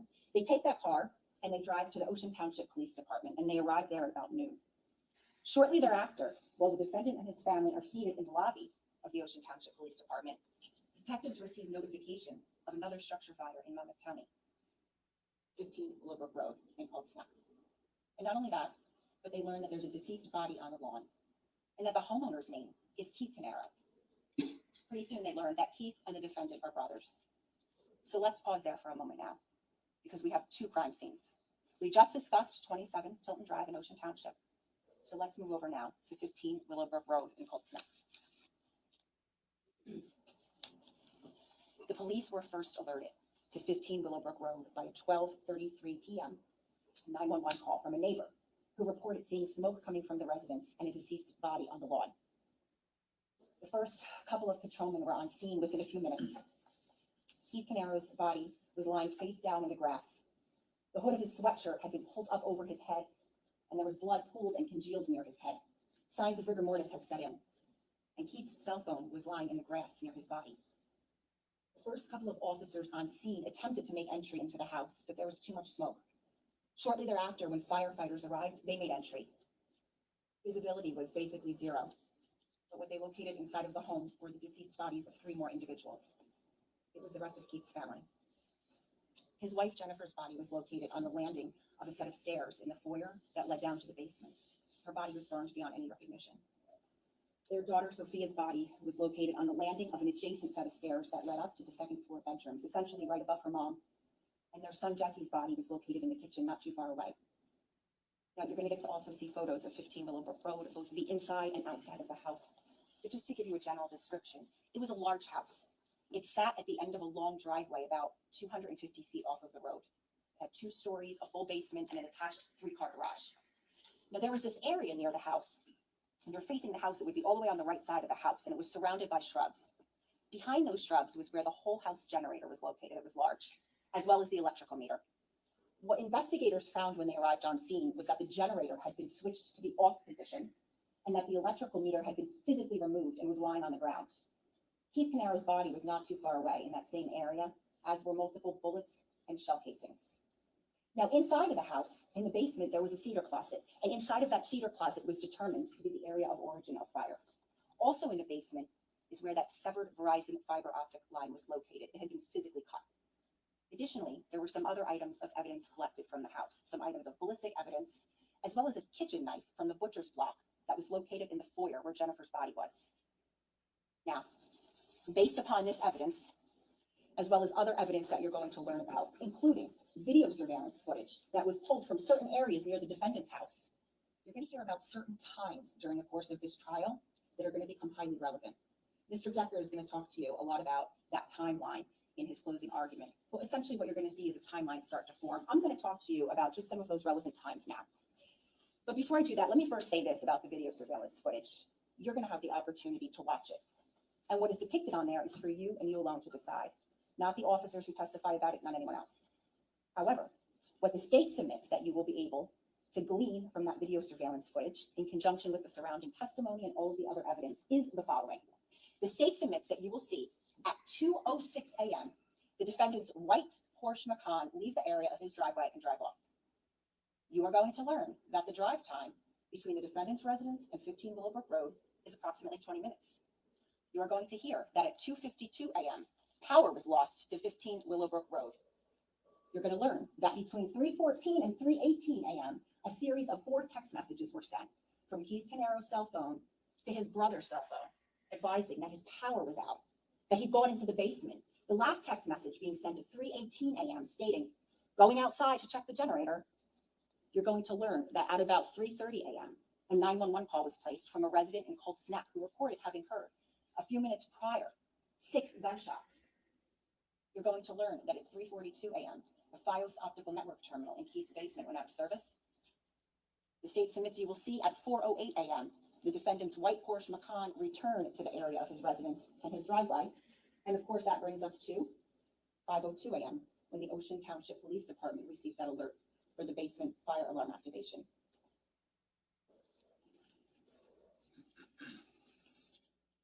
Now, in addition to this evidence, you're going to learn that multiple items were collected from both crime scenes. I'm going to talk to you about some of that relevant evidence now. You remember Susan's Porsche Cayenne, the car that the defendant backed out of the driveway and that the family sat in and ultimately drove to headquarters. Well, at headquarters, that vehicle was searched. And in the back of that vehicle, in the rear cargo area, officers located a backpack. And inside of that backpack were numerous items belonging to the defendant. His bank cards, his credit cards, his laptop, pieces of his mail, his daughter's savings bonds, his passport, and also the barrel of a 9mm handgun and a gun silencer. Now, in the defendant's basement, there was a metal locker, and located in that metal locker was a gun. It was a 9mm 6-hour. That gun, as well as the barrel and the silencer, were sent out to the New Jersey State Police Ballistics Unit for testing. In addition, the ballistic evidence located at 15 Willowbrook Road, so the bullets and the shell casings, those were also sent to the New Jersey State Police Ballistics Unit for testing and comparison. And you're going to hear about the conclusions of that testing. And what you're going to learn is that those conclusions included a finding that bullets and shell casings from 15 Willowbrook Road came from that barrel in his backpack and from the gun in his basement. But the gun wasn't the only thing found in the defendant's basement. There was this pile of charred items and articles all congealed together that was located right beneath the window well where the fire was started in the defendant's basement. In that pile was a pair of men's jeans with blood staining in multiple areas. Folded up in those jeans were 6 black nitrile gloves and 1 live round of ammunition, same type of ammunition and head stamp that was found at 15 Willowbrook Road. Those jeans and those gloves, as well as numerous other items, were sent out for DNA testing. You are going to have the opportunity to hear from the forensic DNA scientists who performed that testing. And they are going to tell you about their conclusions and findings for each and every piece of evidence that they tested. And what you're going to learn is that those findings, those results, included a finding that these sources of DNA located on multiple areas of those bloody jeans in the defendant's basement came from none other than his niece, Sophia Canero, and in one area from his nephew, Jesse Canero. You're also going to learn that Sophia Canero's DNA was on some of those black nitrile gloves as well as other items in that pile. Ladies and gentlemen, in addition to this evidence, there was another kind of evidence that was revealed during the course of the investigation, and we touched on it very briefly, and that is evidence of motive. What you're going to learn is that the defendant's financial circumstances in the months and the weeks leading up to November 20th, as well as certain events that occurred just hours prior to the murders, are what motivated him. And while the state is certainly not suggesting that somehow these murders were logical or even remotely rational, when does murder ever make sense? The state is presenting these circumstances to you for you to consider as to the defendant's motive, for how he chose to deal with events and circumstances that all came to a head the night before, on November 19th. So one of the things you're going to learn about Keith Canero and the defendant is that in addition to their familial relationship, they also had a financial relationship. And it was this, the entanglement of their finances, that was the cause of some discord between the brothers and really the crux of the defendant's motive. You see, Keith and the defendant were business partners, and they had been for a long time. They owned two businesses together. Square One was a computer consulting company. It was essentially the more profitable of the two businesses, the moneymaker.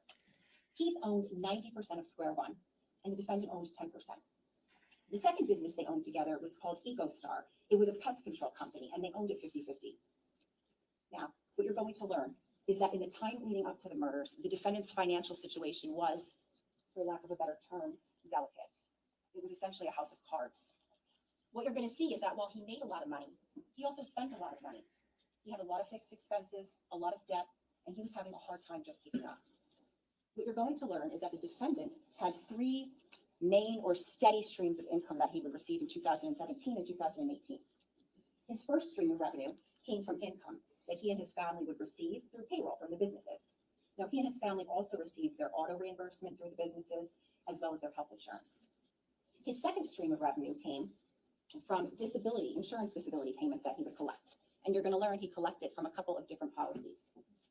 And the defendant's third source of revenue came from money that he would periodically take from the Keith Canaro Irrevocable Life Insurance Trust bank account. We're going to talk more about that momentarily, but what's important to know for now is that these were the defendant's three main or steady streams of income for those years, and perhaps most importantly, income that he relied on.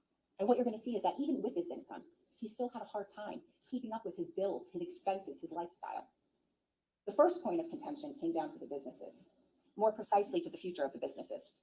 You see, Square One, the more profitable business that Keith owned 90% of, that had only one major client left, and that it received about 90% of its revenue from that client. That client's contract was set to expire and would likely not renew. Now, Keith had planned for this. He had foreseen this coming for some time, and Keith had a plan for his and his family's future financial well-being. And he communicated this plan to the defendant. Keith's plan involved, if Square One were to dissolve, his plan involved selling EcoStar, the business that they owned 50-50, and using his half of the proceeds from that sale, along with potentially borrowing money from his life insurance trust and or 401k to pay down his mortgage. He wanted to get a job in the marketplace and be done with the defendant, at least in terms of their financial relationship. Now, the thing about Keith's plan is that had it come to fruition, it would have had some negative consequences on the defendant's already delicate financial situation. For starters, he would lose his first steady stream of income, that being payroll that he and his family received through the businesses, not to mention their health insurance and their auto reimbursement. But secondly, you're going to learn that unlike Keith, the defendant would not have as easily been able to replace that income simply by getting a job in the marketplace because of his disability payments. Now, the second point of contention, and what really compounded the situation, came down to the defendant's third source of revenue, the Keith Canaro Irrevocable Life Insurance Trust. During the course of this trial, you're going to get to hear testimony about what an irrevocable trust is, why someone would have one, and the exact terms of this particular trust. But basically, Keith had set this trust out back in 1999, prior to him and Jennifer getting married. Now, per the terms of the trust, it was essentially an estate planning tool, by the way. Per the terms of that trust, whatever money would be in there at the time of Keith's death was to be used for his wife. Now, if both of them were deceased, then per the terms of the trust, whatever money was in there would be used for the benefit of their children. And if all of them should become deceased, then half of that money was to go to the defendant and half was to go to their third brother named Corey. Now, after Keith created this trust, he purchased what's called a whole life insurance policy from Canada Life Insurance Company. The face value or the death benefit payout for that policy was for $3 million. He then transferred ownership of that policy over to the trust so that now the trust became the beneficiary. The idea being that upon Keith's death, that money would go into the trust and then be distributed according to the terms of the trust. Now, one of the things you're going to learn about an irrevocable trust is that once the settlor creates it, so here the settlor would be Keith, once they create it, they give up a great deal of control and discretion over that trust, and instead, they appoint a trustee. In this case, Keith appointed none other than his trusted older brother, the defendant, as his trustee. As trustee, you're going to learn that the defendant was afforded a great deal of control and discretion over this trust. There's no doubt. You're going to hear that testimony. But what you're also going to hear is that that discretion did not afford the trustee to steal and deceive and act in bad faith. Now, like with any life insurance policy, there were premium payments that were due periodically to keep the policy active. In this case, those premium payments were due quarterly. And the way it worked was that a bank account had been set up at TD Bank called the Keith Canaro Irrevocable Life Insurance Trust. But basically, it was just a checking account. And the way it was funded was through direct deposits from Keith's payroll. Now, the defendant's job as the trustee, or at least the job that he took on, was to make those premium payments from that bank account. So essentially, whenever those premiums were due, the defendant would go in to the online banking account, and you're going to learn that the defendant did most of his banking online. He would go into that account and make those premium payments over to the insurance company. Now, in about January of 2017, the evidence will show that the defendant began taking money from that trust bank account, that TD Bank account, sometimes to the detriment of paying the premiums. Sometimes you'll see he paid the premiums, sometimes he didn't. Now, in April of 2018, Keith called him out on it. When confronted, the defendant told Keith that he accidentally transferred money to the wrong payee, that he went and paid a school loan. $25,054 to be precise, but he accidentally transferred that money. He apologized, he said he would make restitution, and he said that he had his quote head up his ass, his words. But what the evidence will show is that not only did the defendant not make restitution, but he never paid a single payment to Canada Life again after April of 2018, not one. But what he did do was he continued to help himself to that money in that checking account. And this time was different, because this time he began covering his tracks. You see, the defendant began altering the bank statements. One of the things you're going to learn is that the defendant was the only person who had access to this TD checking account, not even Keith Canaro. And what would happen is he would receive the bank statements, and then he would periodically send them over to their accountant, a man named Steve Weinstein, who you'll hear from. The defendant began altering the statements in May of 2018. And what he would do is, anytime he made a withdrawal from that TD checking account, he would change the name of the payee on the bank statements to say Canada Life, when in reality it was going to himself. And you'll get to see the actual bank statements next to the altered bank statements. And this went on for some time. May, June, July, August, September, October, November. So now we come to November 19th of 2018. Unfortunately, it was on that day that Keith and his insurance adjuster, a man named Ronald Artigas, who you'll hear from, it was on that day that they made inquiry with Canada Life to determine the status of Keith's life insurance policy. Well, it was then that they learned that no monies had been paid to Canada Life since April. They spent a good part of the day trying to figure it out, and they just couldn't understand it. They just couldn't figure it out because they're looking at the bank statements that they received from the defendant, and the bank statements showed money going to Canada Life. But Canada Life was saying they hadn't received any money. It was that afternoon into the evening that Keith Canaro made two relatively short, but tragically fateful phone calls to his brother, the defendant. Now, you are going to have the unique opportunity to see and hear these two phone calls. And that is simply because Keith and Jennifer had security cameras inside of their home with audio and visual capabilities. Now, let me be clear. You are not going to see these murders occur. The cameras stopped working at 2:52 a.m. when the defendant cut power to the house.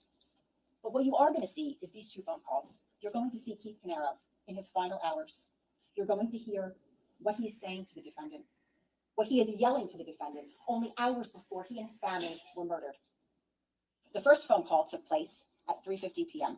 Keith called the defendant, and he tells him, Canada Life is saying they haven't been receiving any money.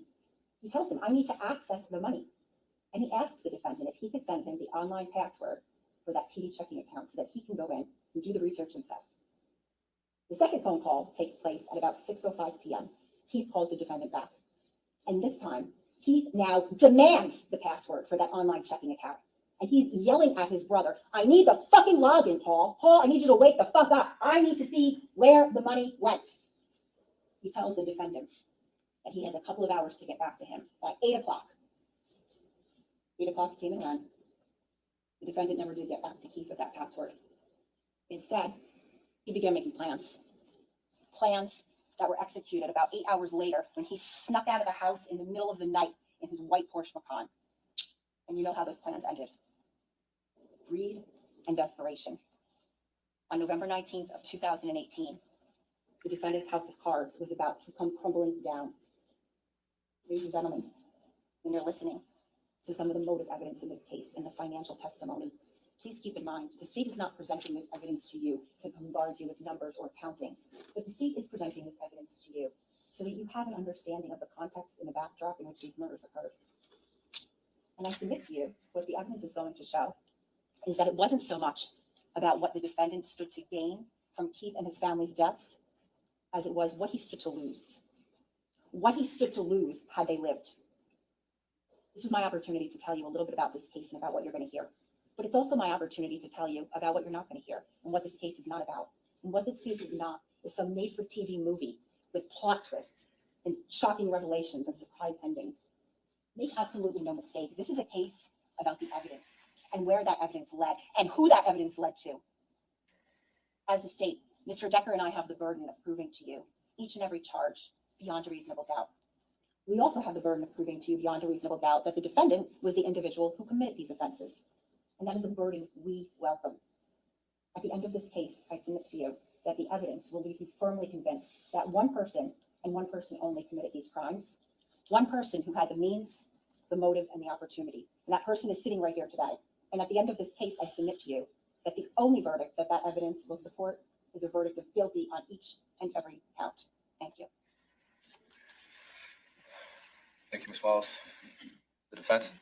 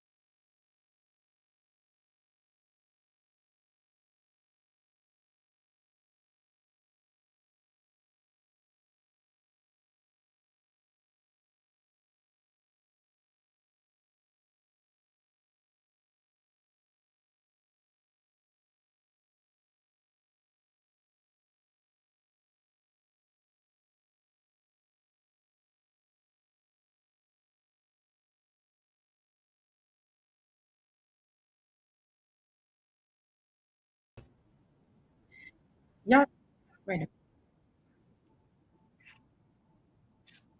Oh, sorry.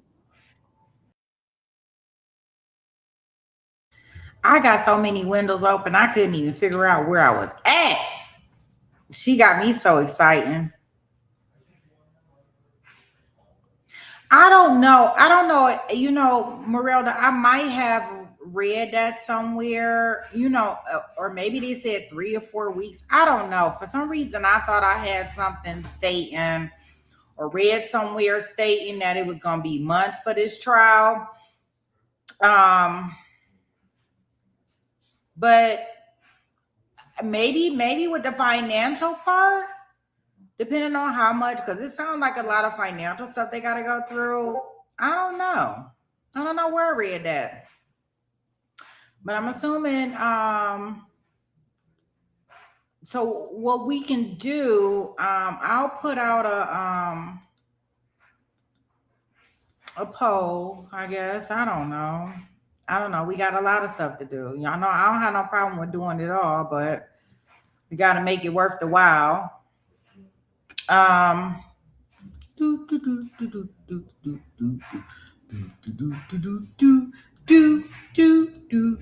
playing Mario Brothers in my head.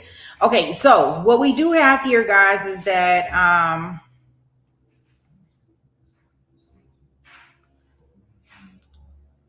okay, so our other courtroom is back. So I can take us back in there live.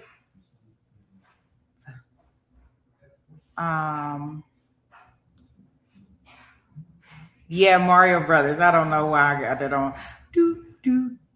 Yeah, I don't know why that's in my head today right now. So I will take us back live into that case, our current case that we are in.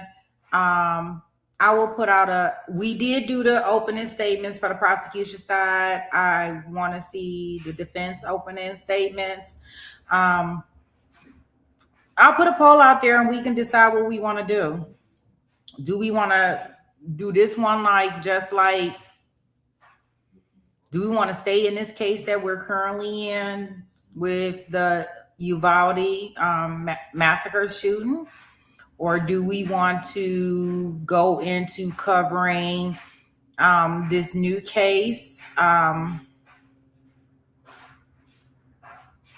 with the mansion massacre with the brother versus brother? I know we do have our other case that's starting tomorrow, the all pair. I don't know why I want to keep saying all par, but all pair trial that's supposed to start tomorrow. What I would like to say is that I do know that this is on East Coast time. The massacre, the fire trial, that is East Coast time.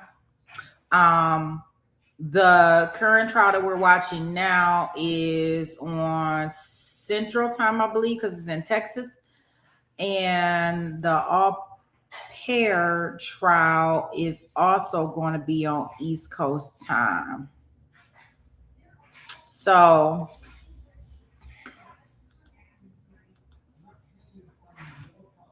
yeah.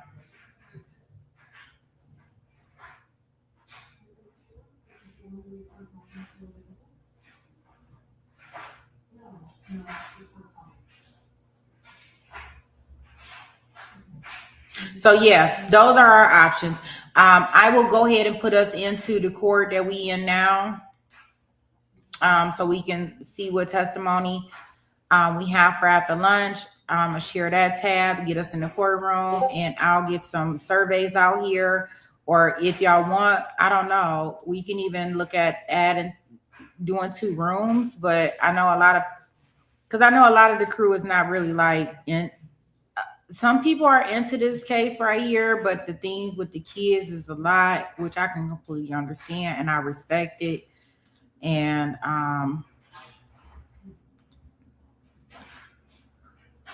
but I don't want to end the, stop covering it if we do have people that want to watch it. So I don't know. I'll think hard. I'll think about it and see if I can get some thoughts on it. Okay, I am putting us back into our Uvalde trial with the school shooting. I will go back and finish playing the opening statements and the rest of the fire trial that we just started. I'll finish playing the rest of that after we get out of this one, if that's okay with everybody. But let's get through this. And maybe I can increase the speed on this one, because I did the speed faster on the other one, so we were able to get through it. So let's see if we can get through this. Good afternoon, Ranger. Good afternoon. My name is Nico. We've never met before, correct? No, sir. Okay. Well, pleasure to meet you.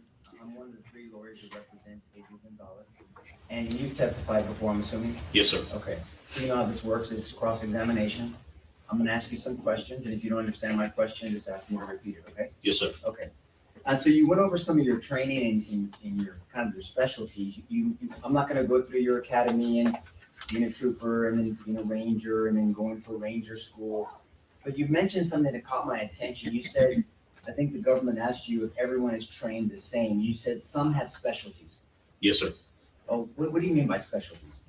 So within the Texas Ranger Division, we have certain rangers that have gone to additional and more advanced shooting reconstruction schools. Myself, I'm one of the instructors for the bloodstain pattern analysis program. So I've had additional training in that realm of things. So that's what I was referring to when I say that we all have the same foundational training, if you will, and then from there go on to different things if that's what it calls for. Got it. Well, part of your training is you've trained in firearms. Yes, sir. I have had firearms training. And you continue to train in firearms every year. Yes, sir. Okay. And you've been trained in tactics. Yes, sir. And so you understand security and safety, and you've worked on school cases before, I'm assuming? What do you refer to by school I cases? mean, any type of school shooting, active shooting in a school? As far as an active investigation, Yes, I believe Robb was the first active school-related shooting, but I've been involved in other mass casualties. Yes, sir. Okay. Mass casualties is a better way to describe that generally. Have you ever been in an active shooting situation yourself as an officer? No, sir. So and not a lot of officers have been in active shooting, actual situation. Would you agree with that? I would agree with that. Yes, sir. So an officer or a law enforcement individual that has an opinion based off their training, not a lot of times is because of actual being through that scenario. That's a fair statement. Yes, sir. Okay. So now I want to direct your attention to the actual investigation that you did. You showed some pictures and you showed pictures of room 112 and 111. You recall those? Yes, sir. And we saw defects, and that's a word that I think the jury is acclimated to now. A defect means what to you? In the realm of shooting reconstruction? Yes, sir. It means where a projectile has entered a substrate. Okay. And it's affected that substrate in some form or fashion. Yes, sir. And are you a trajectory analysis? I've had training in it. Okay, so have you testified on trajectory analysis before? No, sir. I can't recall that I have in an actual trial setting. Okay. Well, this won't be the first, but I may ask you some questions about that. But in relation to those pictures of the doors, we saw a number of defects on the doors. Okay.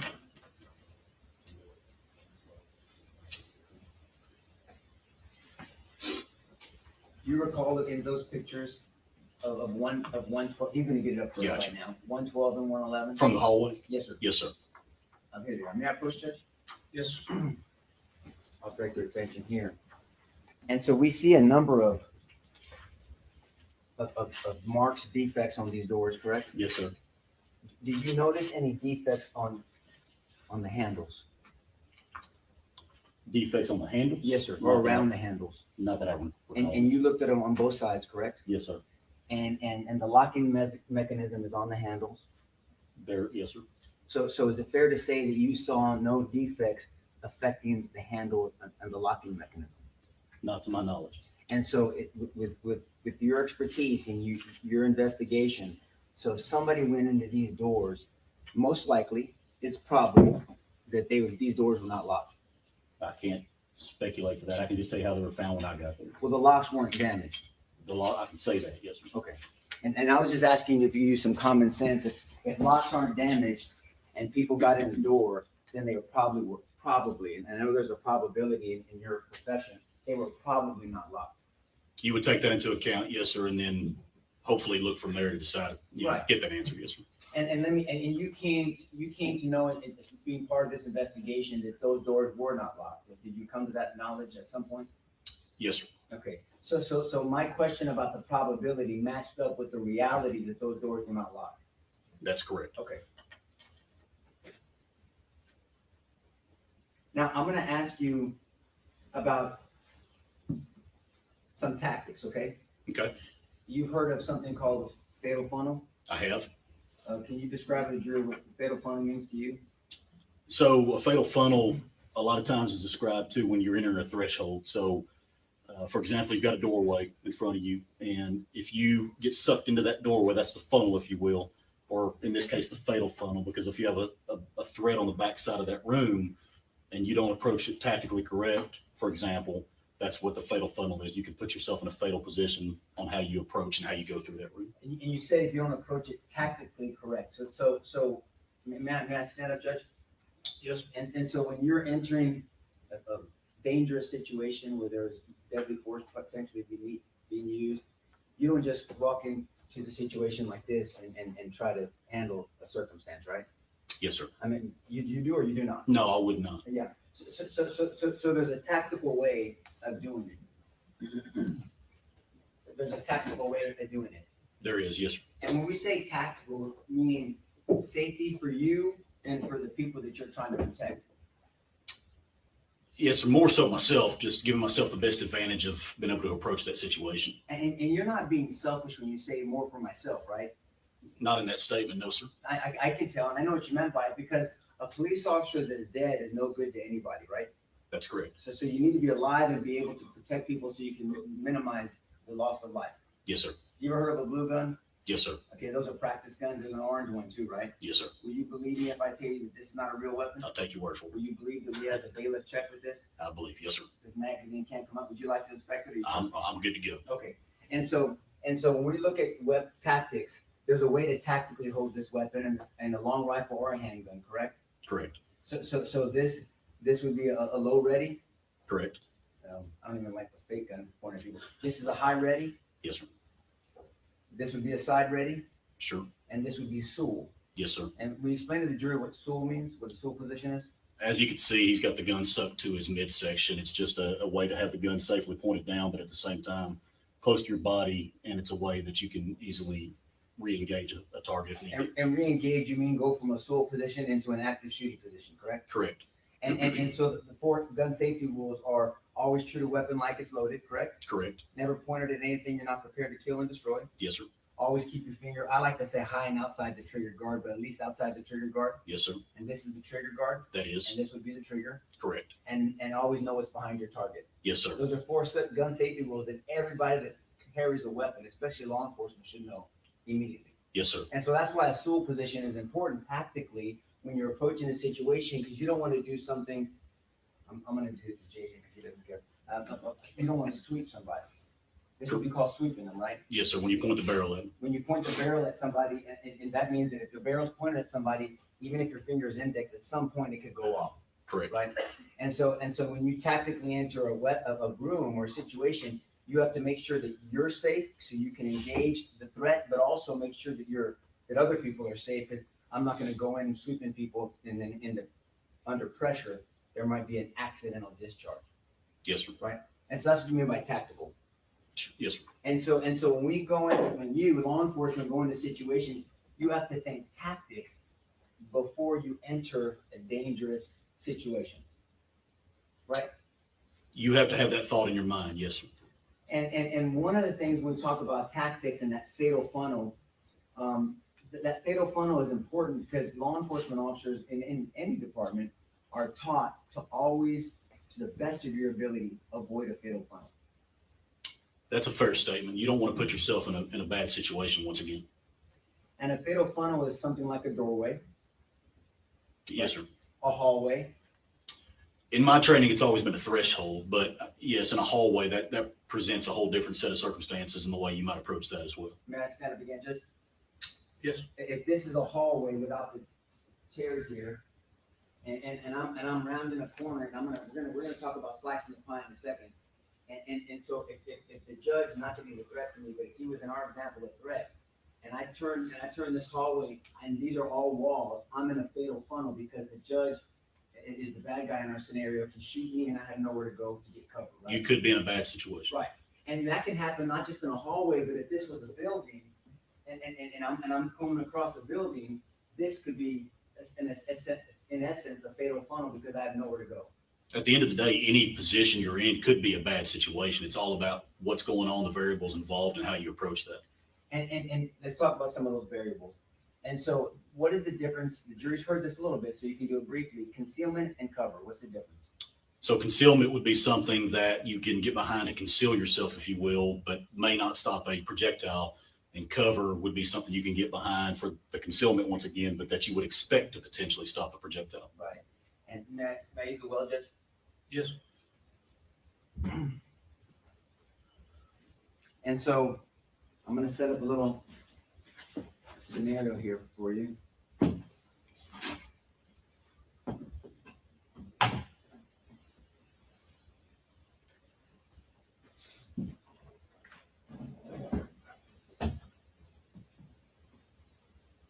Can you see me?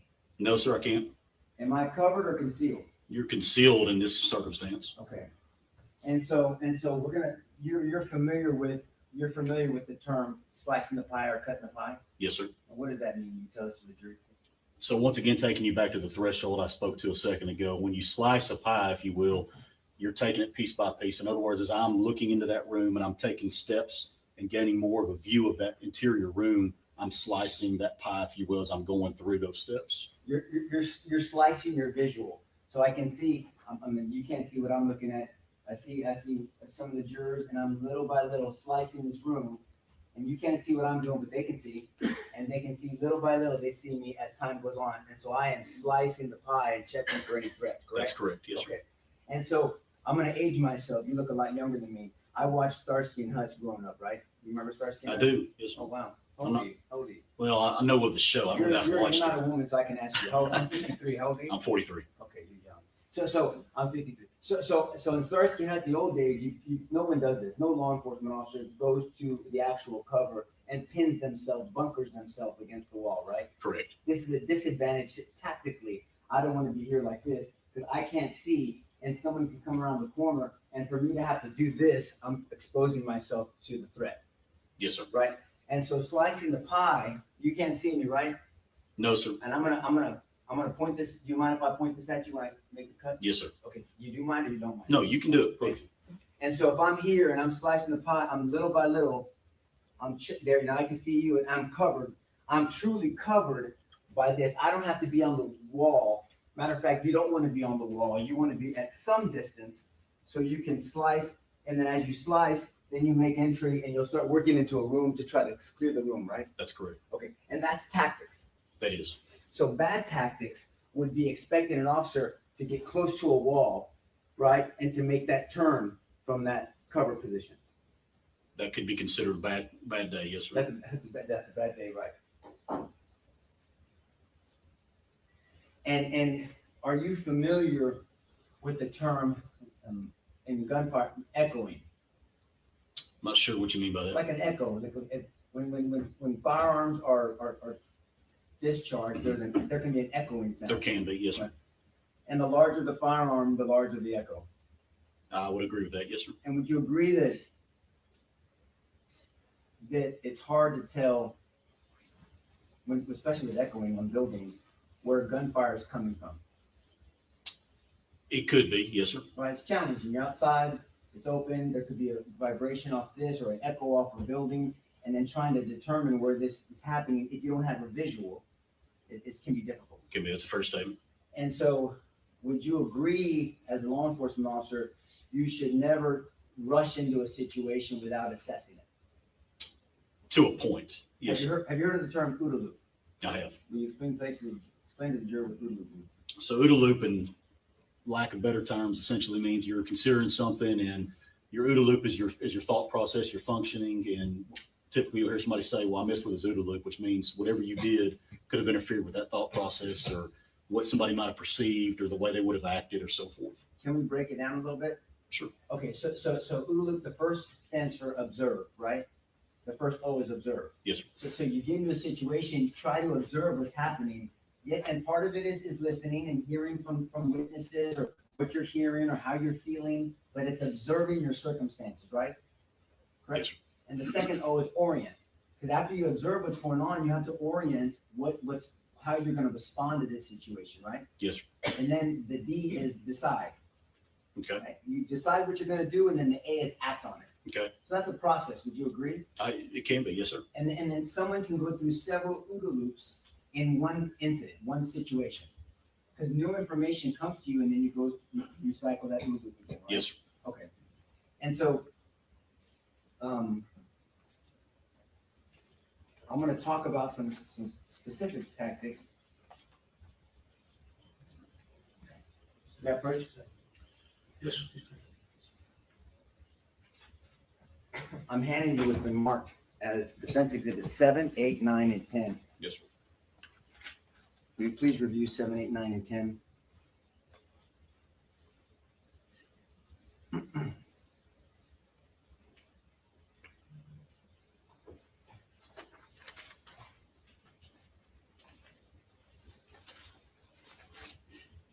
Okay. And you recognize Defense Exhibit 7 as the corner, the southwest corner of Robb Elementary, correct? Let me think about my direction here. Yes, sir. Yes, sir. Okay, and then Defense 8, do you mind if I stand behind you? Yeah, please. Thank you. It is an overview of Robb Elementary showing the south side and the west side. Yes, sir. And the east side, essentially. Yes, sir. And then Defense 9 is a similar but a different angle pulling away from Robb facing the west side. Yes, sir. And 10 is a bigger view, but also bringing in groves and the street in front. Correct. Yes, sir. And would you say that Defense Exhibit 7, 8, 9, and 10 are fair and accurate depictions of Robb Elementary, to your knowledge? Yes, sir. Judge, I'm handing to opposing counsel the defense 7 through 10, offering into evidence.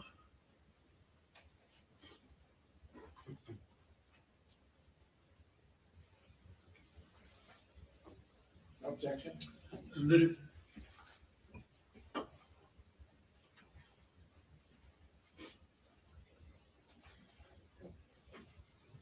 We're gonna look at defense 8. Yes. So this is Robb Elementary, and I wanna, I'm not trying to give you my back, but I wanna make sure we understand. So this would be the west entrance? Yes, sir. That would be the south, Yes, sir. east, and then here's the north. There's not an entrance, but, so this is where that monster came into the elementary school, correct? Yes, sir. Okay. And then matter of fact, this is a police car from your knowledge of this investigation. This is Adrian Gonzalez's police car. They left it in the same position. Okay.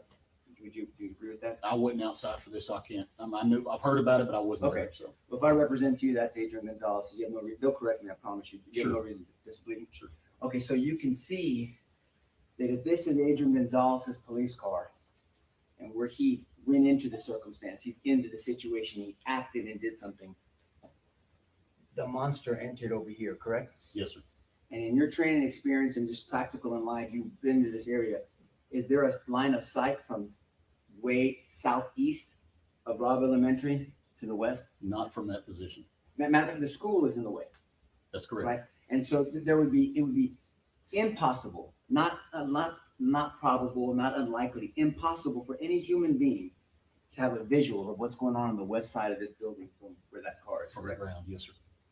Now, tactically, if somebody was hearing gunfire, could you tell in your training experience, or have you even heard of somebody being able to tell that's coming from the west side of a building, just from being in a situation similar to this? That's a lot of speculation on that. It is a lot. Again, I mean, number one, you have to be in that situation. I mean, on one hand, I can understand if somebody was there and they're saying they can't, but on the other hand, if somebody says they could, I wouldn't dispute that either. You would not. I want to make sure I understand what you're saying. It's a lot of speculation you started with. You're saying that you've heard of a scenario where somebody can be in a okay. No, I'm not saying a scenario. What I'm saying is based on my knowledge, I can see if somebody was there and if they're trying to tell me they can't hear anything there, I can potentially understand because of the circumstances. But at the same time, if somebody told me they could hear something there, or if I was to understand that you did hear something there, I wouldn't dispute or dispat that either. So if somebody is discharging a high-powered rifle, are you saying that you've heard of anybody with the training experience to determine whether they're on the west side or the north side of this building? From this position, can you tell if you hear someone discharging a weapon, you can tell between west side or the north side where that fire is coming? No, what I'm saying is if somebody's on that side of the building discharging a weapon and you're on the complete opposite side, to your point, could they be on the north side? Yes. Could they be on the west side? Yes. What I would say is he's not right there where they're at, but he is somewhere on that side of the building.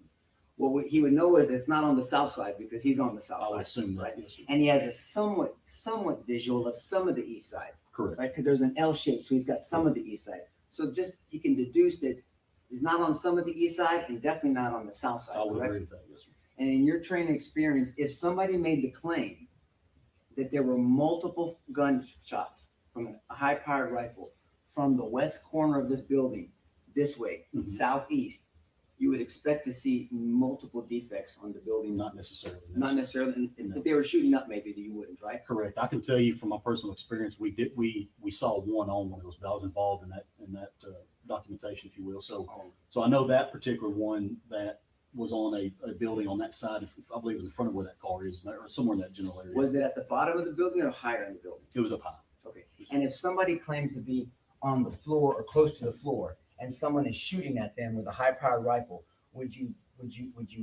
think you would see defects on the bottom of the building or higher in the building? It just depends, sir. It depends on angles of fire. It depends on any variables in between them, like once again, shots hitting something prior to their objective, if you will. We'll talk about ricochet in a second. I'm just saying, is if you're sitting down, correct? Yes, sir. And if they're trying to prosecute a case on me for aggravated assault with a deadly weapon, because that orange gun was a real gun and I shot at you, and thank God I missed. Would you think you would see defects around the chair and around the desk, or up in the ceiling if I shot at you? It just depends. So once again, with my experience in investigations, just because you don't have a defect, if you're crouched down like you said, and I'm working that scene and I see no defects behind the area that I believe that you were crouched down, I wouldn't automatically believe necessarily that he missed or he wasn't intending to hit you there, or she for that matter. Because once again, in my experience of investigations, just because somebody's shooting at you doesn't mean they hit where they're aiming. So in a court of law, if there was a claim that I shot at you 30 times where you're sitting right there, you're saying it's reasonable to a jury that there'd be no defects behind you, not even one? I'm not necessarily saying it's reasonable. What I'm saying is if you told me there was no defects back there and somebody was shooting at you and we could prove, assuming we could prove that they were shooting at you, Sure. that wouldn't be out of the realm of possibility for me simply because of my, once again, everybody has different shooting, experiences and training and what have you. But at the end of the day, I'm not saying that it didn't happen that way. What I'm saying is essentially is that if you have somebody that's saying they got shot at 30 times and there's no defects behind them, that would maybe initially make me say, okay, what are we dealing with here? And then work the investigation from there. But could it be that they shot high, shot low, or whatever the case may be? You have to take those into account as well. I want to make sure you said a lot. I want to make sure you said assuming that we could prove they shot at you. How would you prove that someone shoots at somebody without a video? Without a video, how would you prove that someone got shot at? You would potentially prove it by by interview processes, by eyewitnesses. It can be other things besides the video potentially. You mentioned only two, and both of them had to do with people's opinions. Okay. Aside from someone's opinion, objectively, how would you prove that somebody was shot? You would hope to find defects in that area to corroborate that. Right, Yes, sir. and that's all I was saying. Okay. In general, defects. How about shell casings? From where they were shooting. Well, in fact, back to our example. I'm going to go low just because if there's a claim that I shot at you, there's 15 rounds in this magazine. Yes, sir. I shot 15. I extracted the magazine, loaded it, and then came back in 15 more. How could we objectively prove that I shot 30 rounds at you? So typically speaking, you would expect to find in your scenario 30 fired cartridge cases on the ground or in that general area. Once again, assuming that they didn't have a catch or something like that going on. Yes, sir. And a catch means something to catch the shell, Correct. right? Yes, sir. But if they didn't have a catch, these rounds are going to be coming out to the right, correct? On a right-handed firearm, yes, sir. And so the objective, aside from eyewitness, because you mentioned the two things, eyewitness testimony, things of this nature, but aside from that, so you would find shell casings at some point to my right, not to my left, right? If I'm claiming to shoot from here. Once again, not trying to be difficult, but Okay. from my experience as an investigator, once again, could they be to the left? Absolutely. And that's simply from the standpoint of, did they get moved prior to my arrival, right? Okay, but that means somebody interfered with the scene. I'm talking about naturally evidence. Gotcha. So right. So if there's 30 rounds, you're going to probably see 30 shell casings to my right. In that scenario, you would expect to, yes, sir. Because the ejection port is on the right side. Correct. Okay. And so objectively, how would you prove that I fired 30 rounds at you? Two objective ways. So once again, find out where that person was shooting, find those cartridge cases potentially to corroborate what you're hearing or the evidence you're seeing. And then once again, like I mentioned, the testimony or the defects down the range. So the objective parts are the defects, right? Yes, sir. So there should be some defects around you or behind you, and there should be shell casings to my right. In that scenario, yes, sir. Yeah, And you would in the expect scenario you would expect to find cartridge cases to link up to the defects that you find, hopefully downrange. Right.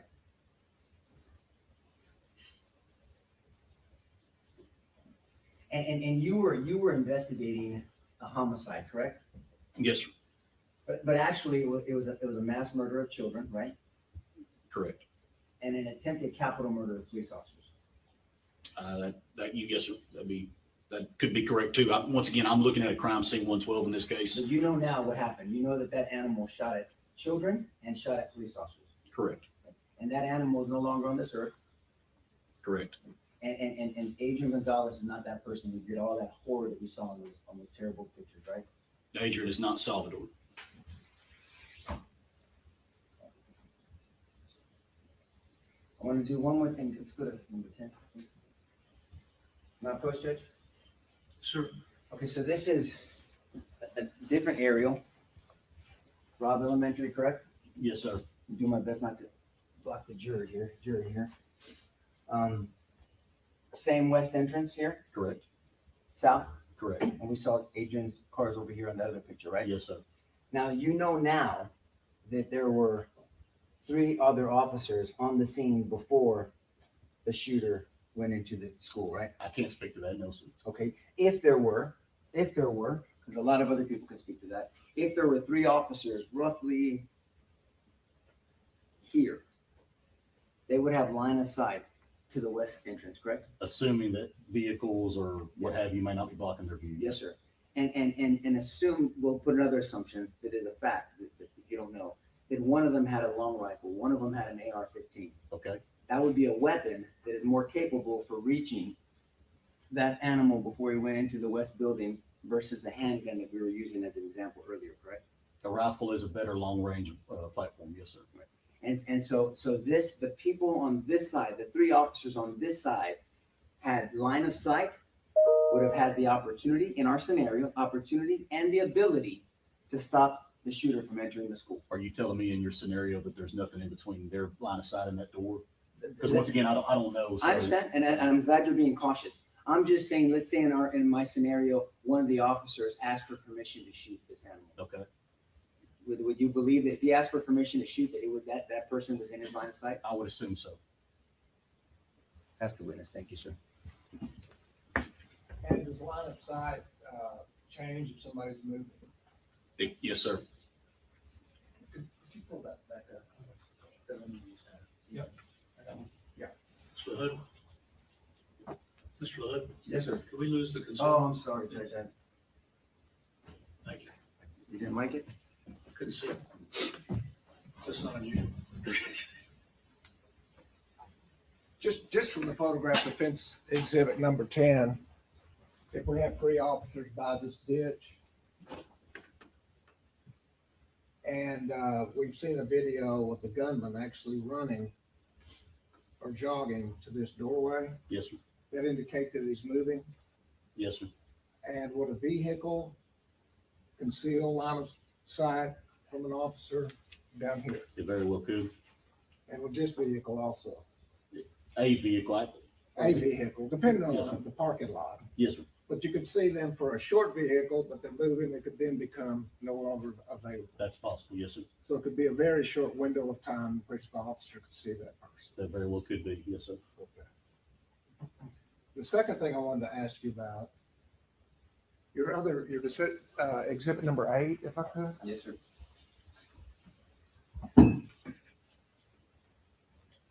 The defense was talking to you about if you're here where Adrian Gonzalez's vehicle is. Yes, sir. And you're not sure if the sound is coming from the west or the north. Do you recall those I questions? do. Yes, sir. If you do hear shots fired at an elementary school during a school day, and you're not sure if it's here or it's here, do you stay by your car? I would not. What would you do? I would make the best decision I could and go towards those shots. Go toward the shots? Yes, sir. Is that how you're trained? It is. All law enforcement in Texas. To go towards the threat. Yes, sir. So you would make a move one way or another. I would like to think I would. Yes, sir. You wouldn't stay. I don't believe I would, no, sir. You wouldn't wait for cover. I would not in that scenario. Wait for other officers to arrive. No, sir.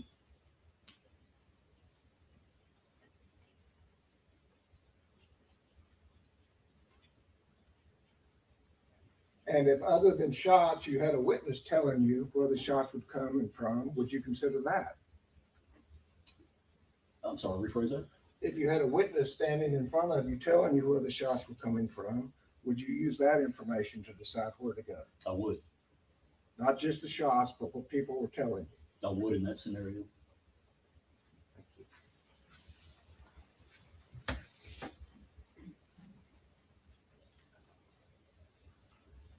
And finally, the hallway. I believe you testified that a threshold is what you considered a fatal crime. Is that correct? Yes, sir. And very first. Just take just 1 second, John, to re-pull that exhibit. Okay.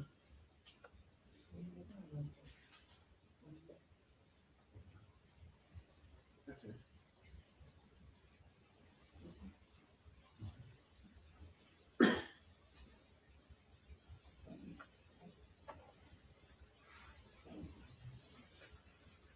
Looking at the exhibit that shows it's at doors 111 and 112, Yes, sir. is that a fair and accurate representation about the doorways in that hallway? Yes, sir. And is that consistent all the way down the hallway as to all the rooms? To my knowledge, yes, sir. The majority of the rooms. And those doorways, are they inset? They are, yes, sir. Is it a place on down the hallway you could hide That's correct. and be concealed? Yes, sir. Somebody could be concealed in that scenario. So fatal funnel being a threshold, a hallway could be a fatal funnel, or there could be areas of concealment. You're asking if the hallway can be areas of concealment or a fatal funnel? Yes. Once again, my knowledge of a fatal funnel would be a threshold. I would consider a hallway a little bit different scenario. Tactics still apply in that scenario, but to your point, in this type of school and this type of insets, you could also be concealed as well. And if you have an active shooting outside of a schoolway and then inside of the schoolway, would a fatal funnel then prevent you from going in? No, sir. Once again, you want to assess it the best you can, right? And these things happen quickly. And to your point, whether somebody gives me information or whether I believe, either I know, I believe, or somebody gives me information, you try to make the best decision. But ultimately, with my training, I would like to think that in that scenario, I would be quickly trying to approach where I believe that threat was to address that threat. And you've had the training as a police officer. Yes, sir. In tactics as well. Yes, sir. And when you go in through a threshold, you're just talking about a doorway. Correct? I am, yes, sir. Once you get in, things can spread out. And Correct. Be concealed. Correct. Correct. And movement helps, does it not? It can, yes, sir. And also, as tactically, you can walk through a doorway, I guess, standing up like this, make yourself a big target. You could. Tactically, can you change how big a target you are? You could. Can you squat? You can. Can you get down even lower? Yes, sir, you could. And that would present a smaller angle than someone standing in the hallway. That could, yes, sir, depending on the scenario, but yes, sir.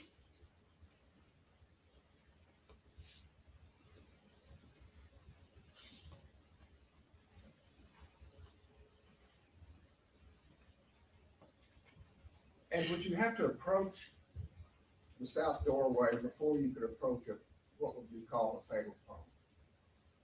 I'm not sure what you mean by that. I mean, are you in a fatal funnel if you're standing by Adrian Gonzalez's car? Any position you could be in, whether it's inside, outside, hallway, room, or whatever the case may be, you could be in a position that is not advantageous to you, tactically speaking. So from that regard is how I would probably answer that, because once again, fatal funnel, it could lead to other things and other tactics, if you will, bad or good. But bottom line, no matter where you are, no matter what position you're in, you could present yourself to that. That's what. I sure do appreciate your honesty, sir. I mean that, because you answered one of the questions I like to think I would. I don't believe I would. And I love that about that you answered that way, because that's honest, right? Yes, sir. You don't know until you're in that situation. That's correct. Right.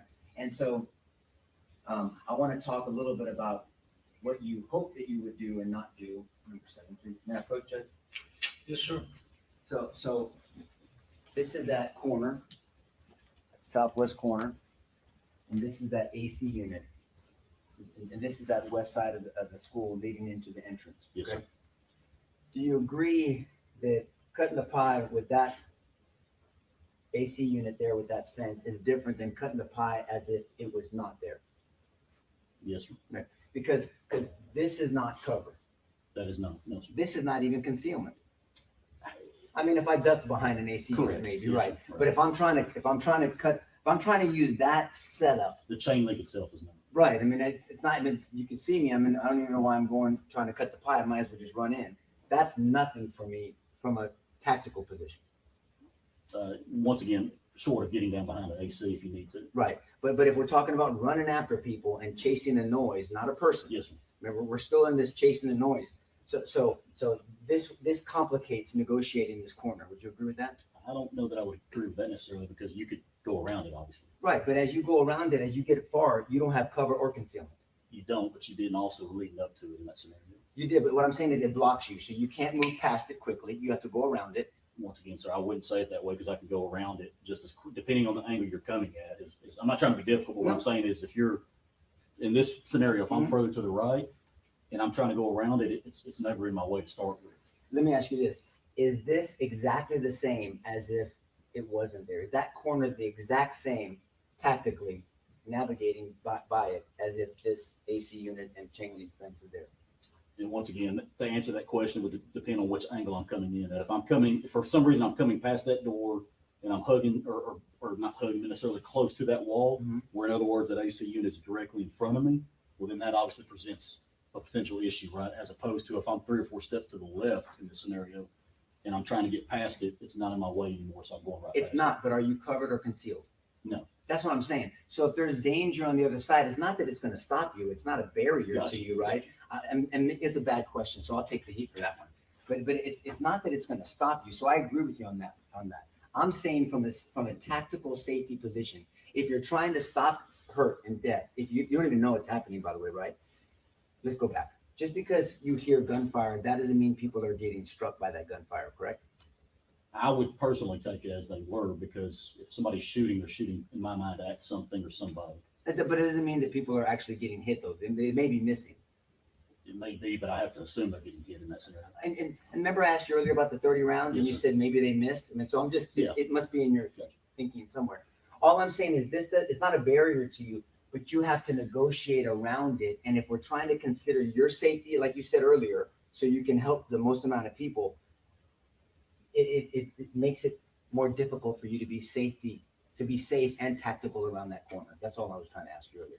Right. If that AC unit is in my line that I'm trying to get to, could it potentially? Absolutely. But at the same time, I could very easily move over if I needed to get around it. And you would not be as safe doing that? Possibly not. Right. Tactically. Can we go to 9, please? Here's a little bit different of an angle. It's in evidence. So there's the vehicle over there, right? Yes, sir. Law enforcement vehicle. Yes, sir. And so let's assume, now remember, let's assume you hear shots and you're told that the shots are coming from over there somewhere. Okay? You're saying that you would automatically run to the shots without considering tactics? Because there's no cover here or concealment, right? If I believe that the shots were coming, you're asking from this side of the area? Personally, I believe I would run as fast as I can to get to that corner where the tree is by the AC unit, which is, yes, sir, right there. Okay. Because I know the threat in my mind would be on this side, maybe up there, maybe down there, but I don't believe in that moment it's over there. So I would have gotten as quickly as I can down to that corner and then start assessing things as I'm moving forward. And we're speculating, we're hoping that's what you can do, I would right? hope so, yes. But you're not, this is not a covered or a concealed situation. What's that situation? In your scenario where you're running to this corner, you're not covered or concealed, right? Not by getting there, no, sir. That's right. And all this is open, so you're not, so the only cover you have is the engine block here for a moment. But yes, sir. Because I think a lot of people think that a vehicle is safe. It's not safe to be in a vehicle when you're in a gun battle, right? That'd be correct. And it's not even safe to be behind a vehicle. A vehicle at best is concealment. It's not covered. Yes, sir. Right? People shoot through vehicles all the time. That's the correct. engine block is some cover. Would you agree with that? I would. And then the rim, like the wheel rim, Could the be. tires are, if you're on your, and there's a tactical way to be on your side to shoot underneath the vehicle, either that could be some cover, correct? I would agree. Yes, Okay. sir. And so the only cover in this scenario that we're seeing is some of that vehicle. The engine block one, yes, sir. And so if in our scenario, you tried your best and you're running with your handgun to this corner, and if the shooter is running down this way, and you haven't seen this person, by the way, right? Okay. You still have no visual on him. You're not just running around this corner at top speed. Is that a fair statement? Not around the corner. Like I said, once I got to that corner, if I believe the shots were coming from over here, Mhm. then once I got to that corner is when I would start wanting to assess the situation better. And it takes time to assess, right? It can. So this is not to scale, but so you hear shots. Let's assume that you observe. You didn't observe, but you listened and you oriented. You made a decision to act, and you said, "I'm just going to go." You run to the corner, and you're going to slow down once you get to the AC unit because you're going to do your best, even though you're not protected, to cut the pie around that building. And now you're on the west side of the building and you can see how long that is, right? So if I heard you correctly, did you say cut the pipe before the AC or at the AC? Well, I mean, you're gonna use the AC to try to use that to cut that corner, because cutting the pie is just trying to get around Correct, the at corner. that AC, yes, sir. At Right. that corner, if that's where that corner would be. Right. I don't want to fall in front of everybody. You're talking about shooting. Okay, so you try to use this AC to cut the corner of that building, and you have this long building, and then so as you start moving down this building and working, if somebody has a long rifle, who usually wins? A handgun or a long rifle on a straightaway? It just depends on distance, and it depends on accuracy, and it depends on ability. If you and somebody were going to get in a gunfight, each of you had a choice, long rifle or handgun, which one would you pick first? Close quarter, or personally, I mean, Anywhere. I'd want a rifle. Of course you would. Everybody would. And so my point is, so from this long way, the rifle is a more advantageous weapon than a handgun, correct? From a distance, yes, sir. And so let's say you cut that corner, and then in our scenario, you see the person go in the building, okay? Okay. How they got into a door that should be locked, we'll talk about that in a little while. But then you see them go in. That doesn't mean that they can't go in that building and come right back out and kill you, right? You have to think of that tactically. They could. Right. So just because they go in that building, you're still going cautiously. You're like, oh, I hope they don't come back out that building, right? And you're walking all the way down to that door. So I would think in that scenario, I'd like to think that if I was placed in that scenario, we've already addressed the fact of how I got to the corner. Yes, sir. If I see somebody go into that building, I would try to get there as fastly and as tactically sound as possible, trying to get to that threat again. Would you tactically go out to these cars and get some cover and at those cars as you make that corner? Or would you run just directly down the side of that building? I would try to get there as fast as I could.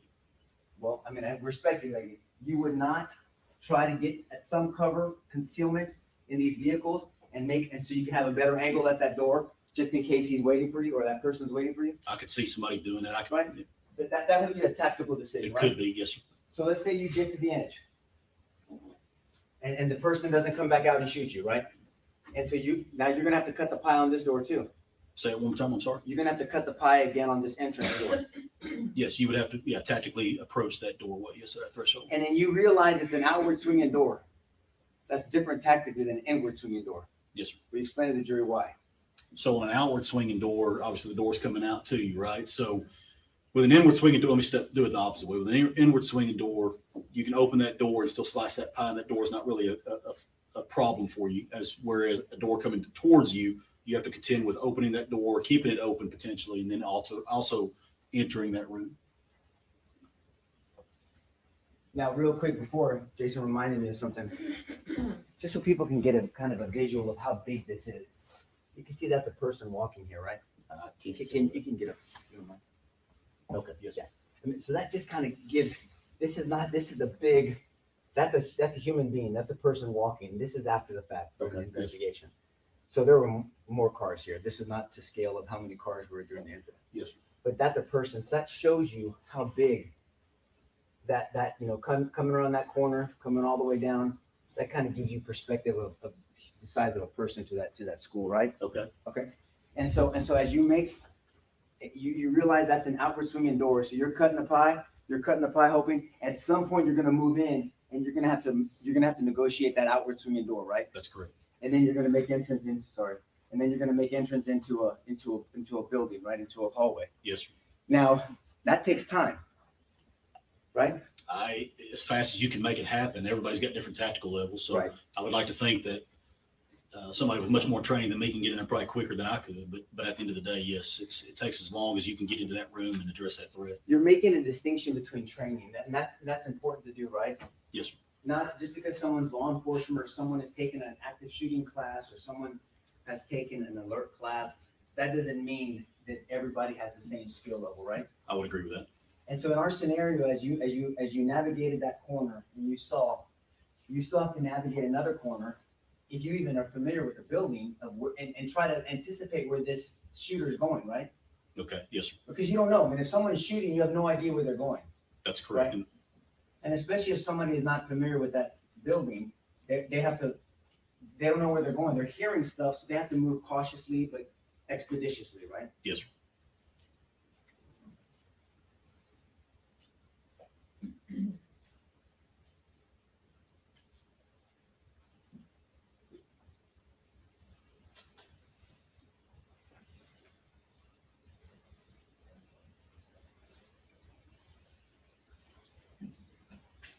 Did you know, in the scope of your investigation, that shooter, his home room was room 111, but he ended up shooting him?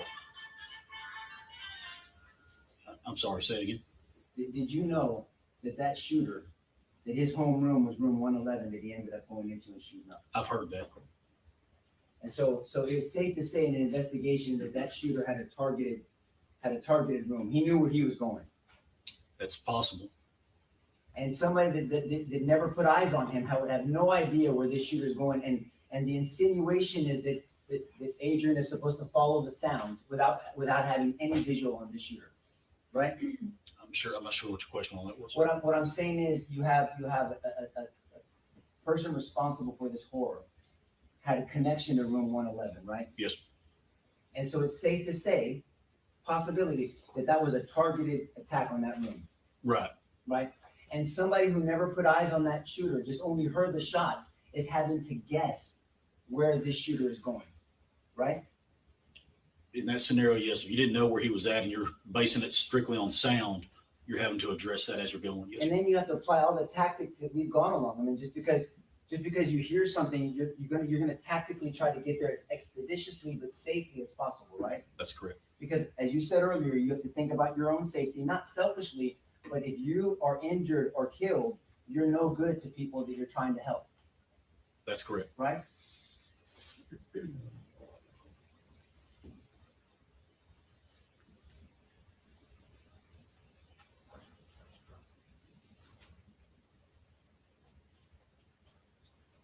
Yeah, I mean, and if you had a choice, and it's a reasonable amount of time choice, would you rather have backup or not have backup? As an officer? Just in general? In general, yeah, in general terms. Anytime we can have backup, it's always a plus, but that's a generalization. And if it's in a reasonable amount of time, that's a better tactical decision to make, right? That could be, but once again, that's a very loose generalization depending on what you're faced with. I get it. And may I approach, Judge? Yes. Are you familiar with school policies? Well, it depends what you're asking, I guess. Well, I guess, is it reasonable to believe that most schools require their exterior doors to be locked? I would assume that's correct. It's a safe assumption, I would assume and it's true. And so in your participation in this investigation, did you come to discover that this door was not even locked? That's correct. 111 was not locked. That's correct. 112 was not locked. That's correct. The two doors between 111 and 12, there's doors between them. There is. That was capable of being locked, right? Yes, sir. It was not locked. One of the doors was open upon our finding. Right. And out of all the scenarios, and we can speculate all day long, one thing that we can all agree on is if that door was locked, it would have stopped the shooter that animal from getting into this building, right? I can't say that. You can't say it wouldn't have stopped him? No, sir, because I can't speak to whether a locked door would have. That door might have stopped him if it was locked, but I can't speak to the fact that he wouldn't have found another way into the school. I didn't ask that question. My I'm question sorry, was, I it's okay. It's a bad question if you didn't understand it. I'm saying if this door was locked, it would have stopped that animal from getting into the building. So I'm still hearing it the same way. If this door was locked. If that door was locked, he might not have been able to get into that door, but I can't speak to any other doors that might have been unlocked. Fair enough. Let's go back to our scenario. And let's say those three same officers are still there. Remember those three officers that had line of sight on this guy? And one of those officers that had a long rifle? Remember that? Yes, sir. So if that door was locked, knowing that Adrian is on this way over here on the south side, but that you have three officers with line of sight on this guy, if that door was locked, at the very least, it would have delayed this animal from getting into that building. A locked door there, I believe, yes, would have delayed him because then at that point he would have tried to find another, assuming he would have found another entry point. Do you wish that door was locked? I think we all wish that door was locked. We all do. Thank you, sir. That's the witness, Judge. Starting with Defense Exhibit 9.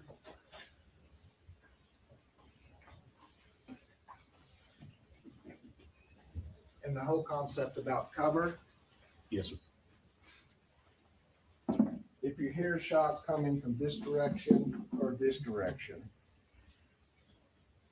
is this corner covered?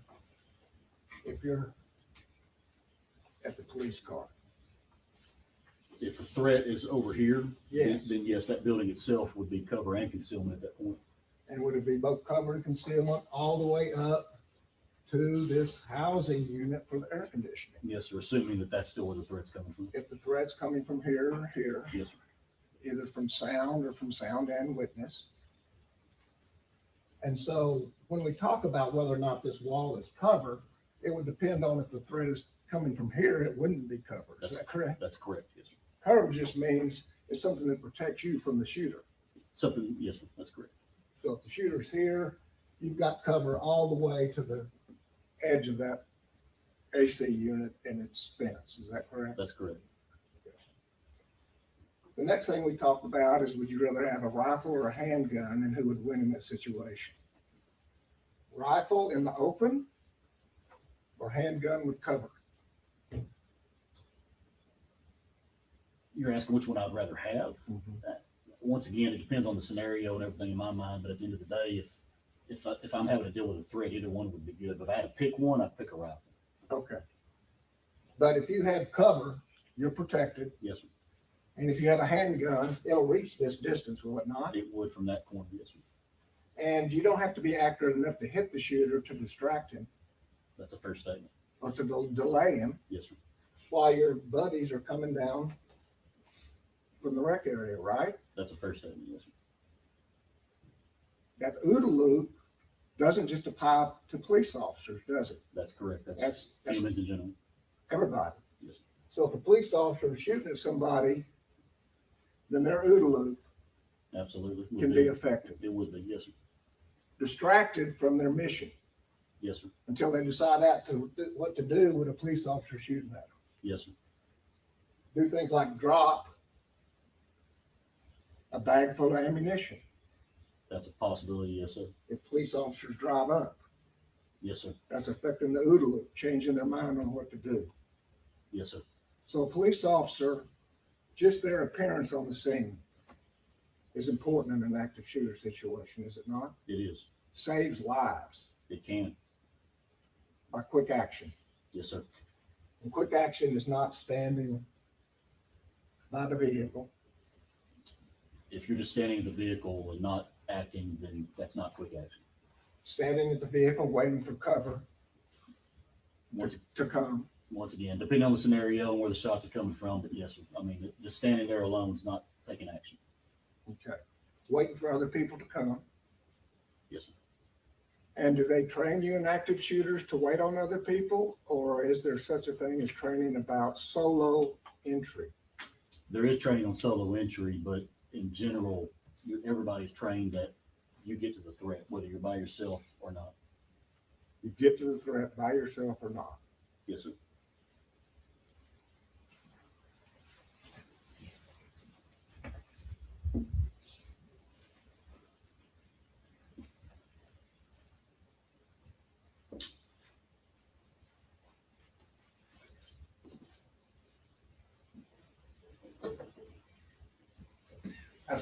To get to the threat, you have to know where the threat is, right? I'm sorry? To get to the threat, you have to know where the threat is, right?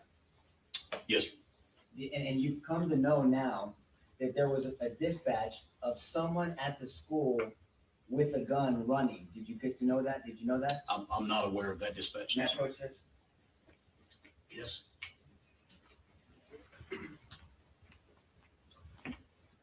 And so whoever drove this car, let me represent to you Adrian Gonzalez, they drove into this situation, right? Yes, sir. They're not way out here. Yes, sir. Three other officers. That he's into this situation. Did you come to learn that Adrian Gonzalez was one of the first officers in this building? I'm not sure about that. I know he was one of the first ones there, but I'm not sure about in the building. But if he was in the building, that's taking action, correct? If he ended up in the building, that's taking action. If he's one of the first officers in the building, that's taking action. Yeah, if he got in the building, that is taking an action. Well, right. And driving into this scenario, going after the description that's been relayed over the radio is taking action. That is an action. So if someone was reported to have a gun running to a school, and if Adrian Gonzalez saw someone running and he drove to the person that he thought was running, that's taking action. That is taking, yes, that's Now, taking now I action. want to direct your attention to some decisions and opportunity.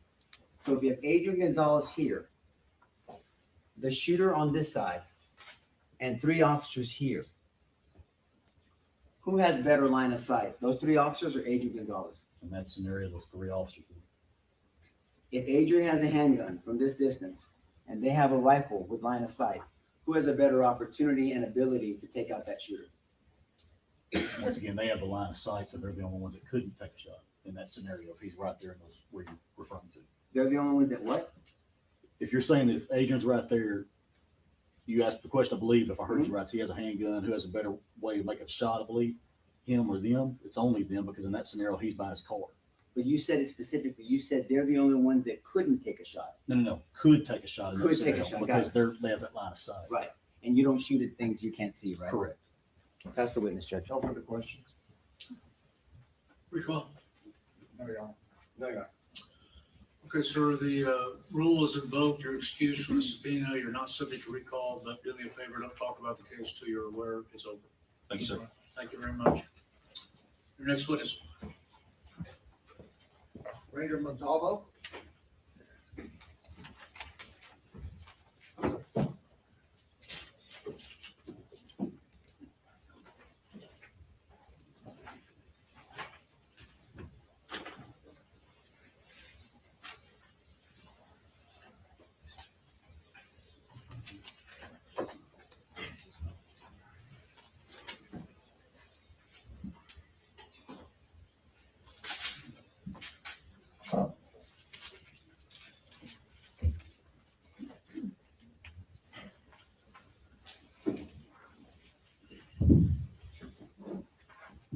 So, swear to God, the testimony given the cause will be the truth, so help you God. Go ahead and have a seat over here. Make yourself comfortable. Adjust the microphone if you need to.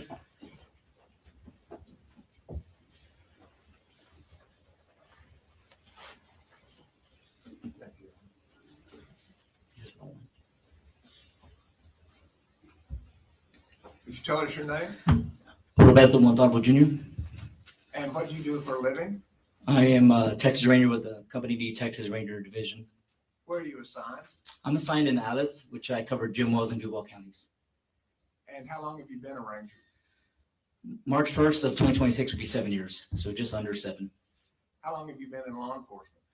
I started my law enforcement career in 2004. I became a deputy from 2004 to 2006 with the Jim Wells County Sheriff's Office. 2007, I went with DPS and became a trooper. 2007. You became a trooper? Yes, sir. And have been with DPS ever since? Yes, sir. In 2007, became a trooper, was stationed in Falfurrias from 07 to 2012. In October 15, 2012, became a special agent with the Criminal Investigation Division. Did that to 2019. March 1st, 2019, I became a ranger in Rio Grande City. Did that for a year. Then I was transferred to Alice. And where were you working on May 24th, 2022? So I was stationed in Alice, but I was actually in Rio Grande City giving evidence to the 229th District Attorney's Office in reference to a murder investigation. So part of your work is also to hold evidence or to organize evidence? Yes, sir. And so what happened? How did you end up going to Uvalde? So I'm also a member of the Company D crime scene team. As on May 24, 2022, I was notified by a message by Company D Texas Ranger Patrick O'Connor. He was our team leader for the Company D crime scene team. He activated the team to head to Uvalde in reference to the shooting. And what time did you get there? So the notification that the team was activated was around noon, and I didn't get to Uvalde until around 5:30ish. So the event was already over, is that correct? That's correct. What did you do that evening? While I was en route to Uvalde to Robb Elementary, I was redirected by Lieutenant Joey Evans to assist Ranger Tyler Williamson at the Uvalde Memorial Hospital. And what did you do at the hospital? So at the hospital, assisting Ranger Williamson identify all the victims from Robb Elementary. And while I was there, I made contact with two deceased children. And who were those two deceased children? It was one male child, Jose Flores Jr., and one female, Jacqueline Cáceres. And so most of the children from Robb Elementary School went from Robb Elementary School to the medical examiner's office. Yes, sir. But these two children went to the hospital and then went to the medical examiner. Is that correct? Yes, sir. I made contact with the deceased children there at the hospital, and then I also made contact with the justice of peace who declared them deceased, and then I released the children to the funeral home where they were transported to Bear County Medical Examiner. So those would be the last two children on the medical examiner number 1799 and 1800. I am not sure about the number sequence. Fair enough. And then what did you do after going to the hospital? After the hospital, I did meet up with Company C, Texas Ranger Jason Shea, and I received victims' clothing that he had recovered. Since I was going to Robb Elementary, I recovered those items and then eventually placing them into the administration room there at Robb Elementary for evidence storage at that night. Okay. At some point, did you take over evidence storage? Yes, sir. So the lead Texas Ranger, Jose Sanchez, he assigned me to be the evidence custodian for the investigation. And what's the evidence custodian? Just receiving, documenting, collecting, transferring, releasing of all evidence or mostly all evidence involved in the investigation, kind of just being a manager over the property. As evidence comes in, it would come into you. Yes. As central housing. Yes, sir. Okay. And because you started being the manager of the evidence, were you sent out on assignments when additional evidence was observed? That's correct. So on a couple incidents, I was tasked to go collect a few items. And tell us about those tasks. So on the first incident was Staff Captain Troy Wilson at the time. He tasked me on May 31st, 2022, to go to Robb Elementary and collect some items that were discovered after the initial processing of the crime scene. Those items were in room 111 and room 112. One of the items was in room 111, a Hellfire trigger snap-on device, and in room 112 was 2 spent cartridge casings. I proceeded to the school, documented my involvement. I photographed, collected the items, and then placed them into the evidence room. And did you then thereafter get an assignment to go collect 2 more cartridges?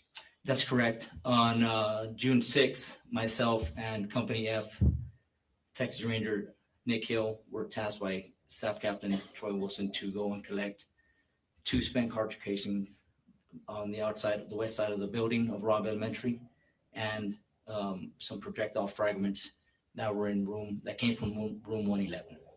And did that information come from civilians that were working around Robb Elementary? I was told it was from a cleaning crew. I have no details on who located those items.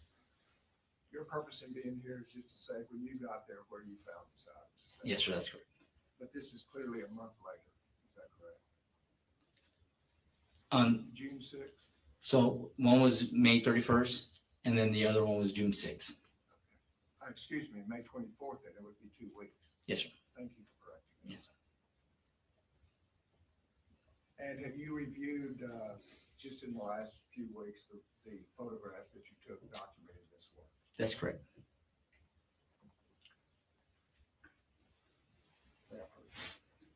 Please. 871 and 881. Those are the exhibits that you reviewed before coming here to testify. Is that correct? That's correct. I did review these, but I did not take this photograph. You didn't take the photographs, but did they fairly and accurately depict what work you did? That's correct. Thank you. Can I look at most of them? Please look at all of them.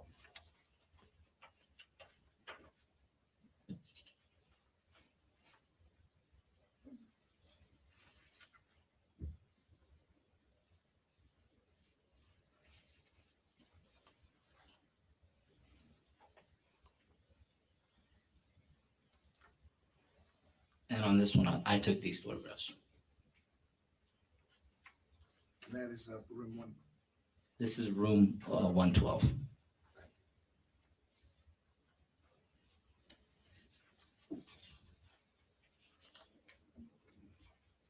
I took these on room 111.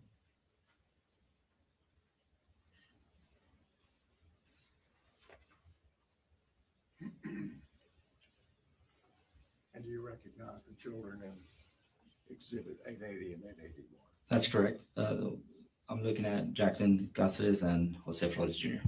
The children that you went to see at the hospital? That's correct.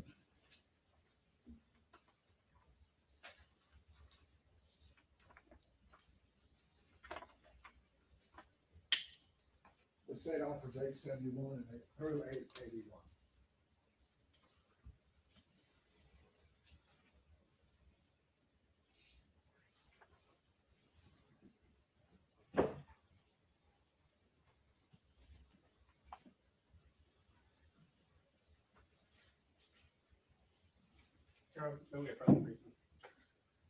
Yes.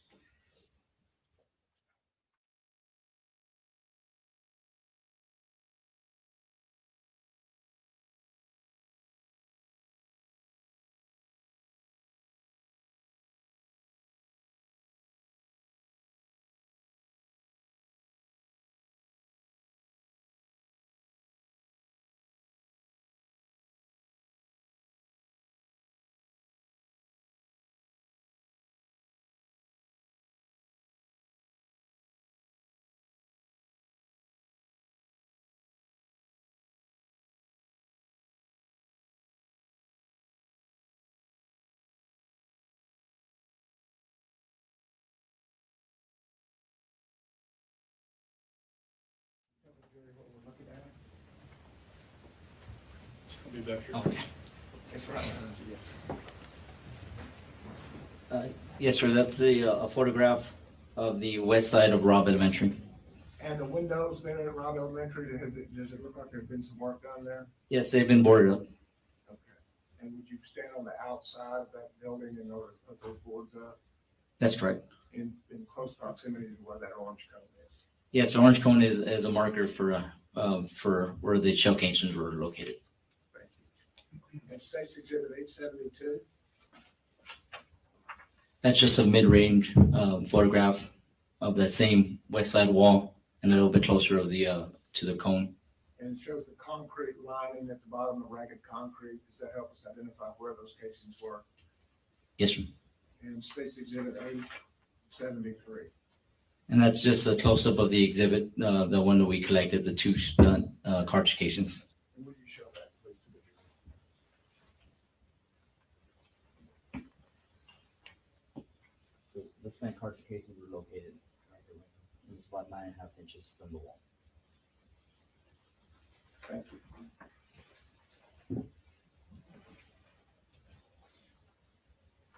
And 874 just shows that you've marked those as Exhibit 29, is that correct? Yes, sir. Next showing you State's Exhibit 875. Can you tell us what we're looking at now? Yeah, so that first picture that was on June 6th, those first series of pictures that was on June 6th that we recovered those two spent cartridge casings. This one's on May 31st. This is in room 112, and this is a kind of a mid-range photograph of Exhibit 55, which is two spent cartridge casings. And State's Exhibit 876. It's just closer picture showing Exhibit 55, which is the two spent cartridge casings. And that's the only additional cartridge you recovered from 112, is that correct? From 112, that's correct. Then did you move into room 111? I believe I was in room 111 first, and then I went to room 112. But yes, same day, just I went to room 111 and collected the Hellfire trigger device. Showing you Exhibit 877. Is that room 111? That's correct. And what caused you to go back and look for the Hellfire trigger? So I was tasked, like I said, by Captain Troy Wilson. He advised me that it was ready in a bag on top of the desk. That's why I kind of knew exactly where to search for. And basically to go and collect that device. I believe I was shown a crime scene photo there that day to kind of picture what the device was. So pictures have been taken on the day of the event or the next day? Whenever the Rangers processed the crime scene, that room. And then studied by other officers? I was just tasked to go and collect those items. Okay, had you ever seen a Hellfire trigger system before? Not that device. I believe I've seen a version 1, but I haven't seen that version. Thank you. And on exhibit 877 is that Hellfire trigger system. Excuse me, I guess we're on 878. Tell us what we're looking at here. Yes, that's a bag on top of a desk. The Hellfire trigger device is underneath that. It's inside that bag. And 879. It's just another side of the bag to show the exhibit. Would you point out the Hellfire trigger system? This is the Hellfire trigger mechanism. Thank you. And I just finished, and this is just quickly, but where you started the investigation of Robb Elementary at the hospital, I'm going to ask you at State's Exhibit 880. Judge, we just asked again for a warning. These are going to be 2 autopsy pictures of children. Just a warning for the audience. Just of the faces along with live photos, just because these photograph images could be displayed. Yes, And sir. the names repeated. Okay, ladies and gentlemen, these are presented in the same way that the other autopsy photos were presented the other day, so you're welcome to step out if you like. May proceed. So State's Exhibit 880, that's Jacqueline Caceres. 1399 autopsy number, is that correct? That's correct. And State's Exhibit 881, Jose Flores, autopsy number 1400, is that correct? That's correct. That's the witness. May I proceed, Judge? Please. So Ranger Montalvo, I want to talk a little bit about, my name's Jason Goss. We haven't met before. No, we haven't. Yeah, I'm one of the lawyers representing Adrian. And I want to discuss a little bit about, you first talked about shell casings on the outside. Judge, can I approach the television? Yes. Thank you. So, if you can turn around, we got Defense Exhibit 9 up here. Okay. So, I think, if I'm right, that cone was somewhere maybe in this area here. It's from the south to the north between the 5th and 6th window. Okay, so if we counted windows, 1, 2, 3, 4, 5, it would be right here. Yes. Okay. And these are shell casings that would be here. The 2 shell casings by the west side wall. That's correct. And so I just want to ask a little bit of your experience with, a little bit of your experience with firearms. I'm sure you've been trained generally in firearms. That's correct. Are you a firearms instructor or have you done anything like that? I am a firearm instructor. So let's talk about is it TCOL instructor? Yes, sir. Okay, so TCOL is the Texas Commission on Law Enforcement. That's correct. And a lot of times, as you know, they'll ask people to be instructors, and then you take a class on how to be an instructor, basically how to present stuff, right? That's right. And I mean, some of the classes, I think where you start is, all right, teach the class how you make breakfast, something like that, and it gives you a topic, and then you go through a PowerPoint or whatever else when you take that class, and then now I guess they're helping you to understand this is how you present information to people so they can learn it properly, right? That's correct. How many hours do those instructor courses usually take? I took mine in around 2013, 2014. I believe it was 2 weeks in. It may be short and it may be longer now, but it was around 2 weeks. First week is for the instructor portion. The second, the firearm instructor portion for DPS is 1 week. And I went through a whole different instructor course. Okay, yeah. Yes. So, and that's the instructor course is kind of what I'm talking about. Yes. Actually for lawyers, it's called like train the trainer. Yes. So it's something like that where they're trying to teach you how to do that. Now, you also can agree though that there are some some training courses that involve like everybody sitting in a room, a trainer's clicking through a PowerPoint and possible scenarios, right? Like that's one of the ways Yes, people are trained. Another way is like active, like live simulations of those types of situations, right? Yes, sir. So, you know, for instance, in Bear County at the courthouse, sometimes when we go there, it's like all shut down because they're having active shooter training. That's when they're actually in the hallways of the courthouse with various scenarios where they're actually going through a simulation of something that's happening. Yes, sir. Okay. In your simulations, well, let's first talk about shell casing. So as a general firearms instructor, you know that when turtle up down, ejector ports eject out to the right on a gun that's made for a right-handed person. Yes, sir. All right. And so we know that it's not an exact science, but seeing a line of shell casings here and then up here, and the reason I'm asking is because you found some kind of right here. Yes, sir. But I don't know if you know, but there were also shell casings all the way kind of down here. Yes, sir. You didn't know that? I didn't know that. But it would be consistent if somebody's going down shooting out these windows, which we have heard testimony about. It would be consistent that shell casings ejecting to the left would be ejecting along this grassy area until you get to that entrance. That would be consistent to you.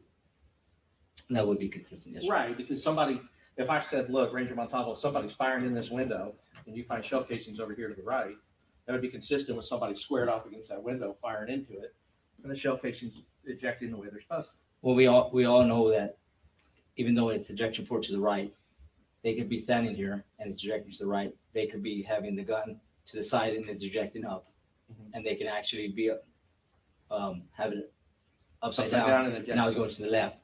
Right. So we can't really just assume that it automatically ejects to the right. We just can't assume that. It's true, but you know, one of the things here is that the prosecution has the burden of proving beyond a reasonable doubt things, right? What we're talking about is kind of probabilities, though, because we don't have the burden. So I want to talk about what's probable. Yes, it can, and there always can be those like, well, there is that one time that a guy approached the school with an AR turned upside down and ejected left, but most of the time that you've ever seen or heard of somebody shooting it, they're not holding it upside down when they're doing it. You would agree with that? Yes, sir. Right. And so the probable, sure, there's always all the possibilities, but let's just, they have beyond a reasonable doubt. We don't. We have probabilities, we have possibilities. So the probability is that shooting, ejecting out to the right. That's most likely, right? The most likely scenario. We recover spent shell casings and we just document the facts. Sure. We can always assume, but we're not gonna. We just present the facts. And I'm with you, but I think you know, because others have testified as well, other rangers have testified that, you know, one shell casing here or there is one thing, but when they start grouping up in a line like that, it does start to tell you kind of some probabilities of shooter movement. Yes, sir. Right. And if you're looking at it like that, you are assuming if you're going to the scene and you see a line here and a line here, you're assuming that the shooter's standing to the left of that line and it's ejecting out to the right, if you know where their targets are. Like, for instance, each one. Yes, sir. Okay. So, and we have this little person here we pointed out. You see this person here? Yes, sir. I'm not asking you to identify the person. It's a small person. Maybe not in real life, but on that screen, you'd agree with that. It's a person. Right. And it looks very small, almost to where you can't see him. And the reason I'm doing that is to point out the angle and the perception that we have. This would be the size of a person in this photograph. So this car to this person, this car to that person, those are long distances you can tell just based on the size of the person in the photograph. Yes, sir. Right. Okay. So when we talk about,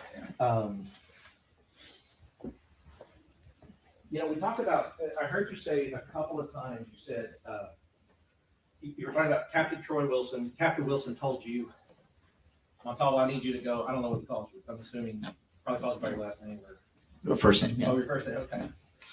You probably don't call him by his first name. No, I don't. Yes, Captain. Yeah. Yes, Captain. All right. And so I heard you say that, Captain Wilson said, look, I need you to go out there. I need you to collect these and these. And you did what he asked you to do. Yes. Chain of command. How important is it? It's important. How important is it to follow orders that your supervisors and the people above you in the chain of command, if they give you an order, how important? If it's a legal order, very important. If it's a legal order. Now, you would follow, I'm talking about you would follow that chain of command in a situation like this where there's not any active emergency. You're just going to collect evidence. Of course, you would follow because you did follow that chain of command, right? Yes, sir. You would also follow it if you were in the middle of an active shooting. and Captain Wilson is there and said, Montalvo, I need you to go do this, you would go do what he told you. I can't testify to that. I wasn't there. No, but you would follow your supervisor's orders and commands in any kind of situation. If it was illegal, that was correct. Right, like I need you to go out and call SWAT, or I need you to go and do this over here. You wouldn't say, no, I'm not gonna do that, I'm gonna stay here. That's correct. Right. So if a person is ordered to go somewhere else, if you were ordered to go somewhere else, you would be in dereliction of your duty if you didn't follow those orders, right? Oh, what circumstances are we talking about? In any circumstance possible, you're at a mall and there's a shooting, Captain Wilson's standing next to you, and he says, I need you to get over here and do this thing right now. It depends am I seeing the shooting? Am I involved in the shooting? Obviously, if I'm involved in the shooting, I'll probably have to handle that situation before I listen to an order. Well, so you're in the mall and your captain's standing next to you and he says, we need help, and you're the one that I need you to go call for this help. Please go call for help in this other location. That's what I'm saying. Mm-hmm. By ignoring an order like that, what are you doing? You're not getting the help that he's asking you to call, right? You agree with that? Yes, sir. Well, I mean, yeah. And so in the face of of Captain Wilson telling you, I need you, because he's in the chain of command. Because otherwise, and let's talk about why that's important. Otherwise, what will happen is that if you start inserting your own beliefs over his, what you think is right over his, that can cause a problem in chain of command and in active scenes. You would agree with that? In training, with involving emergency situations, we've always been taught that, command kind of stops at the threshold, right? On tactical situations, it's your kind of rank stops at the door, because potentially a high-ranking official doesn't sometimes make proper decisions. And saving lives is I guess the goal. I guess they don't. Maybe they don't. But I think what you're testifying to is that insubordination and not following an order, not following a good order that needs to be followed, because you just personally think that you don't need to do that. No, if it's a legal order, then we follow it. Right, because there's 15 people in a hallway, and one person needs to leave the hallway and go and call SWAT while the other 14 remain. Mm-hmm. You wouldn't say, no, I need to be the 15th person in the hallway. You would go and call for help. Correct. Right. Because we're not talking about just you Yeah. and somebody else. Now let's talk about a group of people assigning positions. I need you to go do this. And then after that, I need you to go evacuate these other kids. I need you to go and help and evacuate other children who are still in danger from the shooter. Right? Correct. You go, no, I'm not. I'm staying here in the hallway. You wouldn't do that. You wouldn't disobey an order like that. It kind of depends, sir, because if it's an active shooter situation, the number one thing is stop the killing. Yeah. So I agree. it's pretty set standard. It is a set standard, but there's also other things. It is, you have to stop it. Yes, if you do, but you have somebody there telling you, I need you to do this. I don't need one more guy here in the hallway. I need you to go make sure the kids are safe. You get that? If there's a driving force, you go and stop the killing, sir. Right, but okay, so 370 sat out in the hallway. You agree with that? And you can go to that door and you agree with it. I don't know the details on this. You know now Yes. that 370 people stood out in the hallway, did not go in once the shooter was barricaded. You know that. Correct. Okay. Or they were outside, or they were around, or they were this, or they were that. But, and regardless of how you feel about that, Mm-hmm. there were Rangers on the scene that didn't go in. You agree with that? Correct. Yes, Rangers that were trained just like you. They didn't go kick that door in, did they? No, sir. Vortac went in, finally kicked the door in. And you know now that the end of the stick on Vortac got shot in the head. Correct. And you know that the shield that came in first got shot. Yes. He was putting targets and rounds on the shield as they were coming in. And so you know if Ranger Montalvo would have walked through that door without any of that protection, that would have been you. Dead. Next, dead. Next, dead. Because that was a fatal funnel in room 111. You agree with that? I would think that the goal is to isolate, distract, or neutralize the shooter.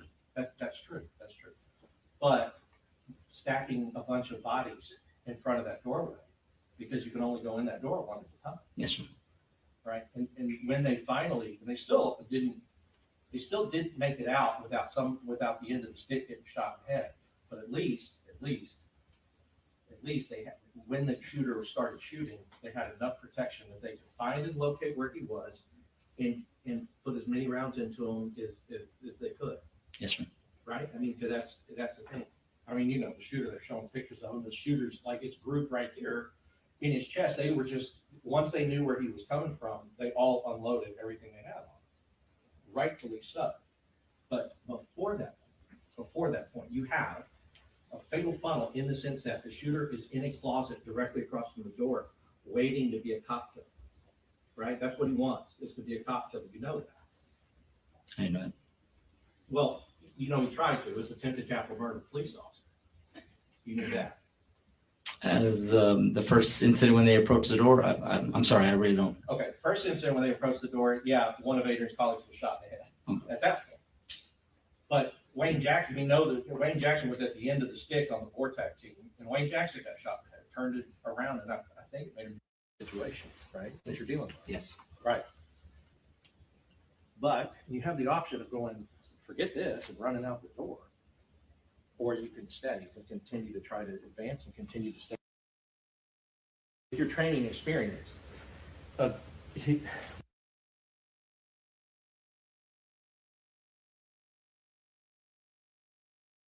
Studied by other officers. I was just tasked to go and. Active shooter training, that's when they're actually in. I'm staying here in the hall. You wouldn't do that. You wouldn't disobey an order like that. And recycle that, possibly could buy time for law enforcement. I mean, it's true. And it's going and sacrifice it. And I understand that. But let's talk about this. Everybody who is there can't all do the one thing. There also has to be other things that are done, like contacting certain people and trying to get the other children out of danger and out of harm's way. That's also important. You would agree with me? The standard says neutralize the suspect first, or isolate, distract first. Well, I know there's 100 people there. They can't all do it. I understand that. Somebody has to go and do the other thing as well. I mean, you had a teacher shot in the stomach in one of these other classrooms. Mm-hmm. Somebody has to go and try to get medical attention. I understand medical attention, stop the dying, right? Like, and stop the threat and do all of that stuff. But at some point, nobody in that hallway was going into that room. Mm-hmm. And other people, you would agree, need help out there. There's other children. There's other jobs that need to be done, correct? Right. There's other jobs that need to be done. And if your supervisor is saying, Pablo, I don't need you here, I need you here, you would, no, I'm staying here. Or you would say, I'll go where you have told me that you need. Yes.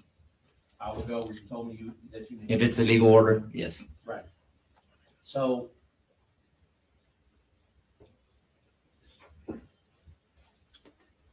and you wouldn't be doing that out of fear for your safety. You would be doing that. You would be doing that because you know that you have a chain of command that you have to follow, and if it's a legal order, it makes sense, then you have to go do it. Yes, sir. Okay.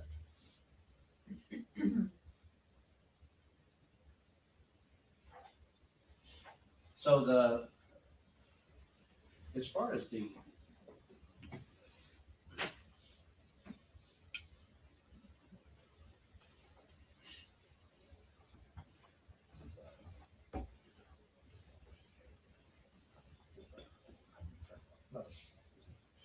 So let me just talk about, I guess as a rank, well, you know, you were in Jim Wells for a little bit. And we've been asking a few people this. Like, I am assuming that your involvement with any kind of active shooter situation is investigating it after it not having been proven.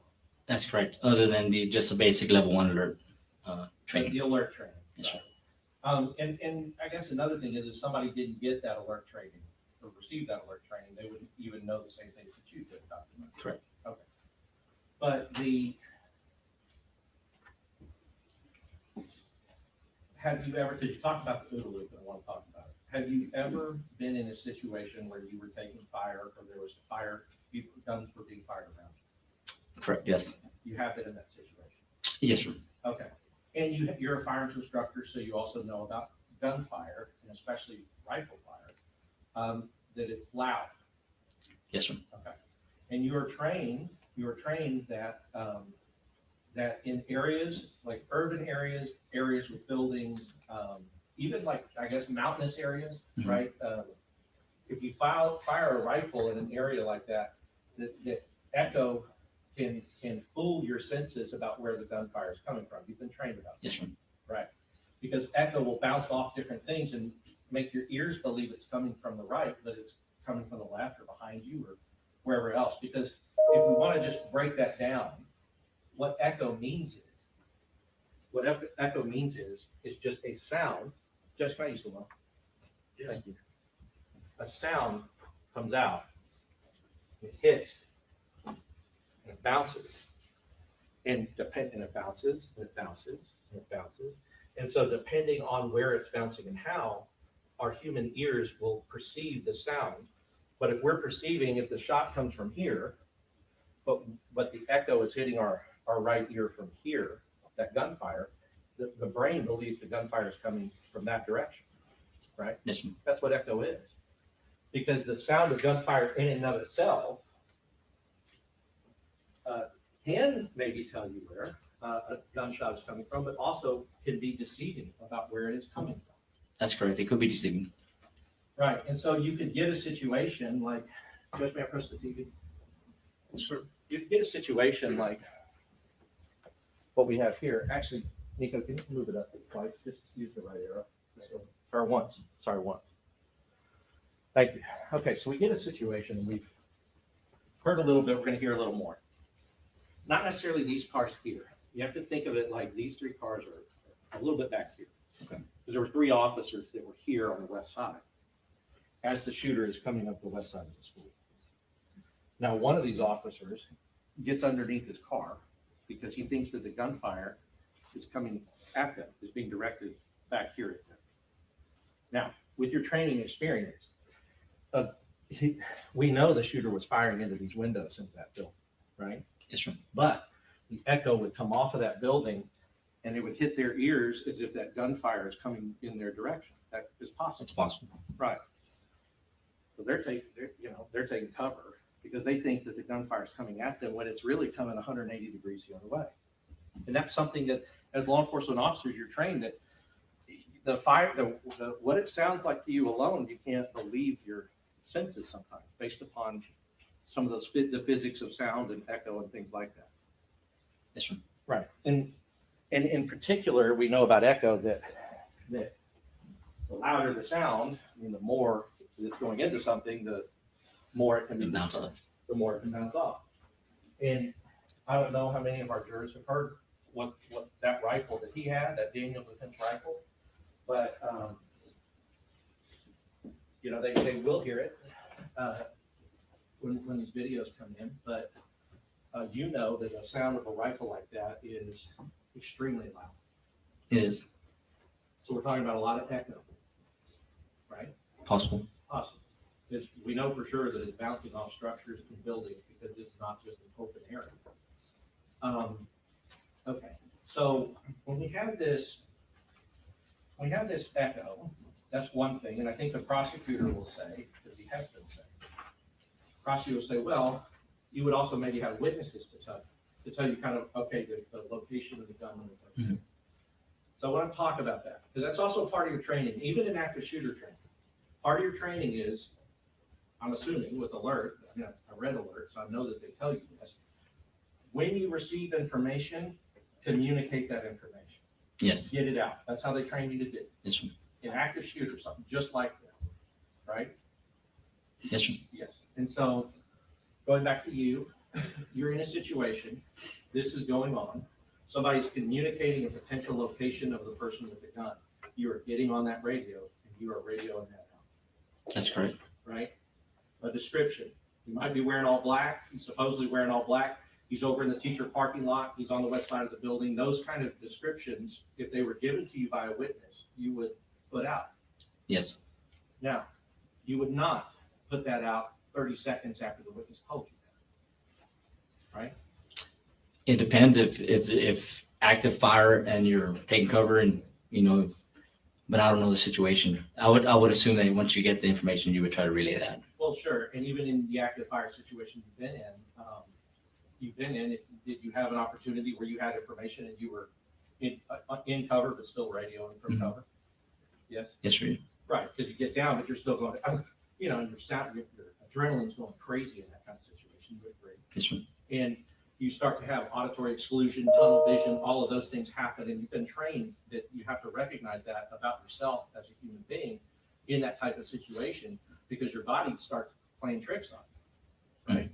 During stressful situations, it has been taught to us that you would lose auditory disclosure and tunnel vision. Right. So the auditory exclusion means you stop hearing what happened, like your ears kind of cut off, maybe because your eyes are focused or whatever else. But that is something that you're taught and trained that can happen. Yes, sir. Okay. What that means is you might not hear everything or hear everything correctly that you're being told. Correct. Yes. Right. So the other thing though is what I guess I'm saying is yes, assuming you're not like in a gunfight, like where you're, this guy, I'm trying to do this or whatever, but information is being relayed, you're relaying that information as soon as you can. You agree with that? You would try to process and see if it's correct information as well. Sure, right, because and that's part of the OODA loop, right? So then it'll set you back in the OODA loop, because now if they're saying something but your ears are hearing something different, then you're trying to go, okay, which one is which, right? Yes, sir. But as far as descriptions, it says it in the training. It says if you get description, radio it out. You get this, radio, tell other people that are coming, because the response here, they talk about Adrian being, one of the first. He was there maybe about 25 seconds before other officers are there as well, right? So just with that in mind, once he's radioing, there are now other people that are also at the scene that could benefit from the information of where is this guy? What does this guy look like? What do we look like? You would agree with that? Yes, sir. So, and that would be following training to radio out the description or like where something is. Yes, sir. Right? It wouldn't be considered, like nobody would ever consider that you know of. Would not be considered, hey, I'm trying to get other people to do my job for me, so I'm a radio description, right? No. That would be ridiculous. That's what you're trained to do is to get it out and get the information out for the safety of others. Yes, sir. All right. So so let's talk about this. When you are, as an officer, when you are approaching a scene, you are trusting, you have to trust what dispatch is telling you about what you're going into, right? Or what you're observing. Or what you're observing, right? So let's talk about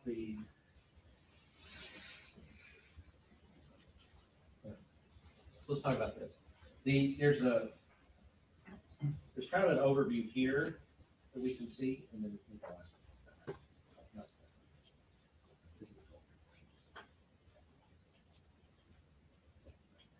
Judge, can I press the TV? Yes. Okay, so what the jury's heard.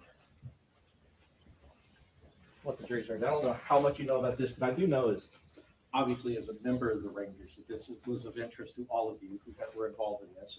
And I know that you may not have known this at the time you were collecting shell casings, but you have also seen and know some of the basic facts of what happened. Correct. Okay. So you know that this is a culvert here that he was coming from this street and just kind of flies through here and wrecks his That's truck. correct. Right. Jumps over this fence here. Now, starts shooting at the people from the funeral home, kind of in this area that are coming to help him, and then he starts shooting his weapon. That's correct. All right. So you know that initially it's dispatched as a vehicle accident that then becomes a person with a gun, right? So Adrian, as he's responding, one of the things we talked about with the funeral home director is that he was obviously very emotional. Of course he would be in that situation. I mean, we heard, his kind of blood-curdling 911 call where he's watching this guy advance, with his gun. Now, one of the things he said, and we talked to him about it, and you could tell on the 911 call, he says there's a guy with a gun and he's running towards the school. Turns out he was walking. You've seen the video of this guy just like Terminator, just like walking slowly, getting here, getting to this parking lot, disappearing, right? I've seen that. And the funeral home person said, yeah, this white car goes through, but he's already between these two cars and the white car couldn't see him as they're going through. Now, I want to talk about that because Adrian comes here. It's radioed that there's a person with a gun running towards the school.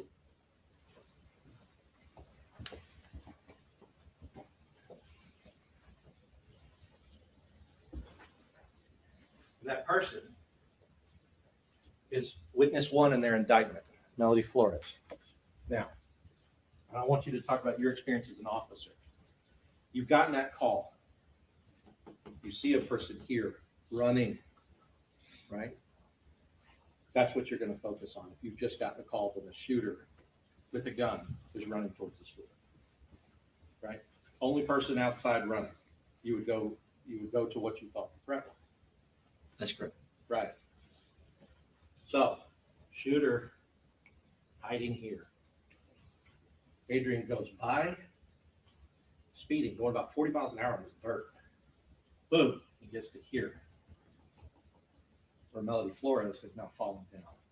It is when he gets out that he realizes he's not confronting the shooter, right? Now, that's a mistake, but it's a mistake that any law enforcement officer could make with those facts, having those facts at the time, right? That's correct. Okay, now, is that action or inaction, believing that you're driving to try to intercept the shooter, to believe that you're driving to do that, is that him taking action or inaction? Action. Action, right? Because you know, if you got a car and he's got a rifle, if he turns around and he shoots you, right? Like that goes through the car, it could go through the windshield, it can kill you. You would agree with that? That's right.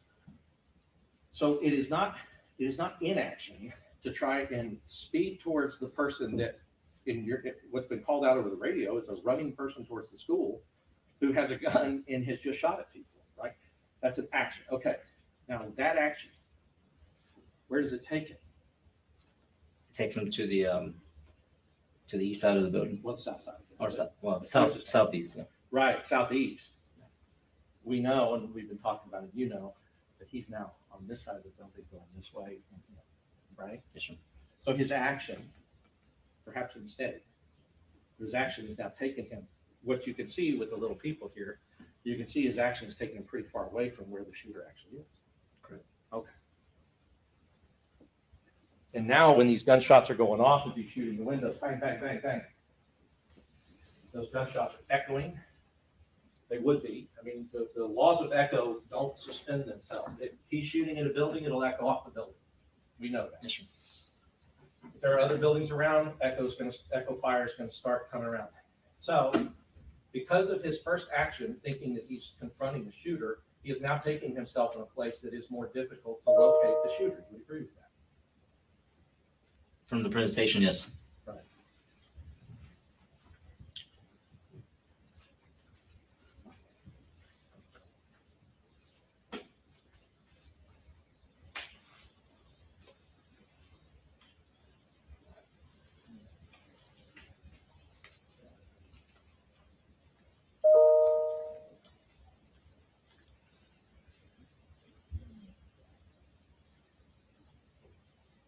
I'll pass it. Thank you, Your Honor.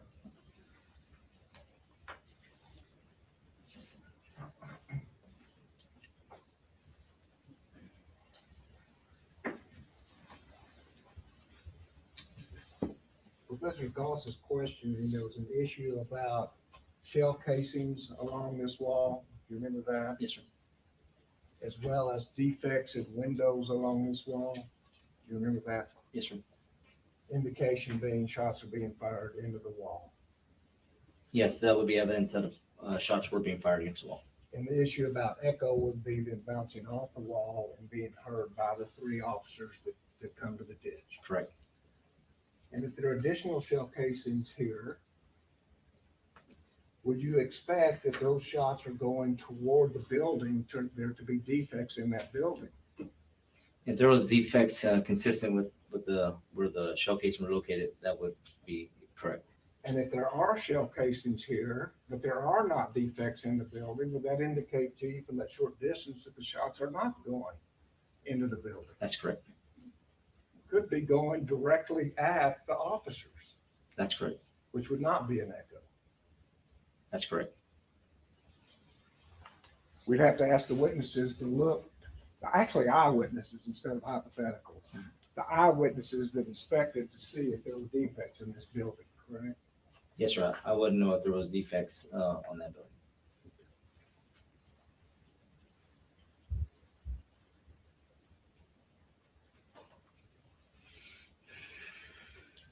And next you talked about communicating is where the location of somebody is part of the training. Yes, sir. So if you communicate, he's over there, he's wearing black, he's at the teacher's parking lot, that would be part of training. That's correct. And if you communicated, he's over there, he's in black, he's in the teacher's parking lot, that indicates you have that information. That's correct. So you've gone through the OODA loop, made your decision to communicate that information to others. That's correct. No matter where you got that information, either personally viewing or somebody told you, you made the decision it was accurate enough to talk to other police officers through the communication. Yes, sir. And you were sharp enough to do what you were trained, communicate Yes, sir. information. That indicates no confusion, doesn't it? Yes, sir. You're doing exactly as you've been trained. And in an active shooter situation, trained to communicate, but you're also trained to isolate, Distract distract, and neutralize. and neutralize. Correct? That's correct. Let's talk about what that means. What does isolate mean? If you can basically, with fast response, if you can isolate the individual to a certain part of the building or to even isolate them to outside the building and have the shooting outside, isolating from more potential victims, that would be an ideal situation. Distracting. The idea of isolation is to isolate from victims. Isolate from victims, yes. Get to them before they get to victims. Correct. Is that right? Yes, sir. And distract. Just distracting them from going and getting to the victims, distracting them, maybe just making contact with them and distracting them. You're the distraction, and you encounter that subject, distracting them from the potential victims. So if you make your presence known, it distracts his attention from the victims, That's correct. thereby saving lives. Yes, sir. And the final is neutralize. Just neutralizing the individual, either in the shooting or getting them apprehended, just taking them out of the situation in general. So during this period that Mr. Goff talked to you about, Adrian Gonzalez, if he was communicating to other officers where he was following his training. Correct. Do you have any indication that he isolated, distracted, or neutralized the gunman in this case? It doesn't appear that like that. That's his training too. This training is definitely, the standards are set to isolate, distract, and neutralize. That's what. But Randy Fontana, one thing that you didn't know, that the jury knows from our opening statement, is that when Adrian communicated that, the shooter had gone into the building the second before. He wasn't in there. And see, and that's the thing, right? It's like, yeah, so you would assume that at the time he communicated is the time that he knew that this was happening. At the time that he got the information, and he's calling it out over the radio, which your training says.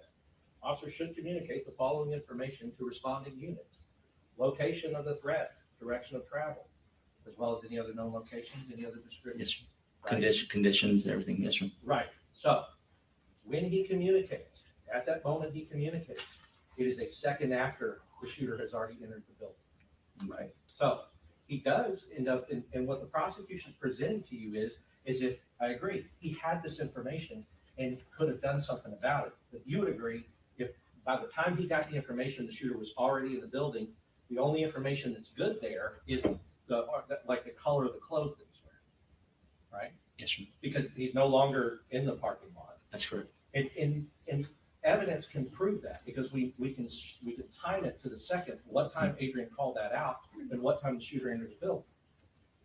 Yes, sir. If that was the circumstances at the timeline shows that. Right. That's correct. Right. And so then now you got another OODA loop, which is, and I kind of wanted to talk about this. Shots in the building, shots outside the building. That's something that is probably easier to tell if something's outside or something's inside or something's like down the hallway from where you are, even if you're outside and it's happening inside. Possibly. Right. And so And we're gonna see from the officers, we finally get to that point, we're gonna see from some of the officers that were there that the shots start happening inside. And Donald Page and Adrian Gonzalez from the south side, along with Coronado, start running into the south side of the building, which is what you're trying to do. That's correct. Because now they're going, this guy's not like, he hasn't run around and gone off somewhere over here. They know he is inside the school. And if they do rush inside the school when that happens, that's what you're supposed to do. That's correct. Okay. The, because it's like you're trying to isolate. So let's talk about isolate real quick. Just may I press the TV? Yes. So isolate means like, yeah, keep them outside if you can. And remember, just and make this assumption, because we've been talking about this. Adrian over here finally gets the information that he needs, what the guy's dressed in, and this is the teacher part. He's on the west side of the building, teacher parking lot. A second before that, this guy has like, whoop, just walked into this thing. Now, if this door is locked, does that make it easier for officers to isolate him outside? That's correct. Right, but it wasn't locked. He just walked right in. Okay. If the hallway doors are locked, because now, at this point, Donald Page is pulled up here. Adrian's gotten out from around here. The teachers run off this way. Adrian's gotten out from around here. Him and Donald Page are here. They hear gunfire from inside the building, and they run in this south door. So what we've kind of seen is that this door kind of goes like this, and this hallway here, 111, 112 are here. This door goes like this, and they run in when they hear the gunfire inside. Okay, so as they run in and they go down the hall, they're not running down the hall because the hall is full of gun smoke, and they can't, and there's not a shooter in the hallway when they come in. But as they're making their way down the hall with their guns, trying to figure it out, doing all of this, right? You would agree that hearing gunfire inside of a building and running into that building towards the gunfire is action. That's action. That's correct. Right. Okay. And it's potentially deadly action. And every officer who's doing that knows that they're now in a hallway with a guy with a rifle and they have guns. That's correct. Handguns, right? And just because I know you know, officers will tend to wear Kevlar vests, which are rated for certain types of weapons, right? Yes, sir. So a regular Kevlar vest can stop a handgun round, but it can't stop a rifle. Level 3 will stop a handgun round. Right. So somebody shoots you in the vest with a rifle, it goes through the vest and into your body. That's correct. If it's level 3 protection. Right. Now, to get to that rifle protection, you need to start having like hard plates that are put in there that like steel that can actually stop the round. It's not steel, but it's additional armor to stop it. It'll make it level 4, and it's more of a Kevlar and then ceramic. Right. And so if the officers, because I guess some officers just go around with a level 4, is that? Some officers on their auto carrier, if you see like a more of a tactical officer, and they have an auto carrier, it could be a level 4 protection. Okay. But like you, let's say, something happens and you go to put on your vest, what kind of protection do you get? I put it on level 4.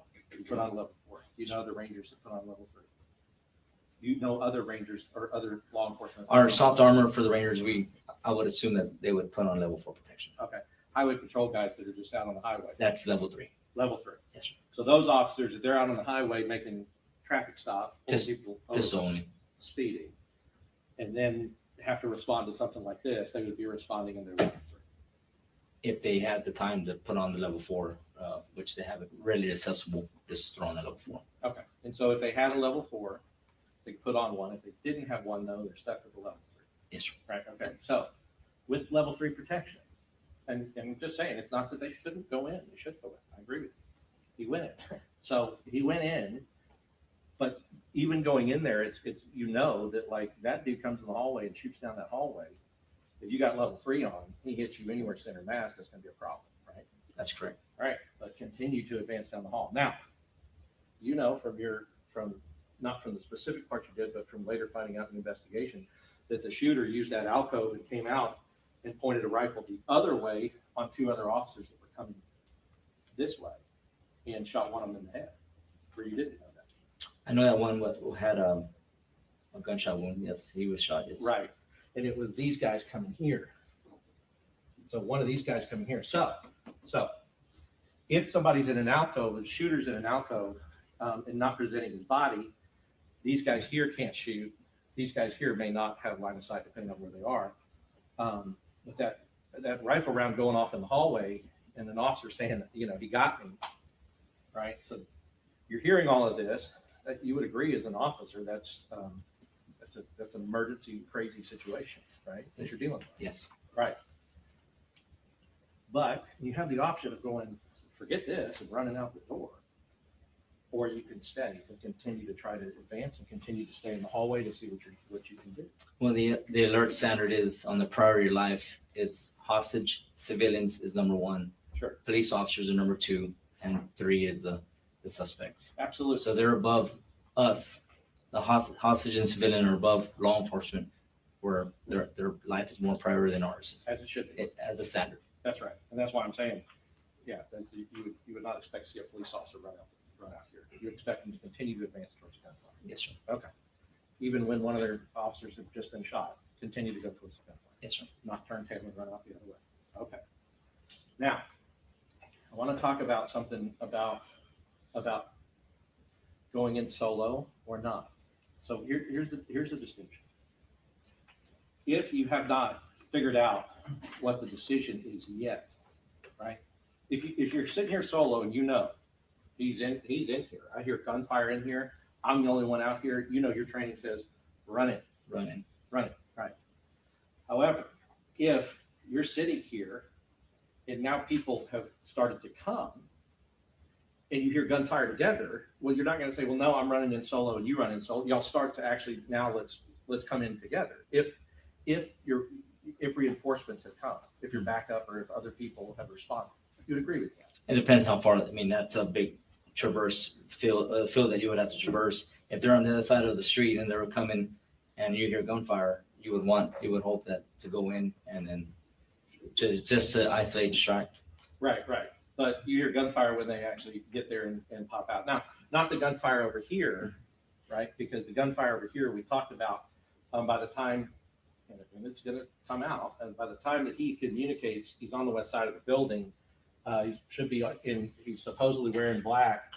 The guy's gone into the building. So he's no longer over here. But what I'm saying is that it's a different thing to sit around and go, I'm not going to go until I have backup, versus like the guy is pulling up right there. And then he gets out and you're going, all right, here's the deal, and let's go. Like, let's get in, right? Yes, sir. Because none of this training tells you to be stupid. It doesn't tell you like, okay, you go in individually and then you go in after him individually so everybody can be like Lone Rangers trying to go down the hallway. If other people are present, you are trained to get into a team with those people to try to do what you're supposed to do. That's correct. Okay.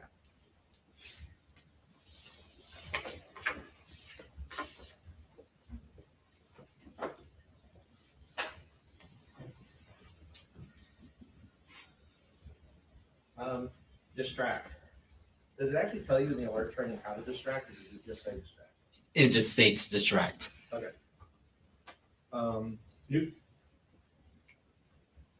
Yeah, Nico was telling me that's, it's like saying a football player, go win the game, but not really telling them how to do it, right? It's just saying distract. And I guess in your mind, you're thinking of things that you could do to distract, but obviously you can't distract anybody if by the time you know where they are, they've already gone to another location that you don't know where they are. You see what I mean? Yes, sir. Because what I've noticed about your trainings, I've looked at your trainings and I've looked at alert trainings and I've looked at other active shooter trainings, and almost every example involves the officer knowing and seeing the shooter or knowing where he is. Do you see what I mean? Yes, sir. I mean, it's focused on the officer actually knowing, like, I see a shooter. I see somebody walking into the school. He has a gun. Go to the shooter. There's a shooter over here. He comes out into a hallway. Go to the shooter. I know that the shooter is in that classroom. Go to the shooter, right? It all is predicated on knowledge of where he is. Yes, sir. Because if you don't know where he is, you can't respond to a place you don't know where a person is. That's correct. Unless there's a driving force. Right. I mean, you can try to respond, but I mean, by the time he figures out he's on the west side of the building, let's say he runs around to the west side of the building, and cuts the pie, and goes around, and you have to approach tactically and slowly. You can't just run out willy-nilly, right? You have to have cover, you have to see like, all right, is this guy about to take a shot at it? You would agree with that? On when you're responding to a shooting, you want to isolate, distract, or neutralize the threat as fast as you can. Right. Yes, you would love to slice the pie and do a threshold evaluation, but we need to try to get to the potential victims. Well, sure, I agree, but you would be the victim if you're just like running willing. If the way you're distracting him is just running like out into his arms while he's got a rifle on you, that would be some sort of distraction. But do you understand distraction as, offer up, not approach tactically and then offer up your life to the guy as a distraction until somebody else comes? That's not how you understand distraction. No, sir. We understand distraction, and I know it sounds weird, but it's like, sometimes it feels like that's what's expected, and nobody's saying though that officers don't go towards danger. We all know that that's the role and that's the obligation. Yes, sir. But you don't want to go towards danger where you're just, running out into a field and then somebody's just right there, because that's not smart. You would try to come around a corner. The prosecution agrees you need to be careful coming around the corner to try to make sure that the guy's not there, right? But let's go to. That's just a rambling statement. He hadn't asked a question for 4 minutes. I'll sustain the objection. The Next question. rambling statement. Yeah, I understand. I'll cut it up. Thank you. I guess what I'm saying ultimately is that had Adrian gone around there at the time that he communicated, if all that lines up, where he communicates this is his location, but the guy's already gone in, then Adrian would just be now on the west side of the building while the shooter is inside in the classrooms shooting people. But now he's on the other side of the building, right? Yes, sir. Okay. But where he was put him on the south side of the building, which allowed them to come up the hallway. Some people coming this way, some people coming this way, right? Yes, so sir. if you have that situation, it does create a crossfire. You would agree with that? Yes, sir. And crossfire is you have friendlies, people who are other officers, or people who are on your side and not the bad guy. Other officers on the other side of you. So if everybody starts shooting at a guy in the middle of you two, or the two groups, then there's a risk that you shoot each other. That's correct. Right. However, in these situations, regardless of crossfire, you would take that shot, even if you knew that there were people right past him. The people that were past him were your own people. Based on the standard of prior life. Right. Because their lives in there are worth more than whoever's life is out there, even if it's the guy you've been a ranger with for 5 years or 10 years or whatever. Right? According to the standard, yes, sir. Right. And if they had that opportunity to do that, then they would have an opportunity to do that. But in this case, you would agree with me that when we talk about isolate, had the doors in 111 and 112 been locked, and it took him time to get in there because he was shooting at the door, but there's gunshots through the door, but he doesn't shoot to disable the lock. You know now that those doors were unlocked. Yes, sir. Right. But had they been locked and he's doing this, trying to get in, you have two teams of officers that are coming in, and he wouldn't have gotten in the room. That's correct. Right. And they could isolate him out there in the hallway. Yes, sir. And he would be, and the shooter, this monster would be taking it from both sides, because these guys are going in and up the hallway, and he would be taking it from both sides of them trying to neutralize them. Yes, sir. Right.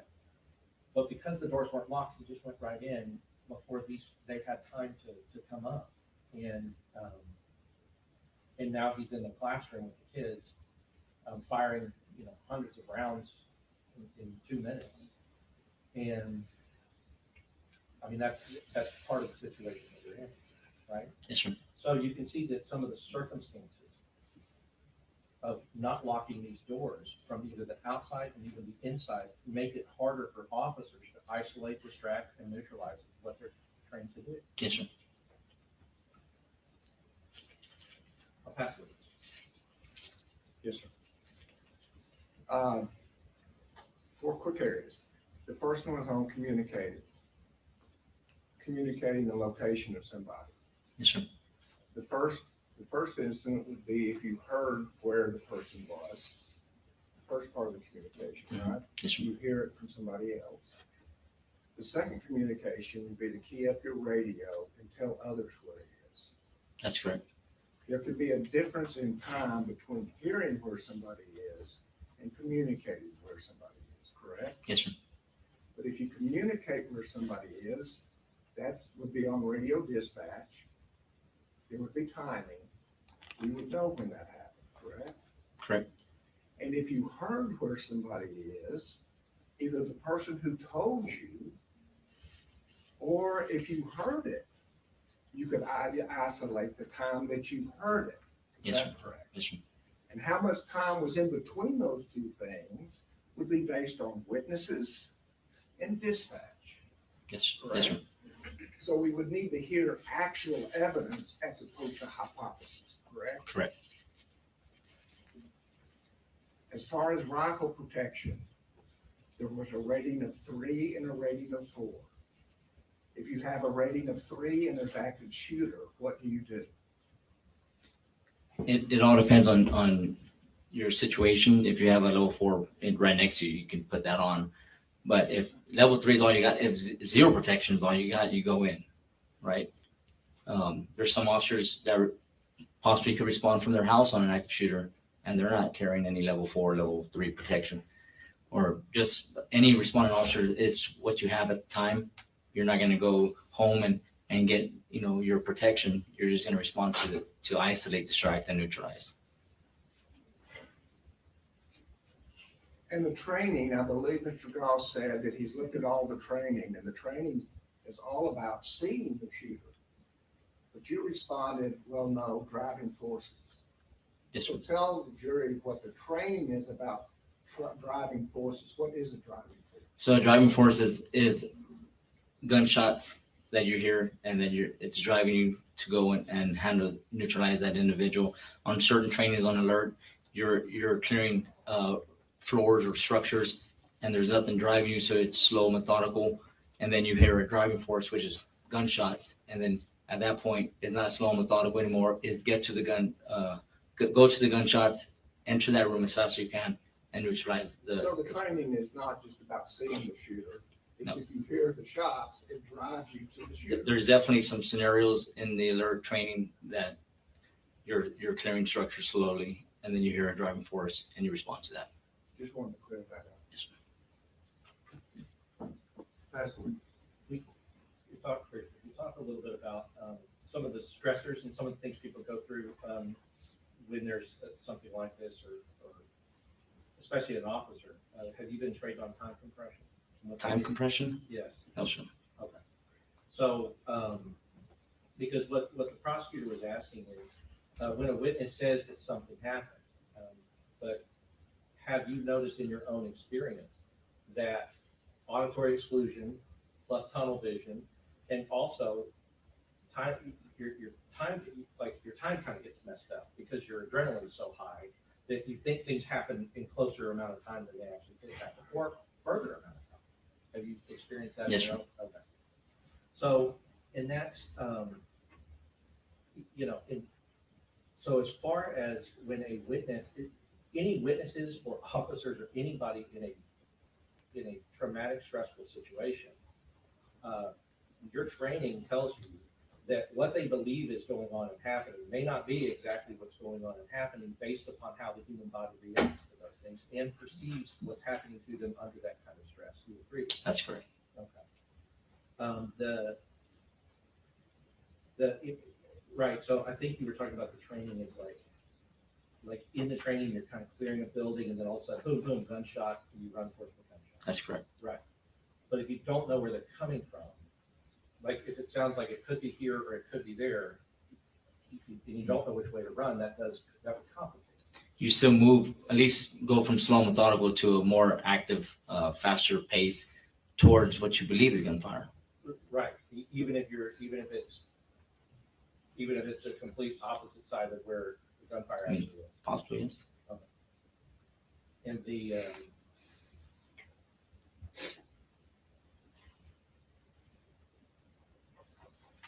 Yeah, and then I guess, you had alert training, but not all officers get alert training. Did you know that? I think it's a standard now. After this. Yes, sir. Right, and so, yes, I mean, and so if something so horrible happens, and now, of course, they're given that training, but, you know, training records before this happened, that would tell the story about what kind of training a person got. Correct. Okay. That's good. No further questions, Your Honor. Recall, anybody? No. Thank you. Okay, Ranger, the rule's been invoked. You know what that means.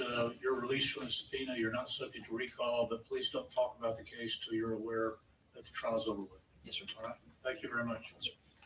Ladies and gentlemen, I'll go ahead and take your afternoon break, about 15 minutes. Put everyone rise for the jury.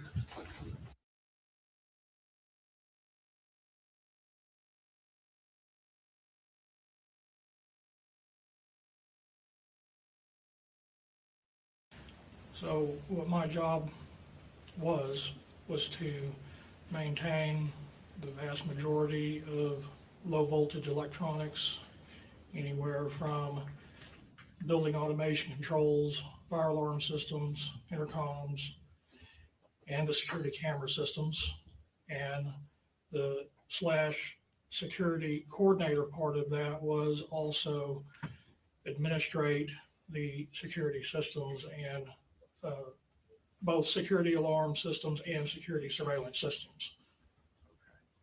Now, I think I want to drill down on the security video systems. What's the word or term you use for that, the videos? That's going to be referring to the internal security surveillance system. Surveillance, okay. And so, are you familiar with surveillance cameras that were at Robb's school? Yes, sir. Could you tell us what your familiarity is with those cameras and the placement of those cameras? So my familiarity involves the type of system that it was at the time, and that was a on-premises based network video recording system. And there were only 4 security cameras directly attached to that system. Could you tell us why there are 4 security cameras attached to that system? So that was a campus that previously had not had any security cameras before in the past. We had a number of campuses that had not ever had any security cameras. So that campus, among a few others, were campuses that were approved for a security, safety and security grant. It wasn't a real big one, but enough to get some cameras, a system in place to get it started, and then potentially in the future add more. So a grant authorized the expenditure of funds on security cameras? Yes, sir. But that was a limited grant? Very limited. So did you use your own expertise, or did you seek expertise from others as to the placement of those security cameras? So originally, there was another gentleman that was working on that project, kind of outside of my knowledge. And once that was secured, as far as what campus we're going to get what, and even after it had been determined where the cameras were going to be placed, it was then later dumped in my lap. Like, okay, hey, we spent this money. This is being installed at these locations. We need you to now finish up getting, people set up where they can, log in, principals, district police officers. So it kind of was dumped out on me at the very end. You were the implementer. In a matter of speaking. but not the decision maker as to where the cameras went. That is correct. By that, I mean you put the cameras where you were told to put the cameras. Well, I didn't even install them. There was another company that was involved in that. If my memory serves me correctly, I believe that vendor name was Century Security. They were the ones that proposed what would be the best location for 4 360-degree fisheye IP cameras. And tell us what a 360-degree fisheye camera is. So that is a specialized camera that is designed to be ceiling mounted. It looks straight down, but it has a very wide view that is capable of seeing 360 degrees full time. And they call it a fisheye because when you see that camera in its native raw format, it looks like you're looking through a fisheye. That's why they call it a 360 fisheye. So you can see to the left, the right, forward, and even behind. Yes, sir. And so it looks kind of distorted on the edges. Is that correct? Yes, yes, sir. That's the nature of the system that was purchased. Yes, sir. And is the camera system video only, or did it also capture audio? That particular system also included audio on those 4 cameras. And could you tell us the difference between a constant feed camera and an event feed camera? So an event feed camera would be if you configure the software and everything accordingly, what would happen in that situation? It would require detection of motion or either a trip line event. You can create virtual trip lines, or in some cases, you can even say, well, I want this to record if it recognizes what looks like a human being. That would also be event-based. The downside of that type of system is that it requires the system to recognize one of those types of events to record, and then it's a predetermined amount of time of how long it will record versus a, what was the other that you said? Event camera and a constant feed camera. So versus a constant feed is continuous recording, 365, 7 days a week, 24 hours a day. The advantage of that is if something very subtle happens and you need to go back and replay it, you have a better chance of recovering or seeing that event versus maybe it was missed because the system didn't recognize a certain event. But the downside of that is you only have so much space. You can only maintain so many days of recording before the hard drives fill out. So you have to access it. If something important happens, you need to get to it fairly quickly. Yes, sir. But that was not a problem in this case. Is that correct? That is correct. And finally, we've all seen those camera systems where there's somebody sitting in front of the monitors monitoring the cameras 24/7. Was that going on May 24th, 2022? So normally, we had not reached a point in safety and security where we had a designated team that's just all they do. Not like what we have now. When I became aware that something was happening, I pulled it up. Okay. My thought process was maybe I might see someone that they're looking for, but I see them on the camera and I could potentially report it. Okay. And I'll get to that day in just a minute. I just wanted to finish that up. But so I guess you had cameras throughout the school district? Yes, sir. but not one person or number of people was surveilling all of those cameras for all of those campuses. Correct. Fair? Yes, sir. It was more designed to capture events and go back and retrieve. Yes, sir. That's correct. And as to the timing on the camera, was the timing in that camera accurate as to actual time or real time, I think is a word that's been used.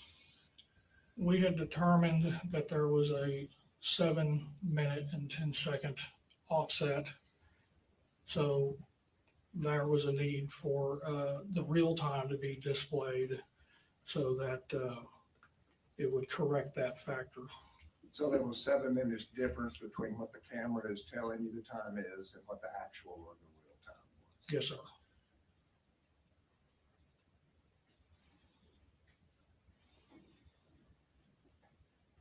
May I approach you? Yes, sir.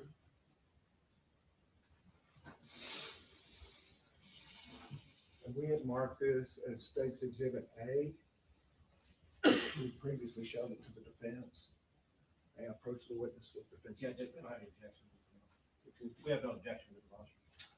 Good. You may approach. It's admitted for demonstrative purposes. Thank you. Looking at State's Exhibit A, do you see Robb School down in the, guess which way you're facing? I'm gonna have to call that the right, lower right-hand area. I see Robb School right here. Okay. And is this the 4th grade wing then, to Robb School?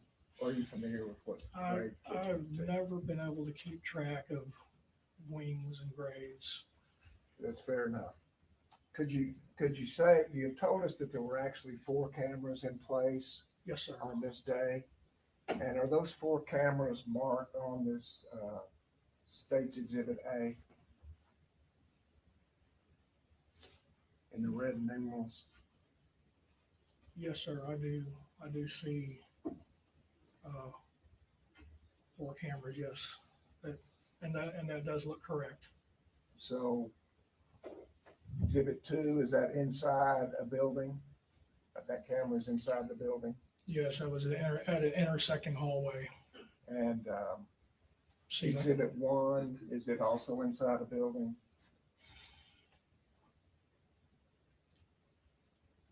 My memory is not clear on that one. I do not remember. Either just inside or outside? May have been just right outside, may have been inside. I'm Okay. not clear on that And one. number 4, is it in a breezeway? Yes, sir, it is. Mounted directly under the canopy. Under a canopy? There's a walkway canopy that runs all the way down here. So there was one mounted, I believe that is correct there and there. Okay. And so underneath the canopy, that's open air, but it has a roof to keep the rain off people if they're using that. Is that correct? Yes, sir. So we have cameras 1, 2, 3, 4. We have an event at the south end of Robb Elementary. Were there any cameras there? No, sir. Okay, and that's not by design. That's just where they ended up. Just how it ended up. Thank you.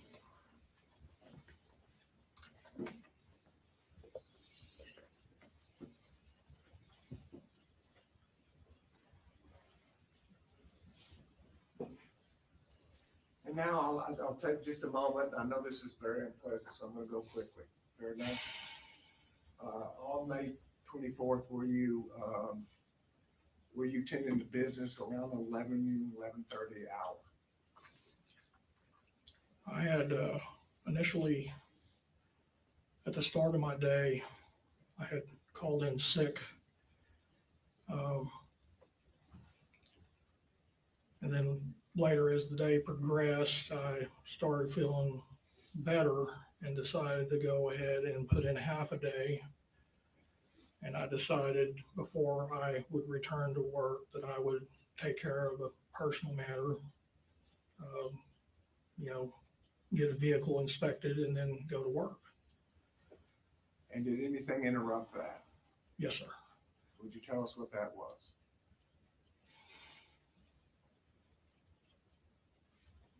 I remember I had made it to the inspection station on the west side of town, past the police department. And initially, I met and had to yield right away to several emergency vehicles departing from the police department. And my first initial thought was maybe another bailout. We had been having a lot of those at the time. So I continued on to the inspection station, and once I arrived there, I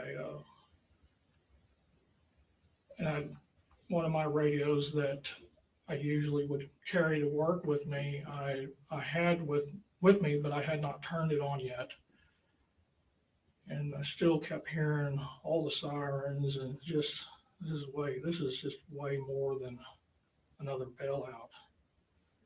So I turned my radio on subsequent to that, and then I realized that we had a serious problem. And just to shorten this, from there, did you go to your office and watch the events as they unfolded on channel 2 of Robb Elementary? Yes, sir, I did. And were the cameras working appropriately at that time? Yes, sir. Recording the events? Yes, sir. And was that video recovered by law enforcement? Yes, sir, it was. When was that? It was fairly quickly after the breach, and everything had been neutral, towards the end of it. Then they started calling for certain district personnel to arrive to the campus. That was Kenneth Miller was one of the ones requested to respond directly to the campus. And then fairly quickly after law enforcement met with him, they inquired from him who is the point of contact for the video surveillance systems for the school district. He informed them that was me. So they immediately requested my presence. So I had to make the location. They kept me at the FBI, one of their incident command vehicles. And then a little while later, they met with me and then asked me all the technical details of the system. And then immediately afterwards, came back to my office located on North Getty, which is just right adjacent to the central office. And they oversaw the whole process. That process, what are you saying? Of transferring through the network to their provided storage media. So straight off the network video recorder directly into their storage media, which that process took till about 3 a.m. to complete and verify the integrity of it.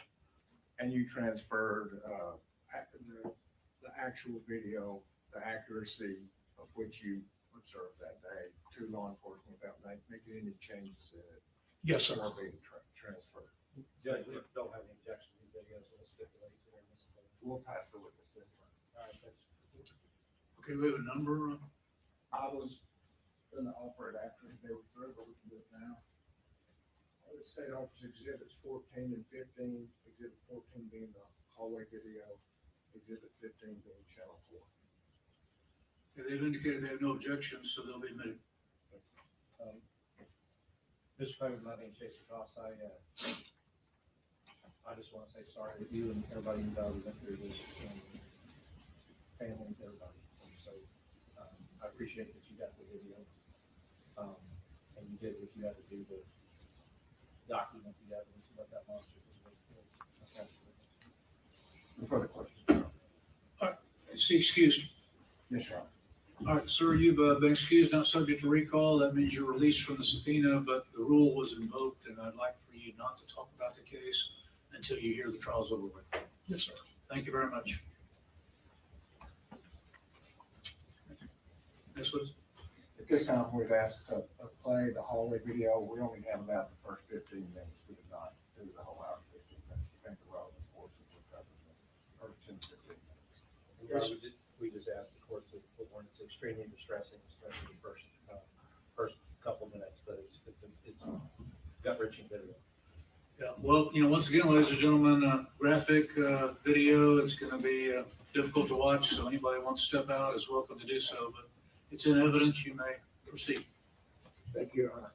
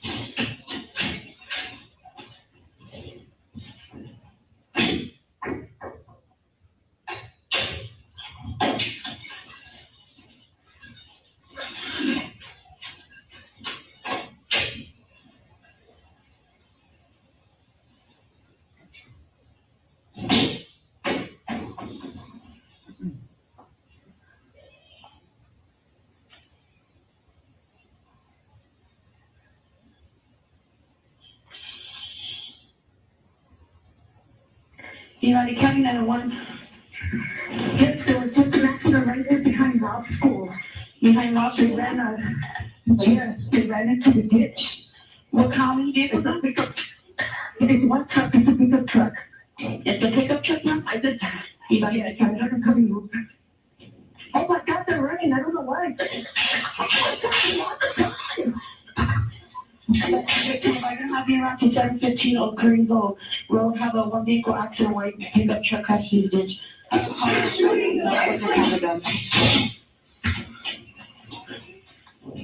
Now, hello? Okay, ma'am, how many people running? 3 people running?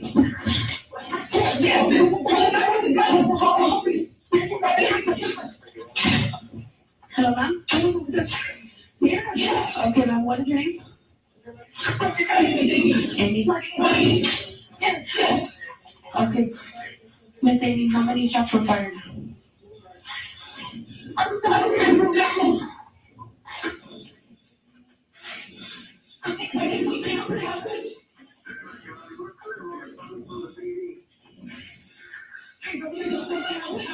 Okay, ma'am, he's on campus.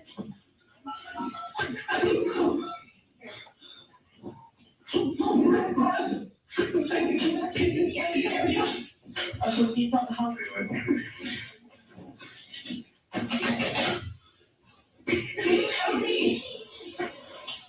Miss Amy, can you give a description of the man with the gun? Okay, can you remember what he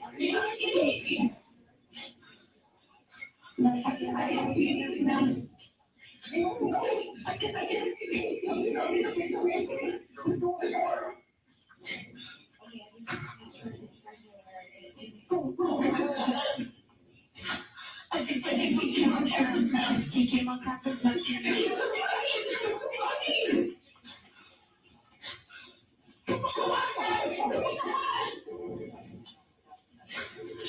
Okay, that's it.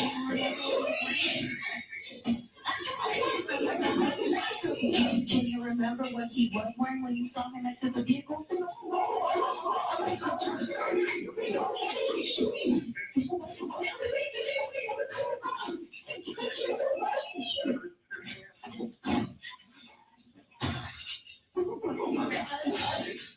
Where was he running towards? You said he ran into the school?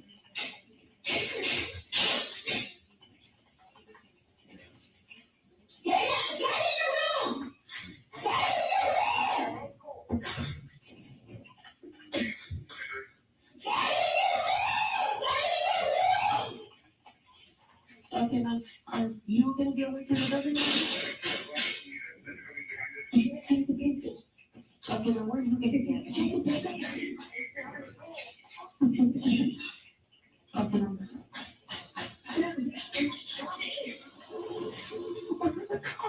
Okay, ma'am, I do have units already pulled up.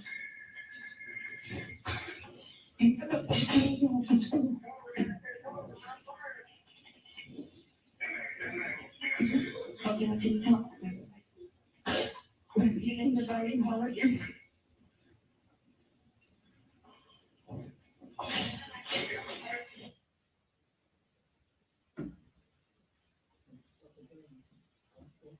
Oh, I'm sorry.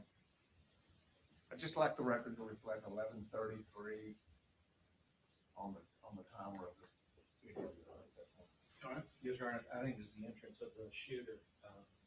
We'd also like the record to reflect the regular traffic that's going on the second after the shooter. That's correct, Your Honor. Okay, record will still reflect. You may proceed.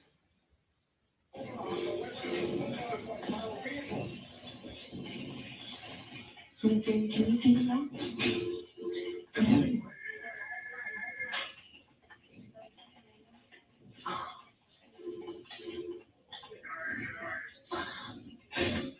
Okay, so you can't see it anymore?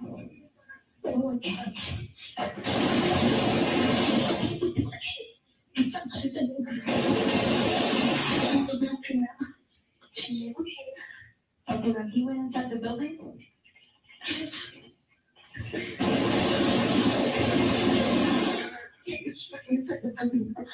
Okay, ma'am.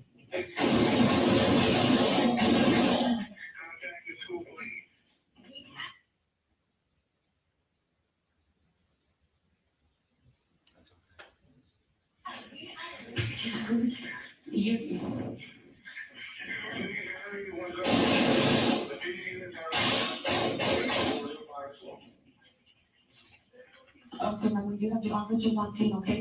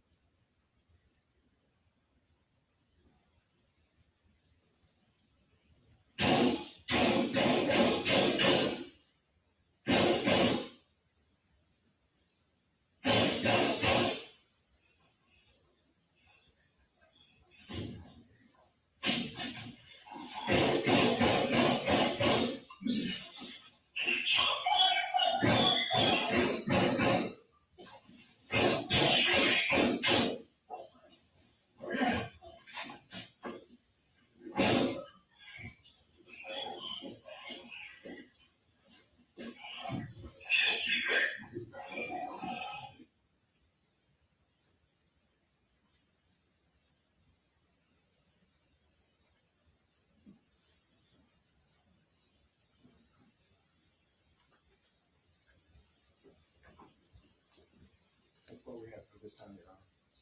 Okay. Next witness. Arnulfo Reyes.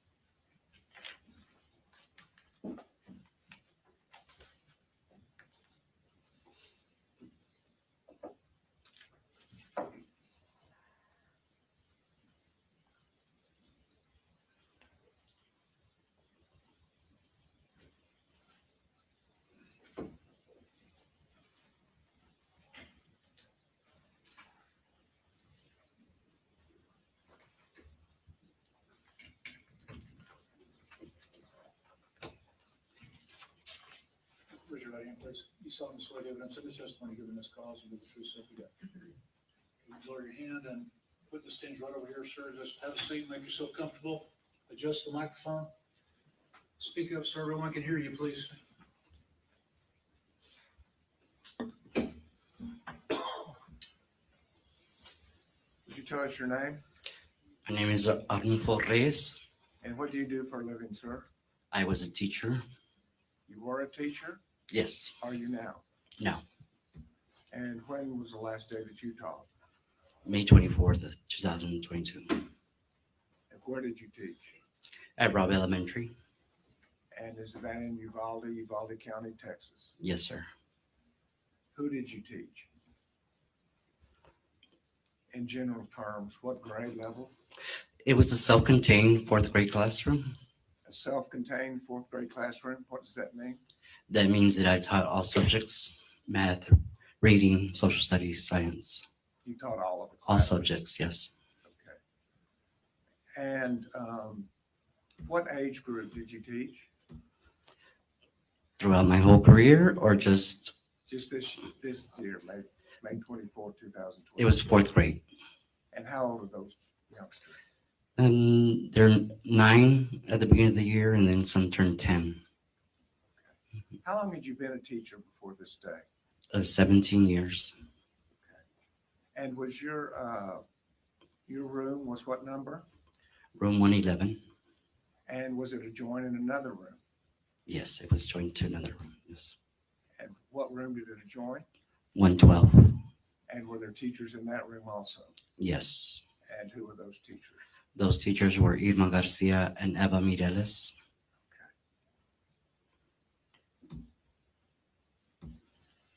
Can you tell us how that day started, May 24, 2022?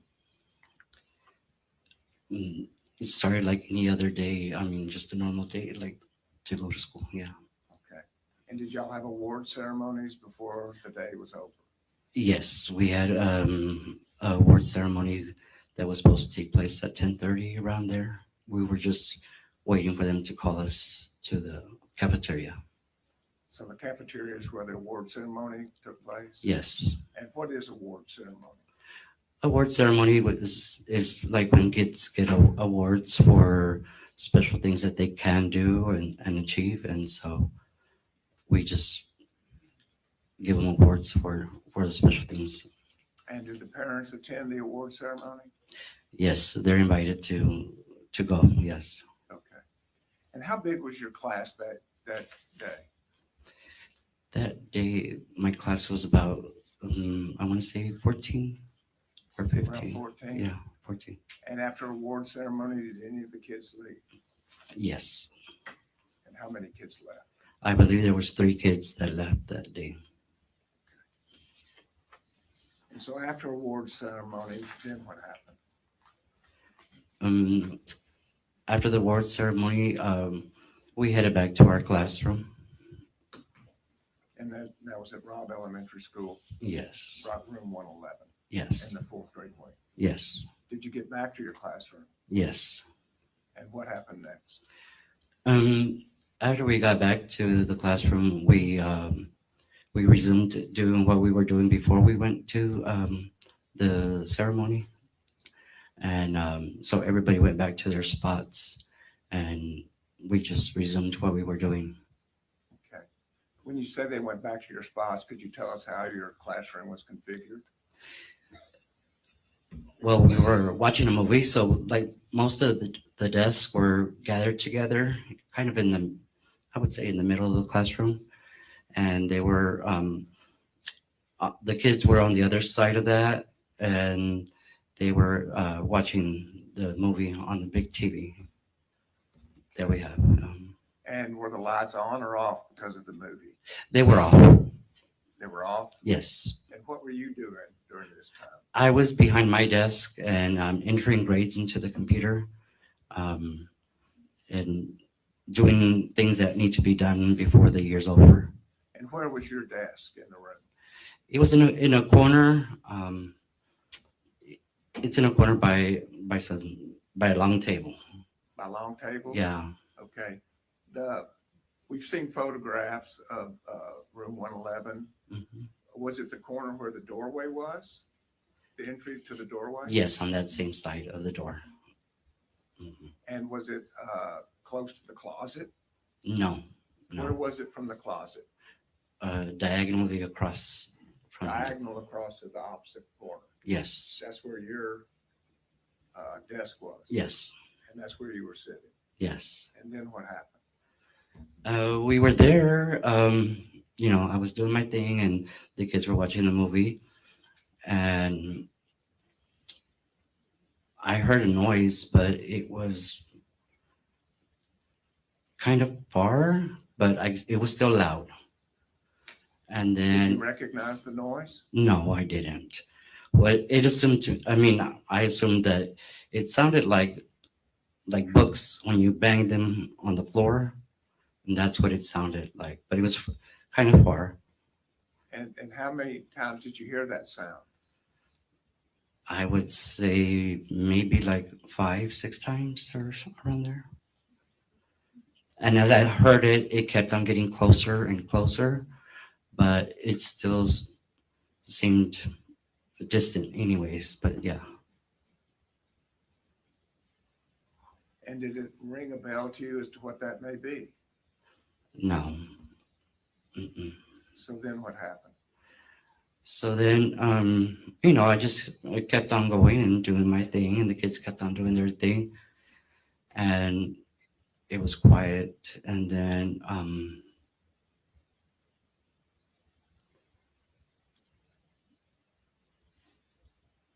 as we were there, they started again, the loud sounds and more constant, and they were just very close now. Very close. What do you mean? Like really loud, really closer. They sounded closer to where we were at. And did that change your mind about it being books? Yeah, it took me a while to process that, just because it did change my mind of that it was not books, but I didn't know what it was still anyway. Yeah. Okay. So then what happened? The sounds got louder, like I said, and I was still sitting there behind my desk and trying to comprehend what was going on. And then for some reason I looked at the wall that's across from me, which would be facing room 112. And then there was just a lot more. And then I saw like pieces of the wall, or some objects falling. Not too sure if it was sheetrock or what it was, but something was falling off the wall. And at that same time, I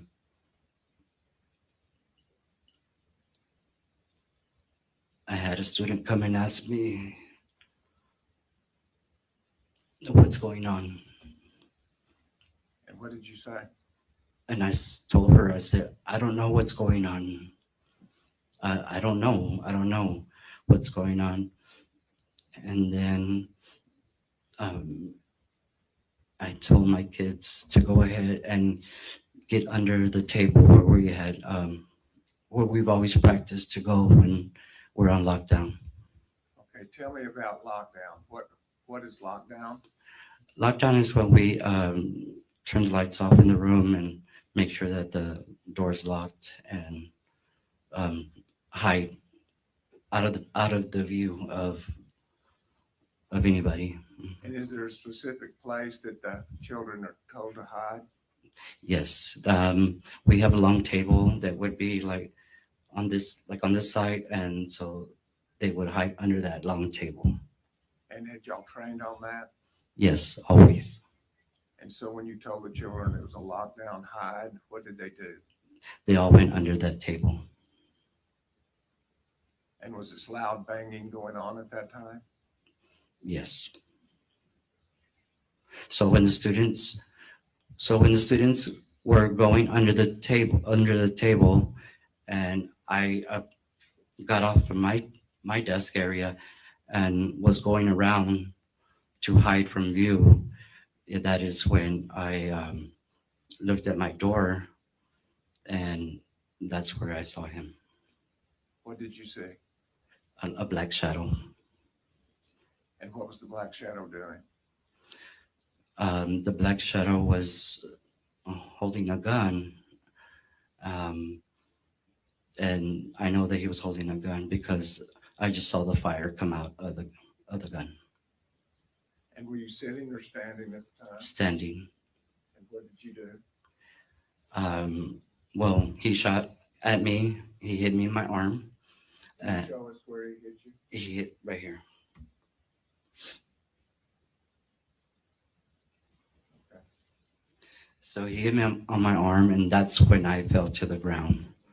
And then after I fell on to the ground, he came around and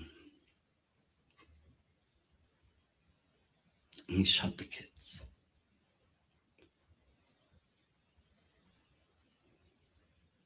How close was he to you when that happened?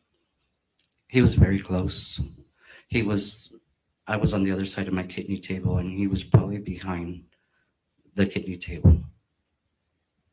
And so it was one of the first things he did after shooting you was to shoot your kids. Yes, sir. And about how many shots did you hear go off? Just a lot. I couldn't tell you how many, but just a lot.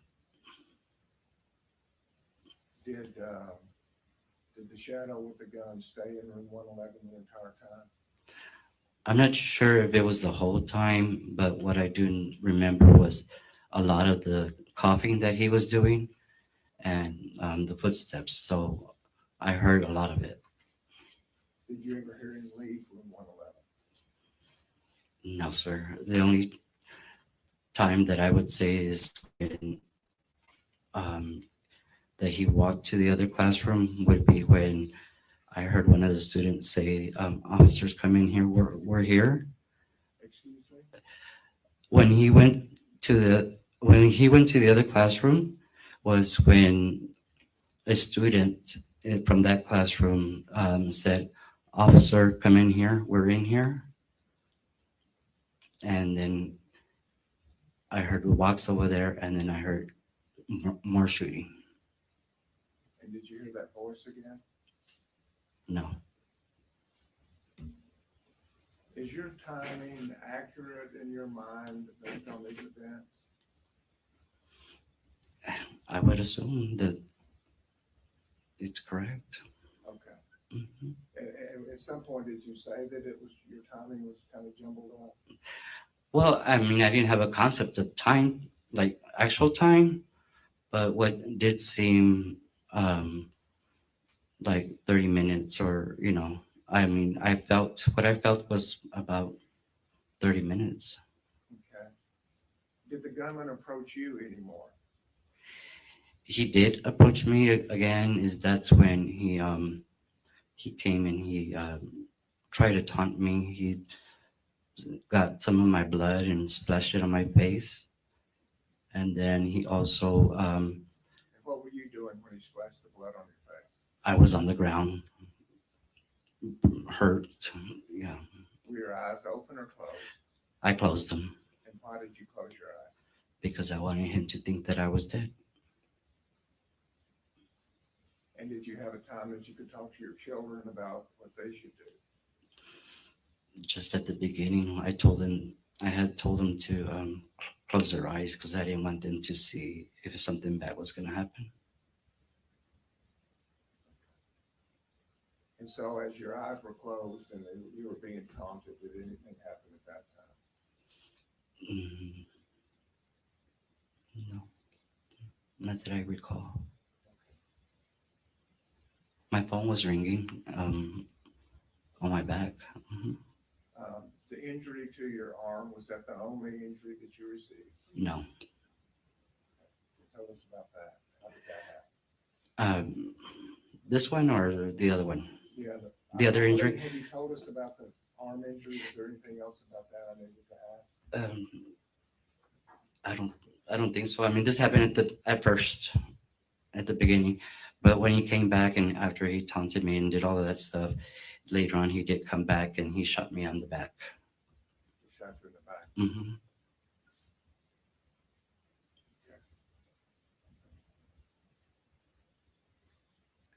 And am I correct? You're not sure how long all this took place? I'm not sure how long. I just know it felt like forever. And how did you finally leave room 111? I was dragged out. Were you then alert when the breach happened, when the police officers came in? Yes. Can you tell us about that? So when, as I was laying there, I heard like the door open, and then I heard little clanking of the desks, the metal. And that's when I told myself, they're coming in, anything can happen.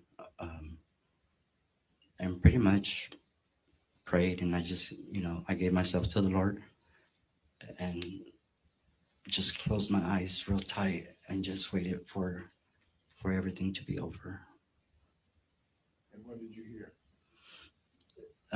Well, after the clanging of the desks, I just heard gunfire, just a lot of it. And after the gunfire, what happened next?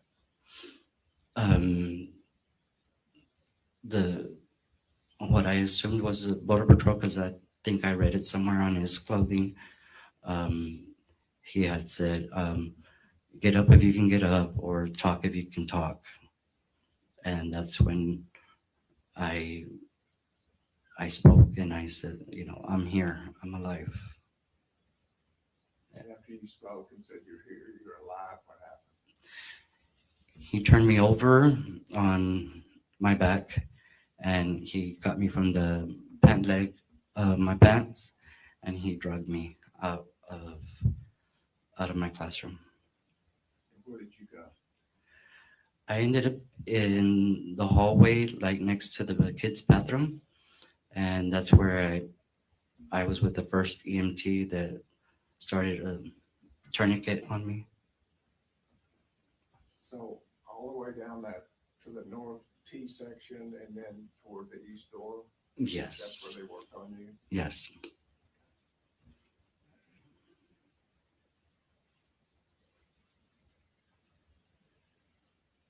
And did any of your children in room 111 survive this attack? No, sir. And in room 112, are you familiar with those children also? Some of them, yes. Mm-hmm. And have you kept a picture of them on your fence outside your home since then? Yes, sir. And did we ask you if you could identify each of these children so we could have a name attached to each of the paragraphs in the indictment? Yes. And are you able to? Yes. And I'll ask you now just one time as to each of these children, were they alive and well on the morning of May 24, 2022? Yes, sir.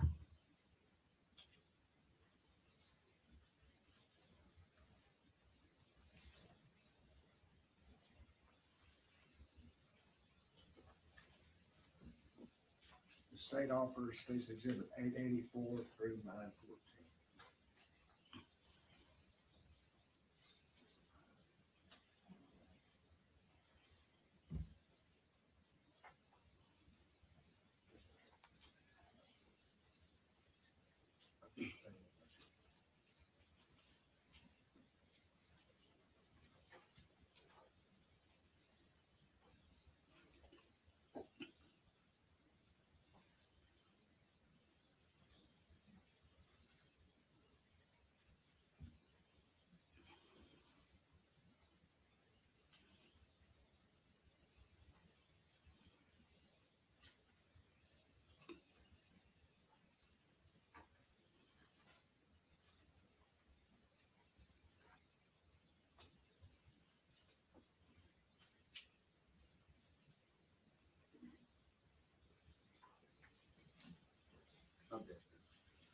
It's admitted. You may publish. Thank you, Your Honor. Starting with Exhibit 884, and I'll ask you to tell us if these children were in your room or in room 112 and whether or not they survived. Okay? Okay. Starting with Exhibit 884, do you recognize that person? Yes, I do. Who is that? That's Josiah Garcia. And whose class was he in? He was in my class. Did he survive? No. 885, Rogelio Torres, he was in my classroom did he survive? and he did not survive. I'm going to ask you about each one, so if you just say that, then not. State's Exhibit 886, Alicia Ramirez, and she was in room 112. She did not survive. State's Exhibit 887, Neve Bravo, she was in my classroom and she did not survive. State's Exhibit 888, Miranda Mathis, and she was in the next classroom and she did not survive. State's Exhibit 889, Eliana Torres, and she was in my classroom and she did not survive. 890, Leila Salazar, and she was in my classroom and she did not survive. 891, Annabelle Rodriguez, she was in my classroom and she did not survive. 892, Jace Huevanos, he was in my classroom and he did not survive. 893, Eliana Garcia, and she was in room 112. She did not survive. Exhibit 894, Tess Mata, and she was in the next classroom and she did not survive. 895, Maite Rodriguez, she was in the next classroom and she did not survive. 896, Jayla Silguero, she was in the next classroom and she did not survive. 897, Amory Jo Garza, she was in the next classroom and she did not survive. 898, McKenna Elrod, and she was in the next classroom and she did not survive. 900, Alexandria Rubio, she was in my classroom and she did not survive. 902, Jacqueline Cáceres, she was in my classroom and she did not survive. 903, Jose Flores, he was in my classroom and he did not survive. 904, Xavier Lopez, he was in my classroom and he did not survive.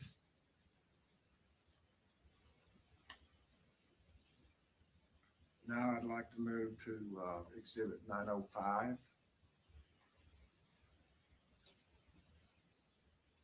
AJ Martinez, he was in the next classroom and he's a survivor. And State's Exhibit 906. Gilberto Mata, he was in the next classroom and he's a survivor.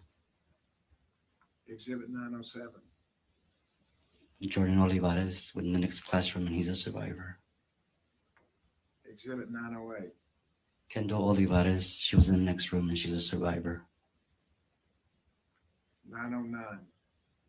Maya Zamora, she was in the next classroom and she's a survivor. 910. Mia Cerrillo, she was in the next classroom and she's a survivor. 911. Noah Orona, he was in the next classroom and he's a survivor. 912. Samuel Salinas, he was in the next classroom and he's a survivor. 913. Jaden Carizales in the next classroom and he was a survivor. And 914. Chloe Menem Torres, the next classroom and she's a survivor. And when you say next classroom, in each of those situations where you speak in the classroom 112. Yes, sir. Room 112, yes.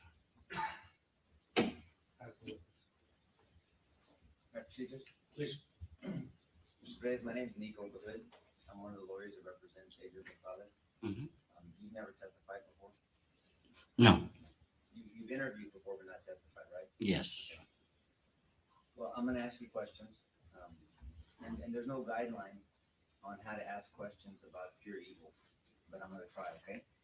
And it's not evil that you committed, and it's not evil that Adrian committed, but I have to ask you questions about that incident, okay? And so if you need to stop me or we go as slow as you want to, but I need your permission because I have to ask you specific questions, okay? Okay. I mean, the jury's already given us permission, but I want to be respectful to you too, okay? Yes. Okay. We're gonna kind of compartmentalize it. I know the government went over what happened that day and broke it down. And we've all seen the heart-wrenching video. I want to start with lockdowns, like what lockdowns meant to you, to the school, to the community. You would agree that lockdowns were usually tied to bailouts, right? Yes. And the jury's heard about it, but you're an individual witness, and so bailouts dealt with someone who allegedly was here illegally and they're trying to evade capture of police, and they will bail out, that's where the term comes from, their vehicle, to get away from police. Yes. You would agree that the lockdowns in your community were not focused on active shooters. They weren't focused on shooters. The lockdowns were mainly correlated to bailouts, not active shooters, is my point.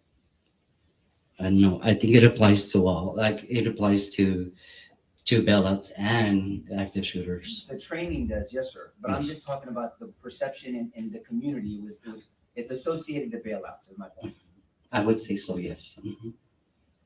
And so the lockdown rules, I believe you testified, and this is how you were trained: lights off, get under the table and hide, right? Yes. But there's another critical point of the protocol, right? Of the lockdown. Yes. To make sure that we're out of view and make sure that the doors are locked. Yeah, and that's the part I wanted to focus on. Okay. Because the safety aspect of a lockdown procedure is the locks on the door, right? Yes. The other part of the lockdown procedure is to hopefully not be noticed by, if there was an active shooter, they're looking around, and if someone is hidden and in a corner and lights are off, they may think that no one's in there and they'll keep going. Yes. Right? Yes. So there's one aspect of it is not being seen. The other aspect of it, which is the locks, is to try to deter or stop a shooter from entering a room. Yes. Is that fair to say? Mm-hmm.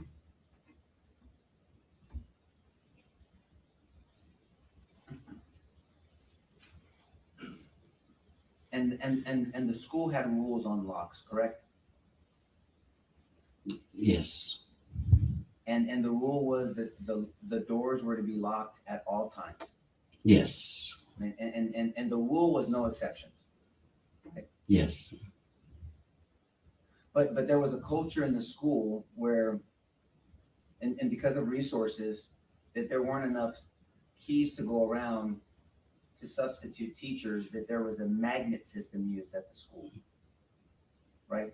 That depended on the teacher, I guess. Yeah. But it was known, right? It was known that magnets were used to wedge in between the door and the frame so it would not click, and then someone wouldn't have to get up every time to open the door with a key, right? Yes. And this is not your decision, but it's not like other schools that have like a key fob where they can just click it and then put it back in and easy access, and it can lock easily as well, right? Yes. Teachers actually had a key. Yes. And so it wasn't an official system supported by the administration, but it was a system that many, many teachers used, that magnet system, right? I've seen it not only in our district, but I've seen it in other districts as well. Yes, sir. And then that's what I mean. This was more of a culture of the whole school district, that for whatever reason, these magnets were used, right? Yes. And is it fair to say that the administration discouraged them but did not ban them? I would say so. I mean, there wasn't a feeling that said if you use a magnet system, you're going to be fired. It wasn't like that from the administration. No. So the administration kind of, and I don't, if you don't agree, then don't agree with me, but kind of look the other way. Don't use the magnet system, but knew that people were using the magnet system. Is that a fair overall statement? I mean, I would assume that she knew. I mean, Well, you're talking about Ms. Gutierrez as the principal, but I'm just talking about the whole district, right? yeah, I guess, yeah. Because your words were the magnets were used in other schools that you know of, right? Correct? Yes, And then also, not only, those are for the indoor locks, but the external locks, the external doors were supposed to be locked at all times, correct? yes, And you know now that the external door was not locked, right? yes, now I know. But the east door was always left unlocked, correct? The one near the library? Yes, And the reason why is because kids would go so much that they just left that one, that was knowingly left unlocked. I think they were all left open due to rotations, going to PE, going to computer lab, going to other places, yes. And if I can direct your attention back to your room,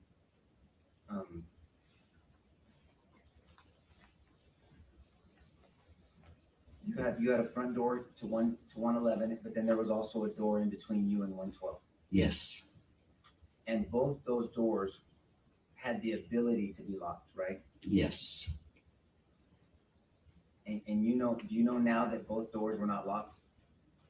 No, No, you don't know, or no, they weren't locked. I didn't know that they were both unlocked. And I'm not being disrespectful, okay?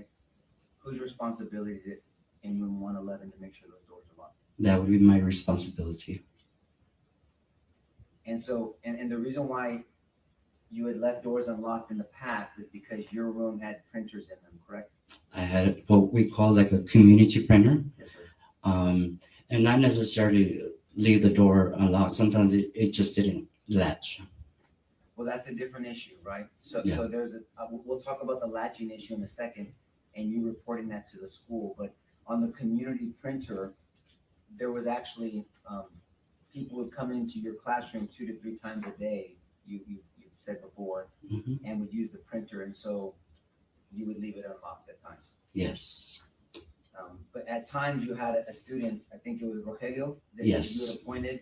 So whenever you did leave it unlocked, he would get up to open the door for the printing and when someone needed to come in. Yes. But at other times you would leave it unlocked just because it was a distraction, I think, an inconvenience, I believe you said in the past. Yeah, it was sometimes an inconvenience, but I mean, I wouldn't leave it open all the time. Unlocked all the time. I mean, I understand. But on this day, the doors between 111 and 112 were unlocked, right? I believe that one was unlocked just because Miss Mireles, who was the special ed teacher on that side, she always came in through there to get something printed. So yeah. But the rule still said that the doors had to be locked, right? Yeah, I guess, yeah.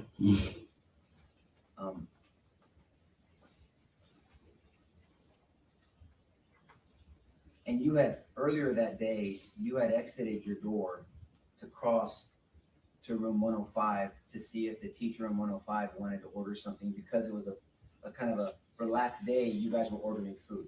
Yes. Mm-hmm. And so at some point, we can play later for the jury, but you've seen that you leave your classroom from 111 and you cross the hall to 105, and then at some point you come back to your room. Yes. And have you seen the video of you doing that? Yes. And did you recognize that it looked like the door, just you opened it right away, it wasn't locked? No, I mean, not that I opened it right away. Okay.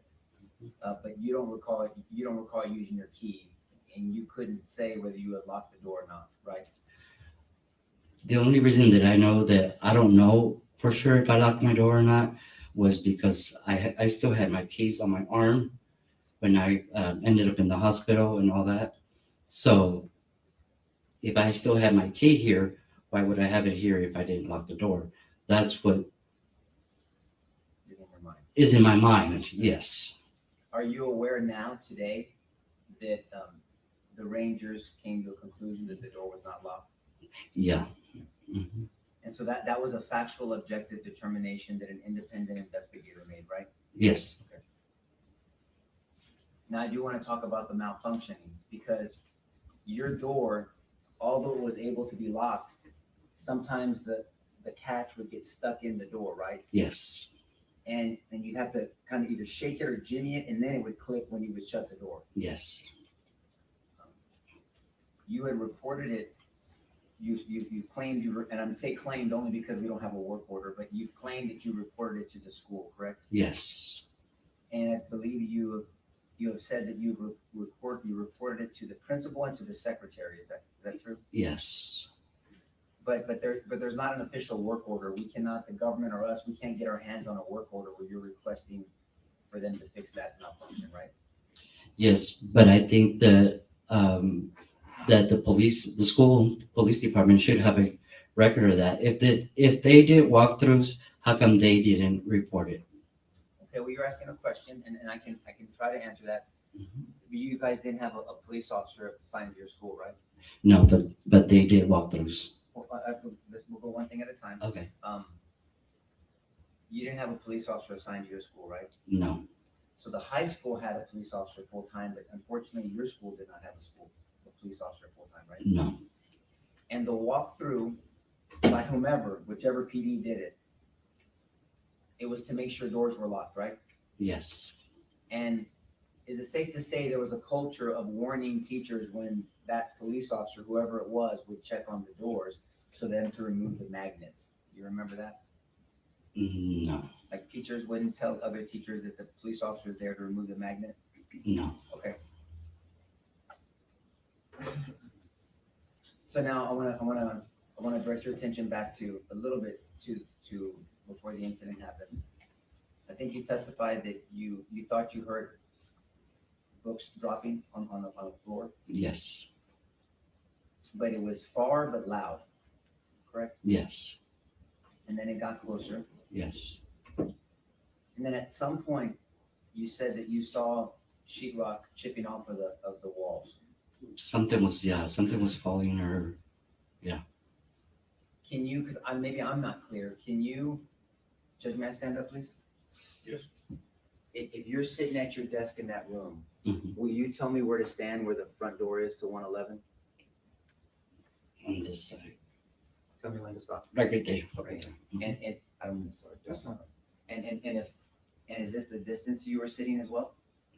I mean, your desk from the door? No, I would say it's probably where that gentleman's right there. This gentleman here? Yes. Right there. Right there. Do you know the measurements of your schoolroom, of your classroom? No, but I would say probably like 30 feet by 20 feet or something like that. Okay. And then when you saw, because I have to ask, when you saw things chipping and you made a decision ultimately to have the children hide, it was because you were worried that maybe they were in danger? Yes. In past lockdowns, would you go lock the door in past lockdowns? Well, I would have gone to go check the door, yes. And as these sounds got louder and louder, but in this incident, for whatever reason, and I'm not going to try to push you to try to remember why, you didn't go check the door to see if it was locked, right? No, because I was confused of what the noise was. I didn't know it was a gun at the time. And again, I have to ask this question. In the lockdown training, you're not taught to figure out what the danger may be. Once you make a decision to do a lockdown, one of the responsibilities is to immediately lock the door, right? Yes, but we weren't told like how we had practiced before. So when we would go into lockdown, it would usually come out on the intercom, or we had the Raptor system, which we never really used. So I wasn't too sure if we were on a lockdown or not. Okay, let's break that down. Because you said two things. You said intercom and you said Raptor system. Mm-hmm.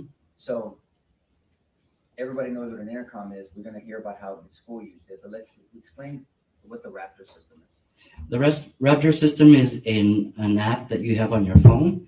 So whenever there's something that's happening bad, it should come up on your phone and let you know that you're on a lockdown or something, or whatever, you know, the problem.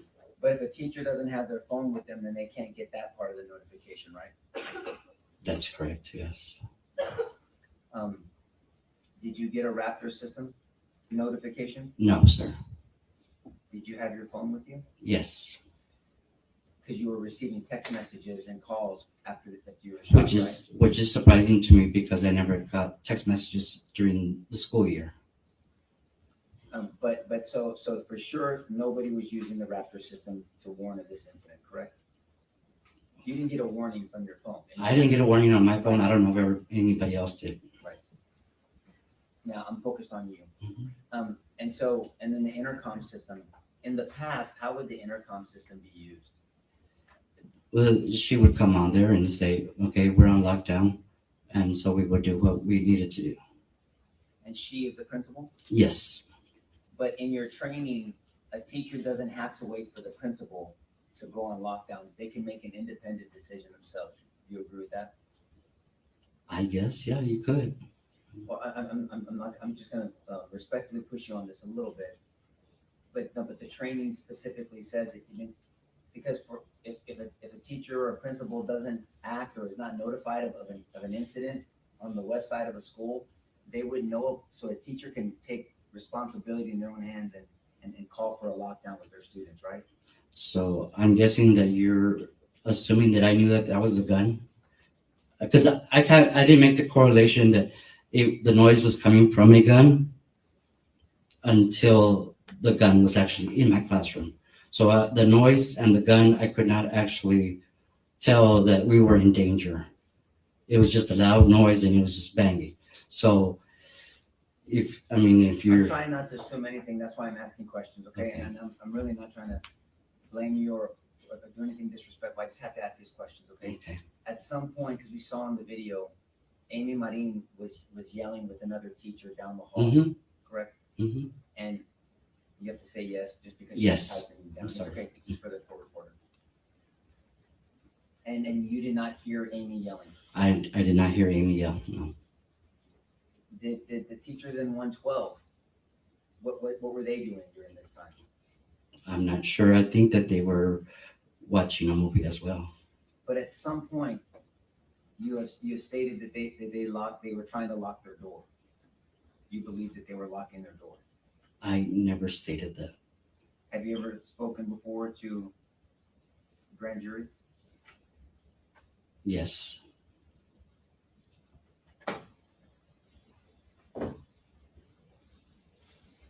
I'm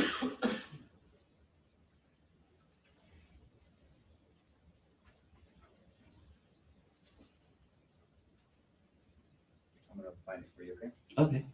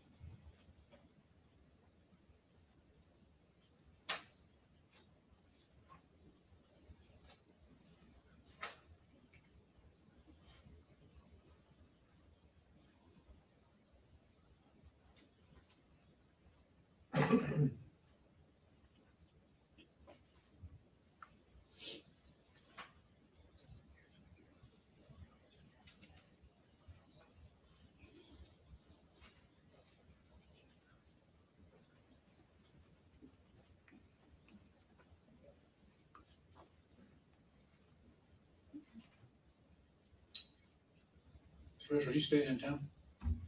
You staying in town? Yes. Okay. Tell you what, folks, we're gonna go, if he's not trying to drive back to Uvalde tonight, we're gonna go ahead and break for. Judge, can I just make this last point before we take a break? I found it. If you found it. Yeah, I did, Judge. Sorry about that. I had written down the wrong number. And during the grand jury, you were under oath like you are today? Yes. And you answered questions honestly, may I approach? Yeah.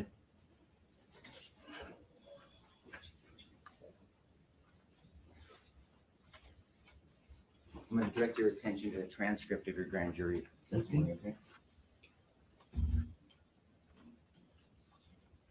Can you read line 13 to 17 to yourself, sir.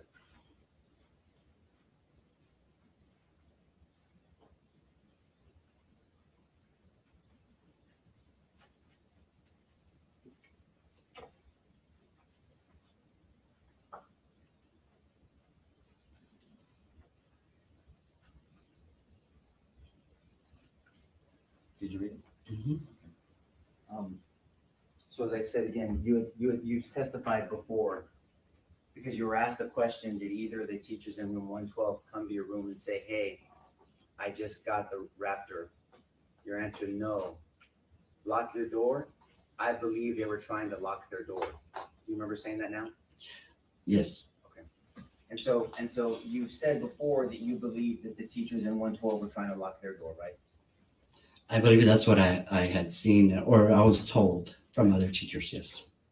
Well, that's not what you said in this testimony. You said you believed it because they were right next to you, that they were locking their door, correct? I believe that's what they were doing. I didn't know if you wanted to stop now, but I was going to make you go. Okay, ladies and gentlemen, we're gonna go ahead and break for the evening. We'll start at 9 o'clock tomorrow. Very important, you remember my instructions concerning any publicity, media, etc. Don't talk to anybody about the case. Don't let anybody talk to you. Mr. Race, I need to give you some instructions, so if you'll stay with us momentarily. So let everyone rise for the jury.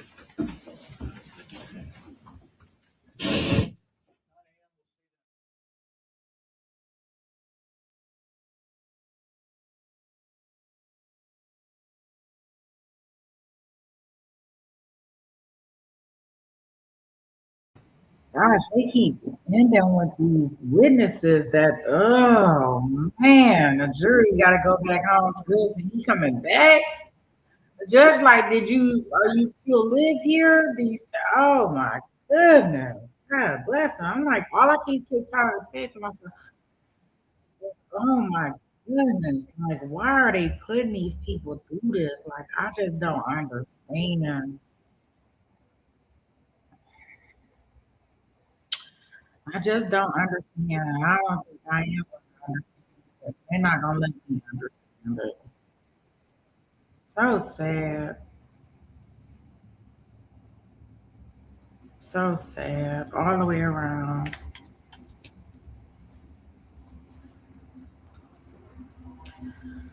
Well, that wraps up today. So we'll be back in the courtroom tomorrow. We got a very busy schedule. For those that are watching the New Jersey trial, we are doing that in another room. So if you are interested in seeing that trial, I will drop the link just in case you want to go over. We will start our all pair trial tomorrow. Yeah, I'm like at a loss for words after that. I mean, I don't even know what to say after that kind of testimony.